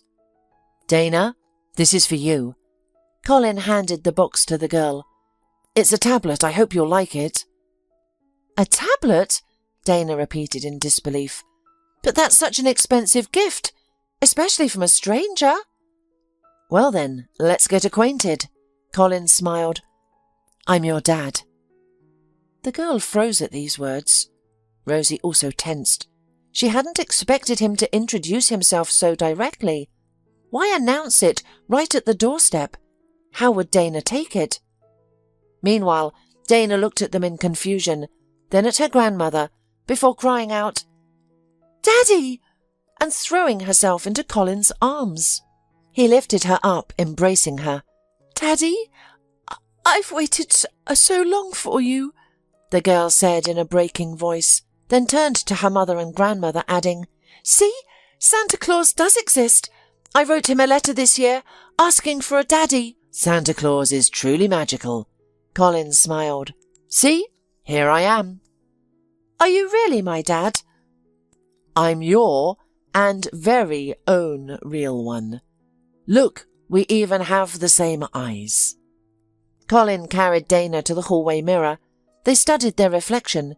Indeed, father and daughter looked remarkably alike. Dana and Harriet stood watching this scene quietly. While the older woman still harboured doubts about Colin's sincerity, Rosie gazed at her first love and smiled. Yes, now they would surely be together. It turned into a truly joyful New Year's Eve. The four of them gathered at the festive table, enjoying the food and conversation. Dana laughed merrily, looking between her mother and newly appeared father. Rosie glowed, her eyes sparkling, a gentle blush on her cheeks. Colin was the perfect gentleman. Even Harriet began to smile. Well, that's how life sometimes goes. Things don't work out at first, but then fate brings people back together. Perhaps this was her daughter's destiny. May she find happiness. Throughout the New Year's holidays, Colin visited Rosie and their daughter, bringing small gifts. They went skating around the city, sledding, visited the cinema and theatre. It seemed as if those long years of separation had never existed. All past hurts were forgotten. They were together, and that was happiness. "Rosie, marry me," Colin whispered one evening as they walked through the city, his arms around her. Dana was staying with her grandmother, and the young couple had decided to take a walk alone. Streetlights illuminated the falling snow, huge fluffy flakes settling softly on tree branches, houses, benches. Rosie's eyelashes and coat. Hearing Colin's words, she froze. "Do you really want this?" she whispered. "Very much. I want Dana to be legally mine too," Colin said. "Darling, I've realised I need no one else in this life. I love you. I love our daughter." "I love you," whispered Rosie. On the first working day of the new year, Rosie and Colin went to the registry office to file their marriage application. They decided not to have a wedding, just a simple signing ceremony. Why bother with all the formalities? Mendelssohn's Wedding March never played in Rosie's life. A month later, everything at the registry office was mundane and businesslike. No guests attended. Colin's parents couldn't come. Harriet was slightly ill that day, and Dana was at school. But none of that mattered. Now Rosie was married, her days of being single behind her. Colin moved in with Rosie and quickly adapted to the new apartment, becoming a full-fledged master of the household. Having not yet found employment, he focused on organising their home. First, Colin suggested renovating the bathroom, which Rosie happily agreed to. The apartment had long needed a man's touch. Harriet quietly provided money for the bathroom renovation. She had saved some money. "Perhaps we should hire a construction crew," she asked her son-in-law. "My hands are perfectly capable," Colin smiled back. "Do you think a programmer doesn't know how to lay tiles and change faucets? It seems to me everyone should stick to their expertise," Harriet answered diplomatically.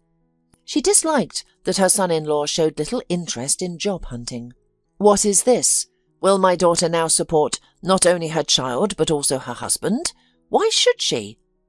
Harriet, still working herself, couldn't understand how a young man could stay home all day. She kept quiet around her daughter, seeing how lovingly she looked at her husband. And Dana was simply radiant. "Well, let him at least complete the repairs, then we'll see," she decided. To her surprise, Colin handled the renovation skillfully, and their bathroom was quickly transformed. "We should tackle the bedroom next," said Colin, as the women gazed in amazement at the precisely laid bathroom tiles. "Oh, son-in-law, we don't have money for that yet," Harriet replied, "unless you can think of something yourself."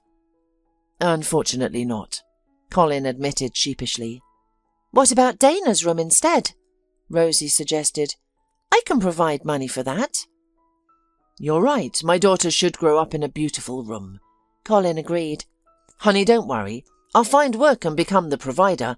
For now, let's re-wallpaper the nursery and fix the ceiling. How much money do you have? We need to know what we can buy." Rosie named the amount, suggesting they could visit the construction store together tomorrow. "It's not a woman's place to wander among linoleum and paint cans," Colin responded. "I'll handle it myself, don't worry." Rosie shrugged, letting Colin decide. She trusted his taste completely, after seeing the bathroom results. During the renovation, Dana temporarily moved to her grandmother's room, but the girl didn't mind. These were temporary inconveniences.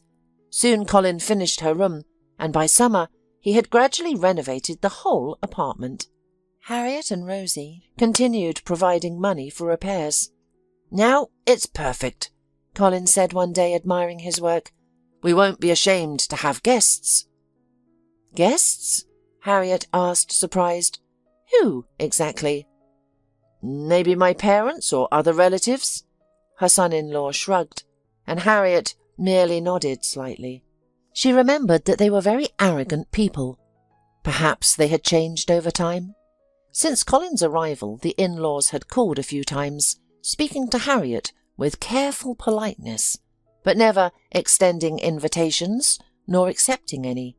"Of course they should visit us. They haven't even met their granddaughter," Harriet responded. "They'll come," Colin smiled. Rosie was open to meeting Colin's parents and suggested visiting the capital in summer, but her husband always found reasons to avoid it. One day, Colin proudly announced that he had found a job. His new workplace was at the opposite end of the city. "It's quite far, but that's fine. I'll leave early. An hour and a half by bus should be enough," he shrugged. "No, that won't do." Rosie shook her head. "You need a car. I could lend you mine, but my work requires constant travel." "Understandable," Colin agreed. "But when could I possibly buy a car? In 10 years, maybe, and even that's not certain." "Take out a loan," Rosie suggested. "After working for a year, you can get one."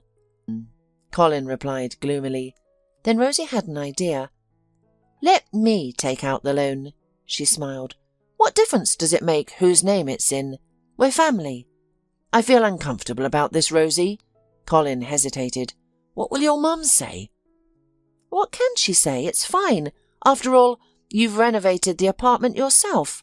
Consider it your payment." "Well, if you put it that way."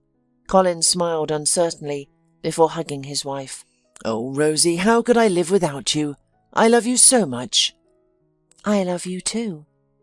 Soon it was done. Rosie took out the loan, Colin chose a car, started work, and their family life fell into proper rhythm. The spouses left for their offices in the morning, met for dinner in the evening, discussed work, and made plans for the future. Dana was happy. Mum and Dad together, that was wonderful. Only Harriet still regarded her son-in-law with scepticism. He had lived mostly at his wife's expense, and now she had bought him a car. Was this too high a price for Dana to have a father? Still, she tried not to voice her opinions, avoiding any potential blame. Time passed. Colin's parents never visited. They seemed completely disinterested in their son's family, never sending anything for their granddaughter. Though this hurt Rosie somewhat, she chose not to dwell on it, let it rest on their conscience. Colin worked as a programmer, Rosie at her firm, frequently travelling for business. Harriet's health began to decline, and eventually she had to leave her job for medical reasons. And then the worst happened. Doctors discovered that the woman had cancer. Endless trips to clinics and treatment began. Rosie supported her mother through everything, and her mother helped too, convinced they could overcome it all. But the miracle didn't happen. Harriet died after several months of treatment. Rosie took care of the funeral. Colin avoided helping, saying he was uncomfortable with the hassle. "Of course it's not your mother," Rosie told him then. "Do you want my mother dead?" Colin was indignant. "What are you saying?" she objected weakly. "I don't wish anything bad for your mother or father, but they could at least come to the funeral. We've lived together for 2 years, and they're like strangers to me." "Oh, don't start," Colin waved away. Rosie looked at her husband for a long moment. Was this really her man beside her? She thought about it for the first time.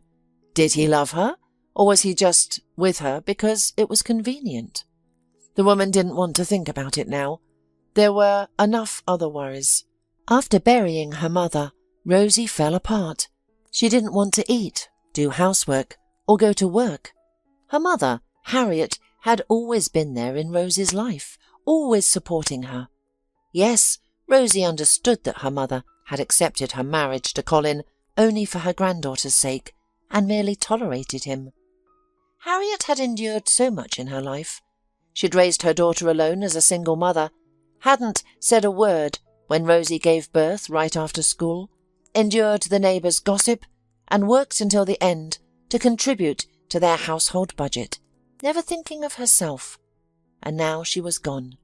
It was painful for Rosie to accept that her mother was gone, and she had to move on. Yes, her husband was around, but something between them had recently torn apart. Colin had become more distant, quiet, often staying late at work. Rosie didn't think much of it. Just a lot of work, temporary difficulties. These things happen. Dana was also suffering deeply from her grandmother's passing. The girl would often be found with her granny's picture, sitting and crying. Rosie tried to comfort her daughter at such moments, but it didn't work well, and they'd end up sobbing together. Colin would simply leave the house at the sight of this, as if he'd become a stranger to them. Even Dana had mentioned this to Rosie. "It's just hard for everyone," the woman had sighed in response. "Everything will work out." Though, truthfully, Colin had never shown much love toward Dana during their time together. Dana called him Daddy, he called her daughter, sometimes drove her to school, but he never showed interest in her life, never joked with her, never played with her, never bought her gifts. That tablet was the only gift. Initially, Rosie thought he just needed time to adjust to being a father, but almost 2 years had passed and nothing had changed. Sometimes Rosie wondered if Dana needed such a father.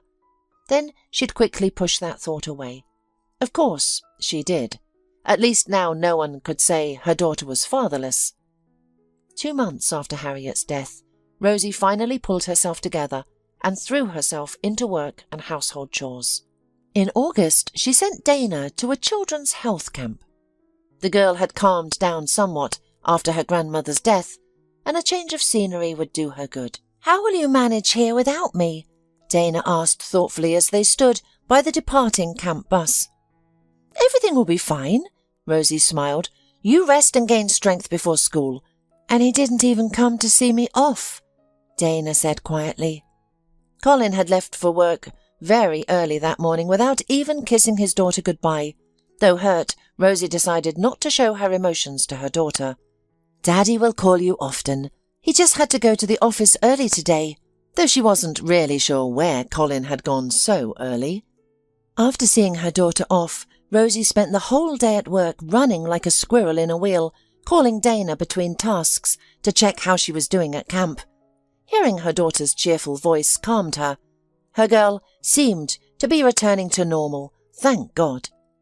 That evening, arriving at the apartment, Rosie found an unfamiliar young woman in the kitchen. The stranger was eating candy with her tea. Rosie noticed it was the box of sweets she'd bought for Dana. Her daughter had left it unopened on the table in her room, and now this woman sat there, brazenly helping herself. She was a stunning blonde with long nails and slightly enhanced lips. "Hello," the girl smiled and stood up, showing off her perfect figure. "I'm Sandy." "Sandy?" Rosie furrowed her brow. The name meant nothing to her. "Yes, Sandy, Colin's cousin. He should have told you," the girl answered, looking slightly confused before smiling again. "What a scatterbrain! He forgot again. He promised he'd warn you." "Warn me about what?" Rosie asked. "That I'd be staying with you for a while," Sandy answered simply. "He didn't say anything. Where is he?" "He went to the store. You only had these sweets for tea. I found them in the room. He ran out to buy something else." Rosie slowly sat down across from the blonde. "Well, Sandy, tell me where you're from. Somehow I never knew you existed." Sandy smiled radiantly and was about to speak when the front door slammed and Colin entered the kitchen. "Ah, girls, you've met?" he asked cheerfully, setting out his purchases. Candy, chocolate, wine, meat, delicacies and cake. Rosie noted her husband's unusual generosity. He typically wasn't so extravagant with groceries. Given his modest income, this spending was surprising. After all, Rosie was the main provider in the family. She still paid his car loan. "Honey, why didn't you mention your cousin before?" Rosie asked, looking between her husband and his suddenly appeared cousin. "I don't remember any cousin Sandy." "Well, Sandy's from the capital. When we lived there, my parents and I didn't have much contact with her family. Then, when we moved here, we saw each other more often. I didn't tell you about her because it never came up," Colin answered, opening the wine bottle. "What do you say, girls? Shall we have a drink?" "I don't want to," Rosie refused. "I have an important day at work tomorrow. But tell me more about yourself, Sandy." "What's there to tell?" Sandy shrugged. "I lived in the capital, got married. My husband was a businessman, everything was fine. Then he started going out, beating me, humiliating me. I called Colin the other day to complain. He immediately asked me to come and stay with him.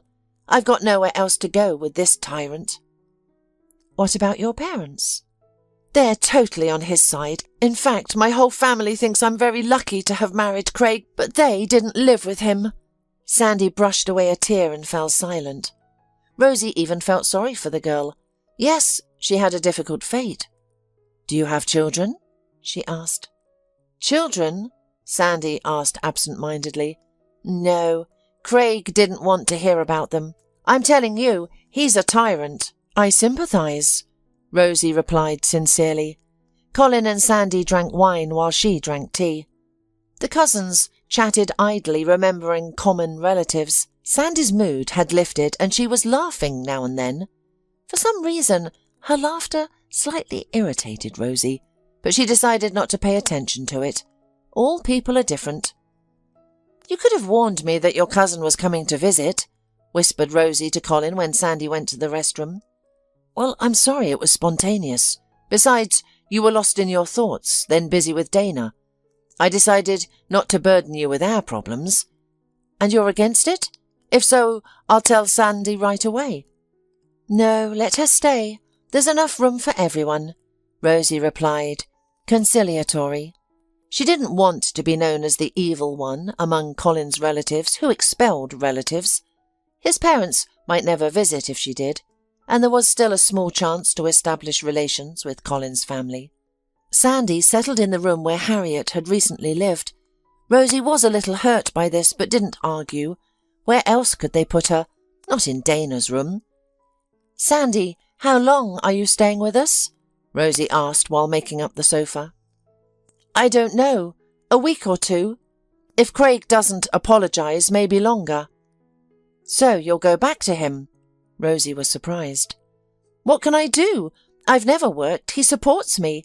He'll get over it, calm down, realise he was wrong, and ask for forgiveness. I won't forgive him easily, of course, only if he arranges a trip to Paris for me. No, better Dubai." Sandy squeezed her eyes shut happily, and Rosie looked at her new relative with bewilderment. How shallow and mercenary. She had just been crying in the kitchen about her monster husband, but now she was already planning to sell her forgiveness. After wishing Sandy good night, Rosie went to her bedroom. Colin was in the shower at the time. Rosie grinned, noting that her husband's mood had improved dramatically after his cousin's arrival. Well, at least some good came from Sandy. She called her daughter to tell her about the news. "It's like snow on your head," Dana remarked. "Exactly," Rosie laughed. "And how are you doing? Have you found any girlfriends?" "Everything's great, Mum, don't worry. Got to run, they're calling us to the party." Rosie smiled as she put the phone away. Dana's voice was cheerful. She was coping after her grandmother's death. Let her enjoy herself. Lost in thoughts about her daughter, she fell asleep and didn't hear when Colin came in. She woke up only in the morning. Somehow, the alarm hadn't gone off. "Oh God, I overslept!" Rosie gasped and rushed to get ready. Colin sat in the kitchen. "Colin, why didn't you wake me up?" she called out. "I told you, I have an important day today." "I forgot," he answered, then added, "Will you make breakfast for me and Sandy?" "Colin, when?" Rosie shouted from the shower. "You'll figure something out. I don't have time. By the way, why aren't you going to work?" "I took the day off. Forgot to tell you yesterday." "Oh, so you're spending the day with Sandy?" Rosie rushed from the bathroom just as a sleepy Sandy drifted out of the living room. "What's all the yelling about?" she asked, yawning. "I overslept," Rosie smiled. "I see." The relative replied indifferently and meandered to the kitchen. She and Colin were discussing breakfast plans, but Rosie didn't stay to listen. 10 minutes later she rushed out without even kissing her husband goodbye. He wouldn't take offence. Rosie's day was scheduled down to the minute. Customers, contracts, new suppliers. She had to drive to the suburbs to coordinate work details. Rosie finished at 9 and coming home found that Colin and Sandy were not home, and the apartment was a mess. Unmade beds, a sink full of dirty dishes, and her favourite towel lying on the bathroom floor. Rosie's shoulder twitched nervously as she called her husband, but he didn't answer. Perhaps that was for the best. She might have said things she'd regret. After calming down, she started cleaning. Just as the washing machine finished, the dishes were sparkling, and she was mopping the hallway floor. Colin and Sandy arrived, looking happy and satisfied. "Oh, Rosie," Colin smiled. "Getting things done here?" "Sandy and I took a walk around the city. I gave her a tour of my childhood haunts." Sandy giggled, and Rosie could tell she was drunk. "What's with the state of the house?" Rosie asked while wringing out the mop. "Why is the towel on the floor? And why didn't you wash your dishes?" "I can't wash dishes," Sandy slurred. "I have a manicure, and the towel, that's how they do it in hotels. You leave it on the floor for the servants to wash." "So you used my best towel as a bath mat?" Rosie frowned. "Even though I gave you a complete set of linens and towels, I'm not your maid. If you want to live in my apartment, you'll need to clean up after yourself and use what you've been given." "I can tell I'm not welcome here," Sandy hummed and stumbled into the living room, dropping onto the sofa. "Rosie," Colin exclaimed. "How dare you talk to my cousin like that?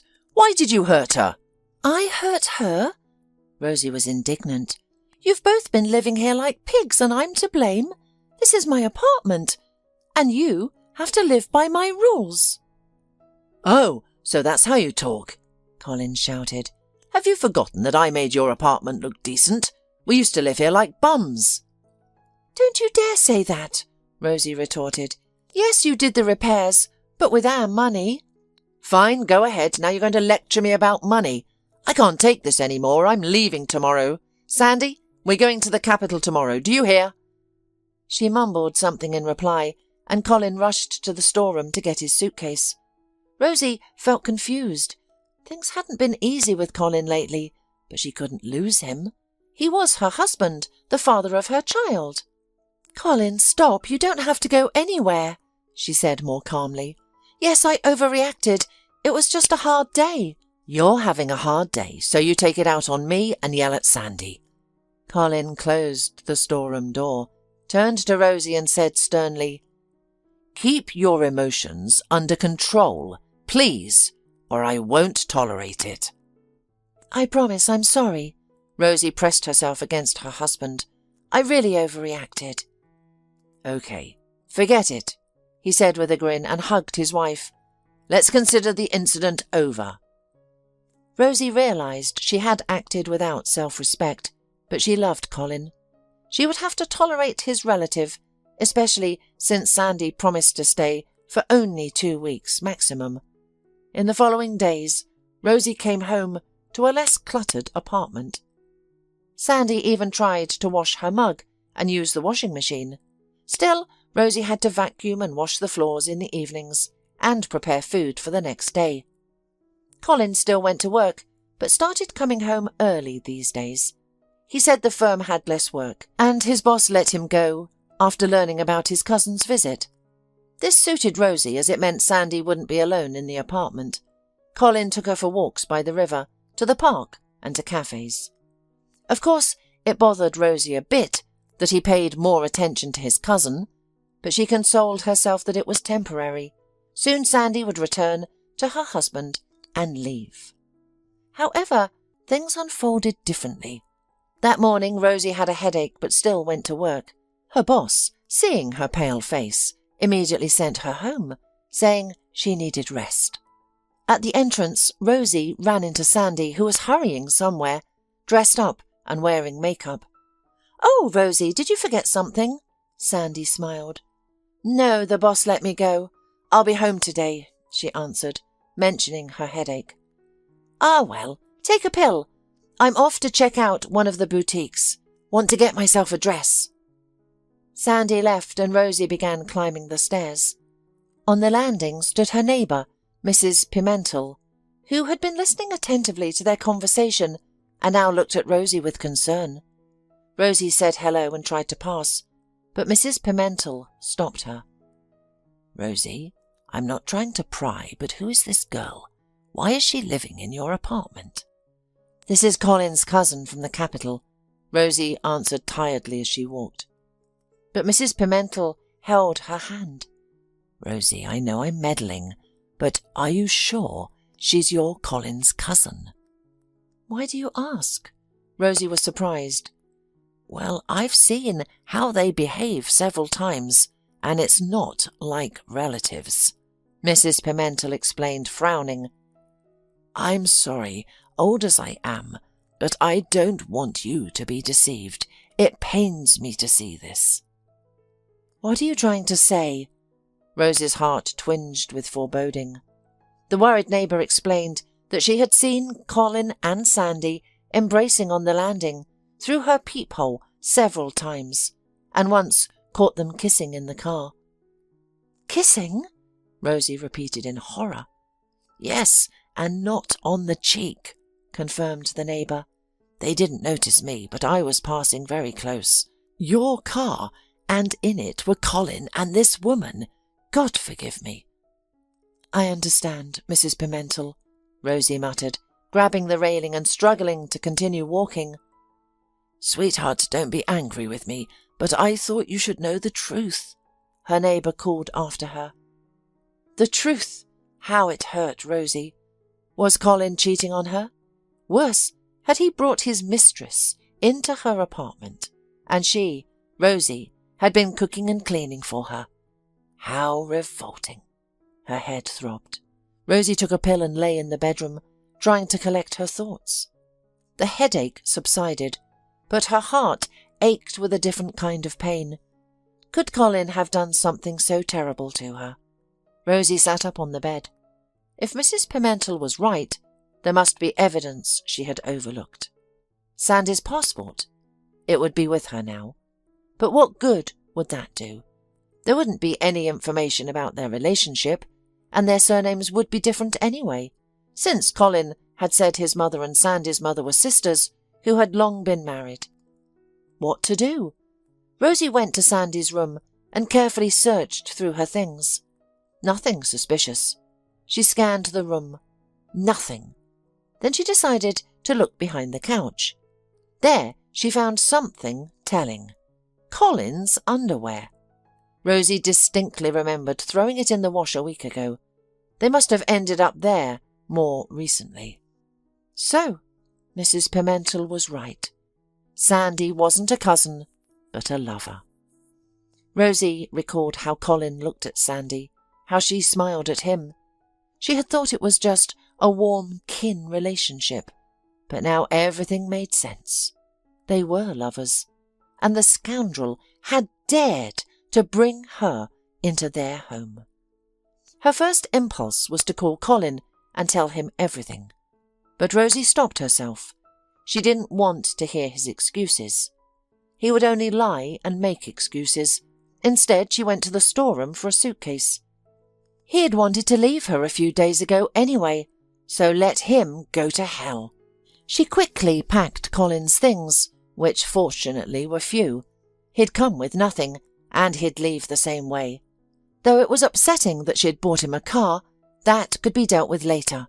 After packing her husband's things, she packed his mistress's belongings just as quickly, put everything in the stairwell, then slammed and locked the doors.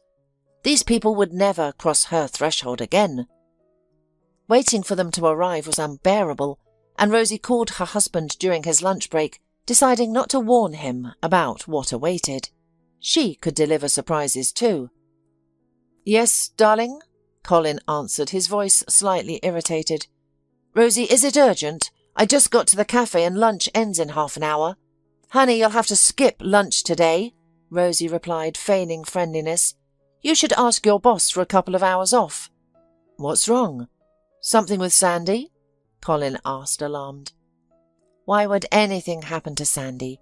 She's not home, but I am. And do you know why?" "How should I know?" Colin muttered. "Colin, I left my work today earlier because I couldn't focus at all. Dear, we won 200,000. I didn't tell you, but last week I bought a lottery ticket with my change at the store. I checked it this morning. It looks like we have a match. Can you believe it? I'm so excited, but I want you to verify it. I'm confused and don't know what to do next." "Are you kidding?" Colin asked incredulously. "No, kidding, Colin. Come, see for yourself." "All right, I'll be there soon," he replied. After the conversation, Rosie smiled vindictively. Yes, she was hurt, but she would have her revenge. The lottery ticket was fiction, but her plan was sound. Colin would take the bait for money. Not even 30 minutes later, his car pulled up outside. Rosie waited behind the front door. "What the hell?" Colin exclaimed, then banged on the door. "Rosie, what's going on?" "Nothing," she replied from behind the door. "You just don't live here anymore. Take your things and leave with your mistress. Did you think I wouldn't find out?" "Mistress? Rosie, what are you talking about? Are you crazy?" Colin shouted. "I love only you." "And Sandy is just your cousin," Rosie sneered. "I know everything." Colin fell silent for a moment before erupting in profanity. His outburst revealed everything. He had met Sandy during his first marriage. His wife had discovered the affair. He had been the cheater, not her, and thrown him out. His parents had sided with his wife, especially since she was expecting their grandchild. Meanwhile, their son had gotten involved with Sandy. who'd lied about having a wealthy husband when he was just a trucker. After Colin was rejected by both his wife and parents, Sandy returned to her husband. Why keep a failed lover? Colin tried settling in his hometown, but couldn't make it work. Then he met Rosie. Everything seemed perfect. Rosie adored him, and they had a mutual daughter together. Only Harriet had watched him suspiciously. She must have sensed something. Indeed, Sandy soon resumed visiting him. He'd make excuses to leave work, meet her at hotels, then return home to his wife, whom he found boring. At least she fulfilled his every whim, buying him a car, expensive clothes, preparing delicious meals. What more could he want? Then came a gift, Harriet's death. Colin had always feared her for some reason. When Sandy's husband discovered her affairs, he divorced her and threw her out. With nowhere to go, she called Colin, who suggested moving to his city. Since renting was expensive, the lovers met right under his wife's nose. Why not? They thought Rosie was too stupid, always working, to figure it out. They'd planned to claim Sandy's husband wouldn't take her back, hoping Rosie would pity her and help with rent. "You moral freak," Rosie spat when she realised whom she'd be living with. "I'm filing for divorce tomorrow." "Go ahead," Colin shrieked, "but I'll sue for the apartment. I have rights to it. I renovated it." "With my mother's money," Rosie laughed. "You won't get anything." "We'll see about that," Colin sneered. "And don't think about the car. It's registered to me." Rosie knew this, regretting putting the car in his name. "You didn't say anything about your daughter," she reminded him. "What do I need her for? You had her without asking me. Raise her yourself." Sandy's exclamations were heard outside the door. Apparently she had returned. She only sighed, gathered her things and went downstairs. Colin remained quiet as he picked up his suitcases and followed. Rosie stood outside the door. Surprisingly, she didn't feel like crying at all. Instead, she felt an immense relief, like after taking a shower, following exhausting work. That evening, the entire building buzzed with talk of how Rosie had thrown out her husband. Ignoring the gossip, she watched the locksmith change her front door locks. Colin would never cross her threshold again. Rosie worried most about how Dana would take the news that her father no longer lived with them, but surprisingly the girl reacted calmly. "To be honest, he was always like a stranger to me. At first I was happy, but then I realised he didn't need me. He never asked about my life. He looked at me as if I didn't exist," she replied thoughtfully to Rosie when she returned from camp. "Mum, it's good you broke up. I don't think he ever loved you. Don't be upset, you'll find your happiness. Don't worry about me. I won't cry any more if someone says I don't have a father, especially since I do have one." "What a wise girl you are," Rosie sighed and hugged her daughter. The divorce from Colin followed. In court, he claimed part of the apartment, arguing he had invested significantly in it. However, Rosie easily proved that she had covered all material costs. Colin received nothing but the divorce decree. Rosie didn't even pursue alimony. Knowing what a headache it would be, she decided to raise her daughter alone. The car situation required lawyers. Though they couldn't recover the vehicle, they proved that Rosie's loan had paid for it. They managed to transfer the loan to Colin's name. Rosie continued life with her daughter. Looking back, she wondered how she could ever have been so naive to trust a man who had already trampled her feelings once. Indeed, someone who betrays once will betray again. Yet a year later, an extraordinary meeting changed her life forever. A request for cooperation arrived at work from a double-glazed window supplier. The company found the proposal interesting, and Rosie arranged a meeting by email. To her surprise, Gabriel appeared at the meeting. The same man who had once helped her on a deserted highway. The one with whom a romance might have bloomed. Gabriel seemed slightly flustered too. After discussing business, he invited Rosie to dinner. "Won't your wife mind?" she teased. "There isn't one, and back then there was none either," he replied. "I told you the truth then. I live alone now. I've recently moved here and started a business. And did you get married?" "I'm already divorced," Rosie smiled sadly. "Is that so?" He raised his eyebrows and smiled. "So I still have a chance?" "Time will tell," Rosie said with a smile. And indeed, time revealed that these two couldn't live without each other. Rosie finally had her dream wedding, wearing white as Mendelssohn's March played, while Gabriel gazed at her lovingly, and Dana standing beside them. The girl was genuinely happy about her mother's marriage. Though she still called him Uncle Gabriel, Dana entertained the thought of one day calling him Daddy, as he treated her like a real father, consistently showing his support. Only Harriet, Rosie's mother, wasn't present on that joyous day. But Rosie believed that if there was life beyond, her mother would be happy for her. She had found her happiness as a woman, her mother's deepest wish for her.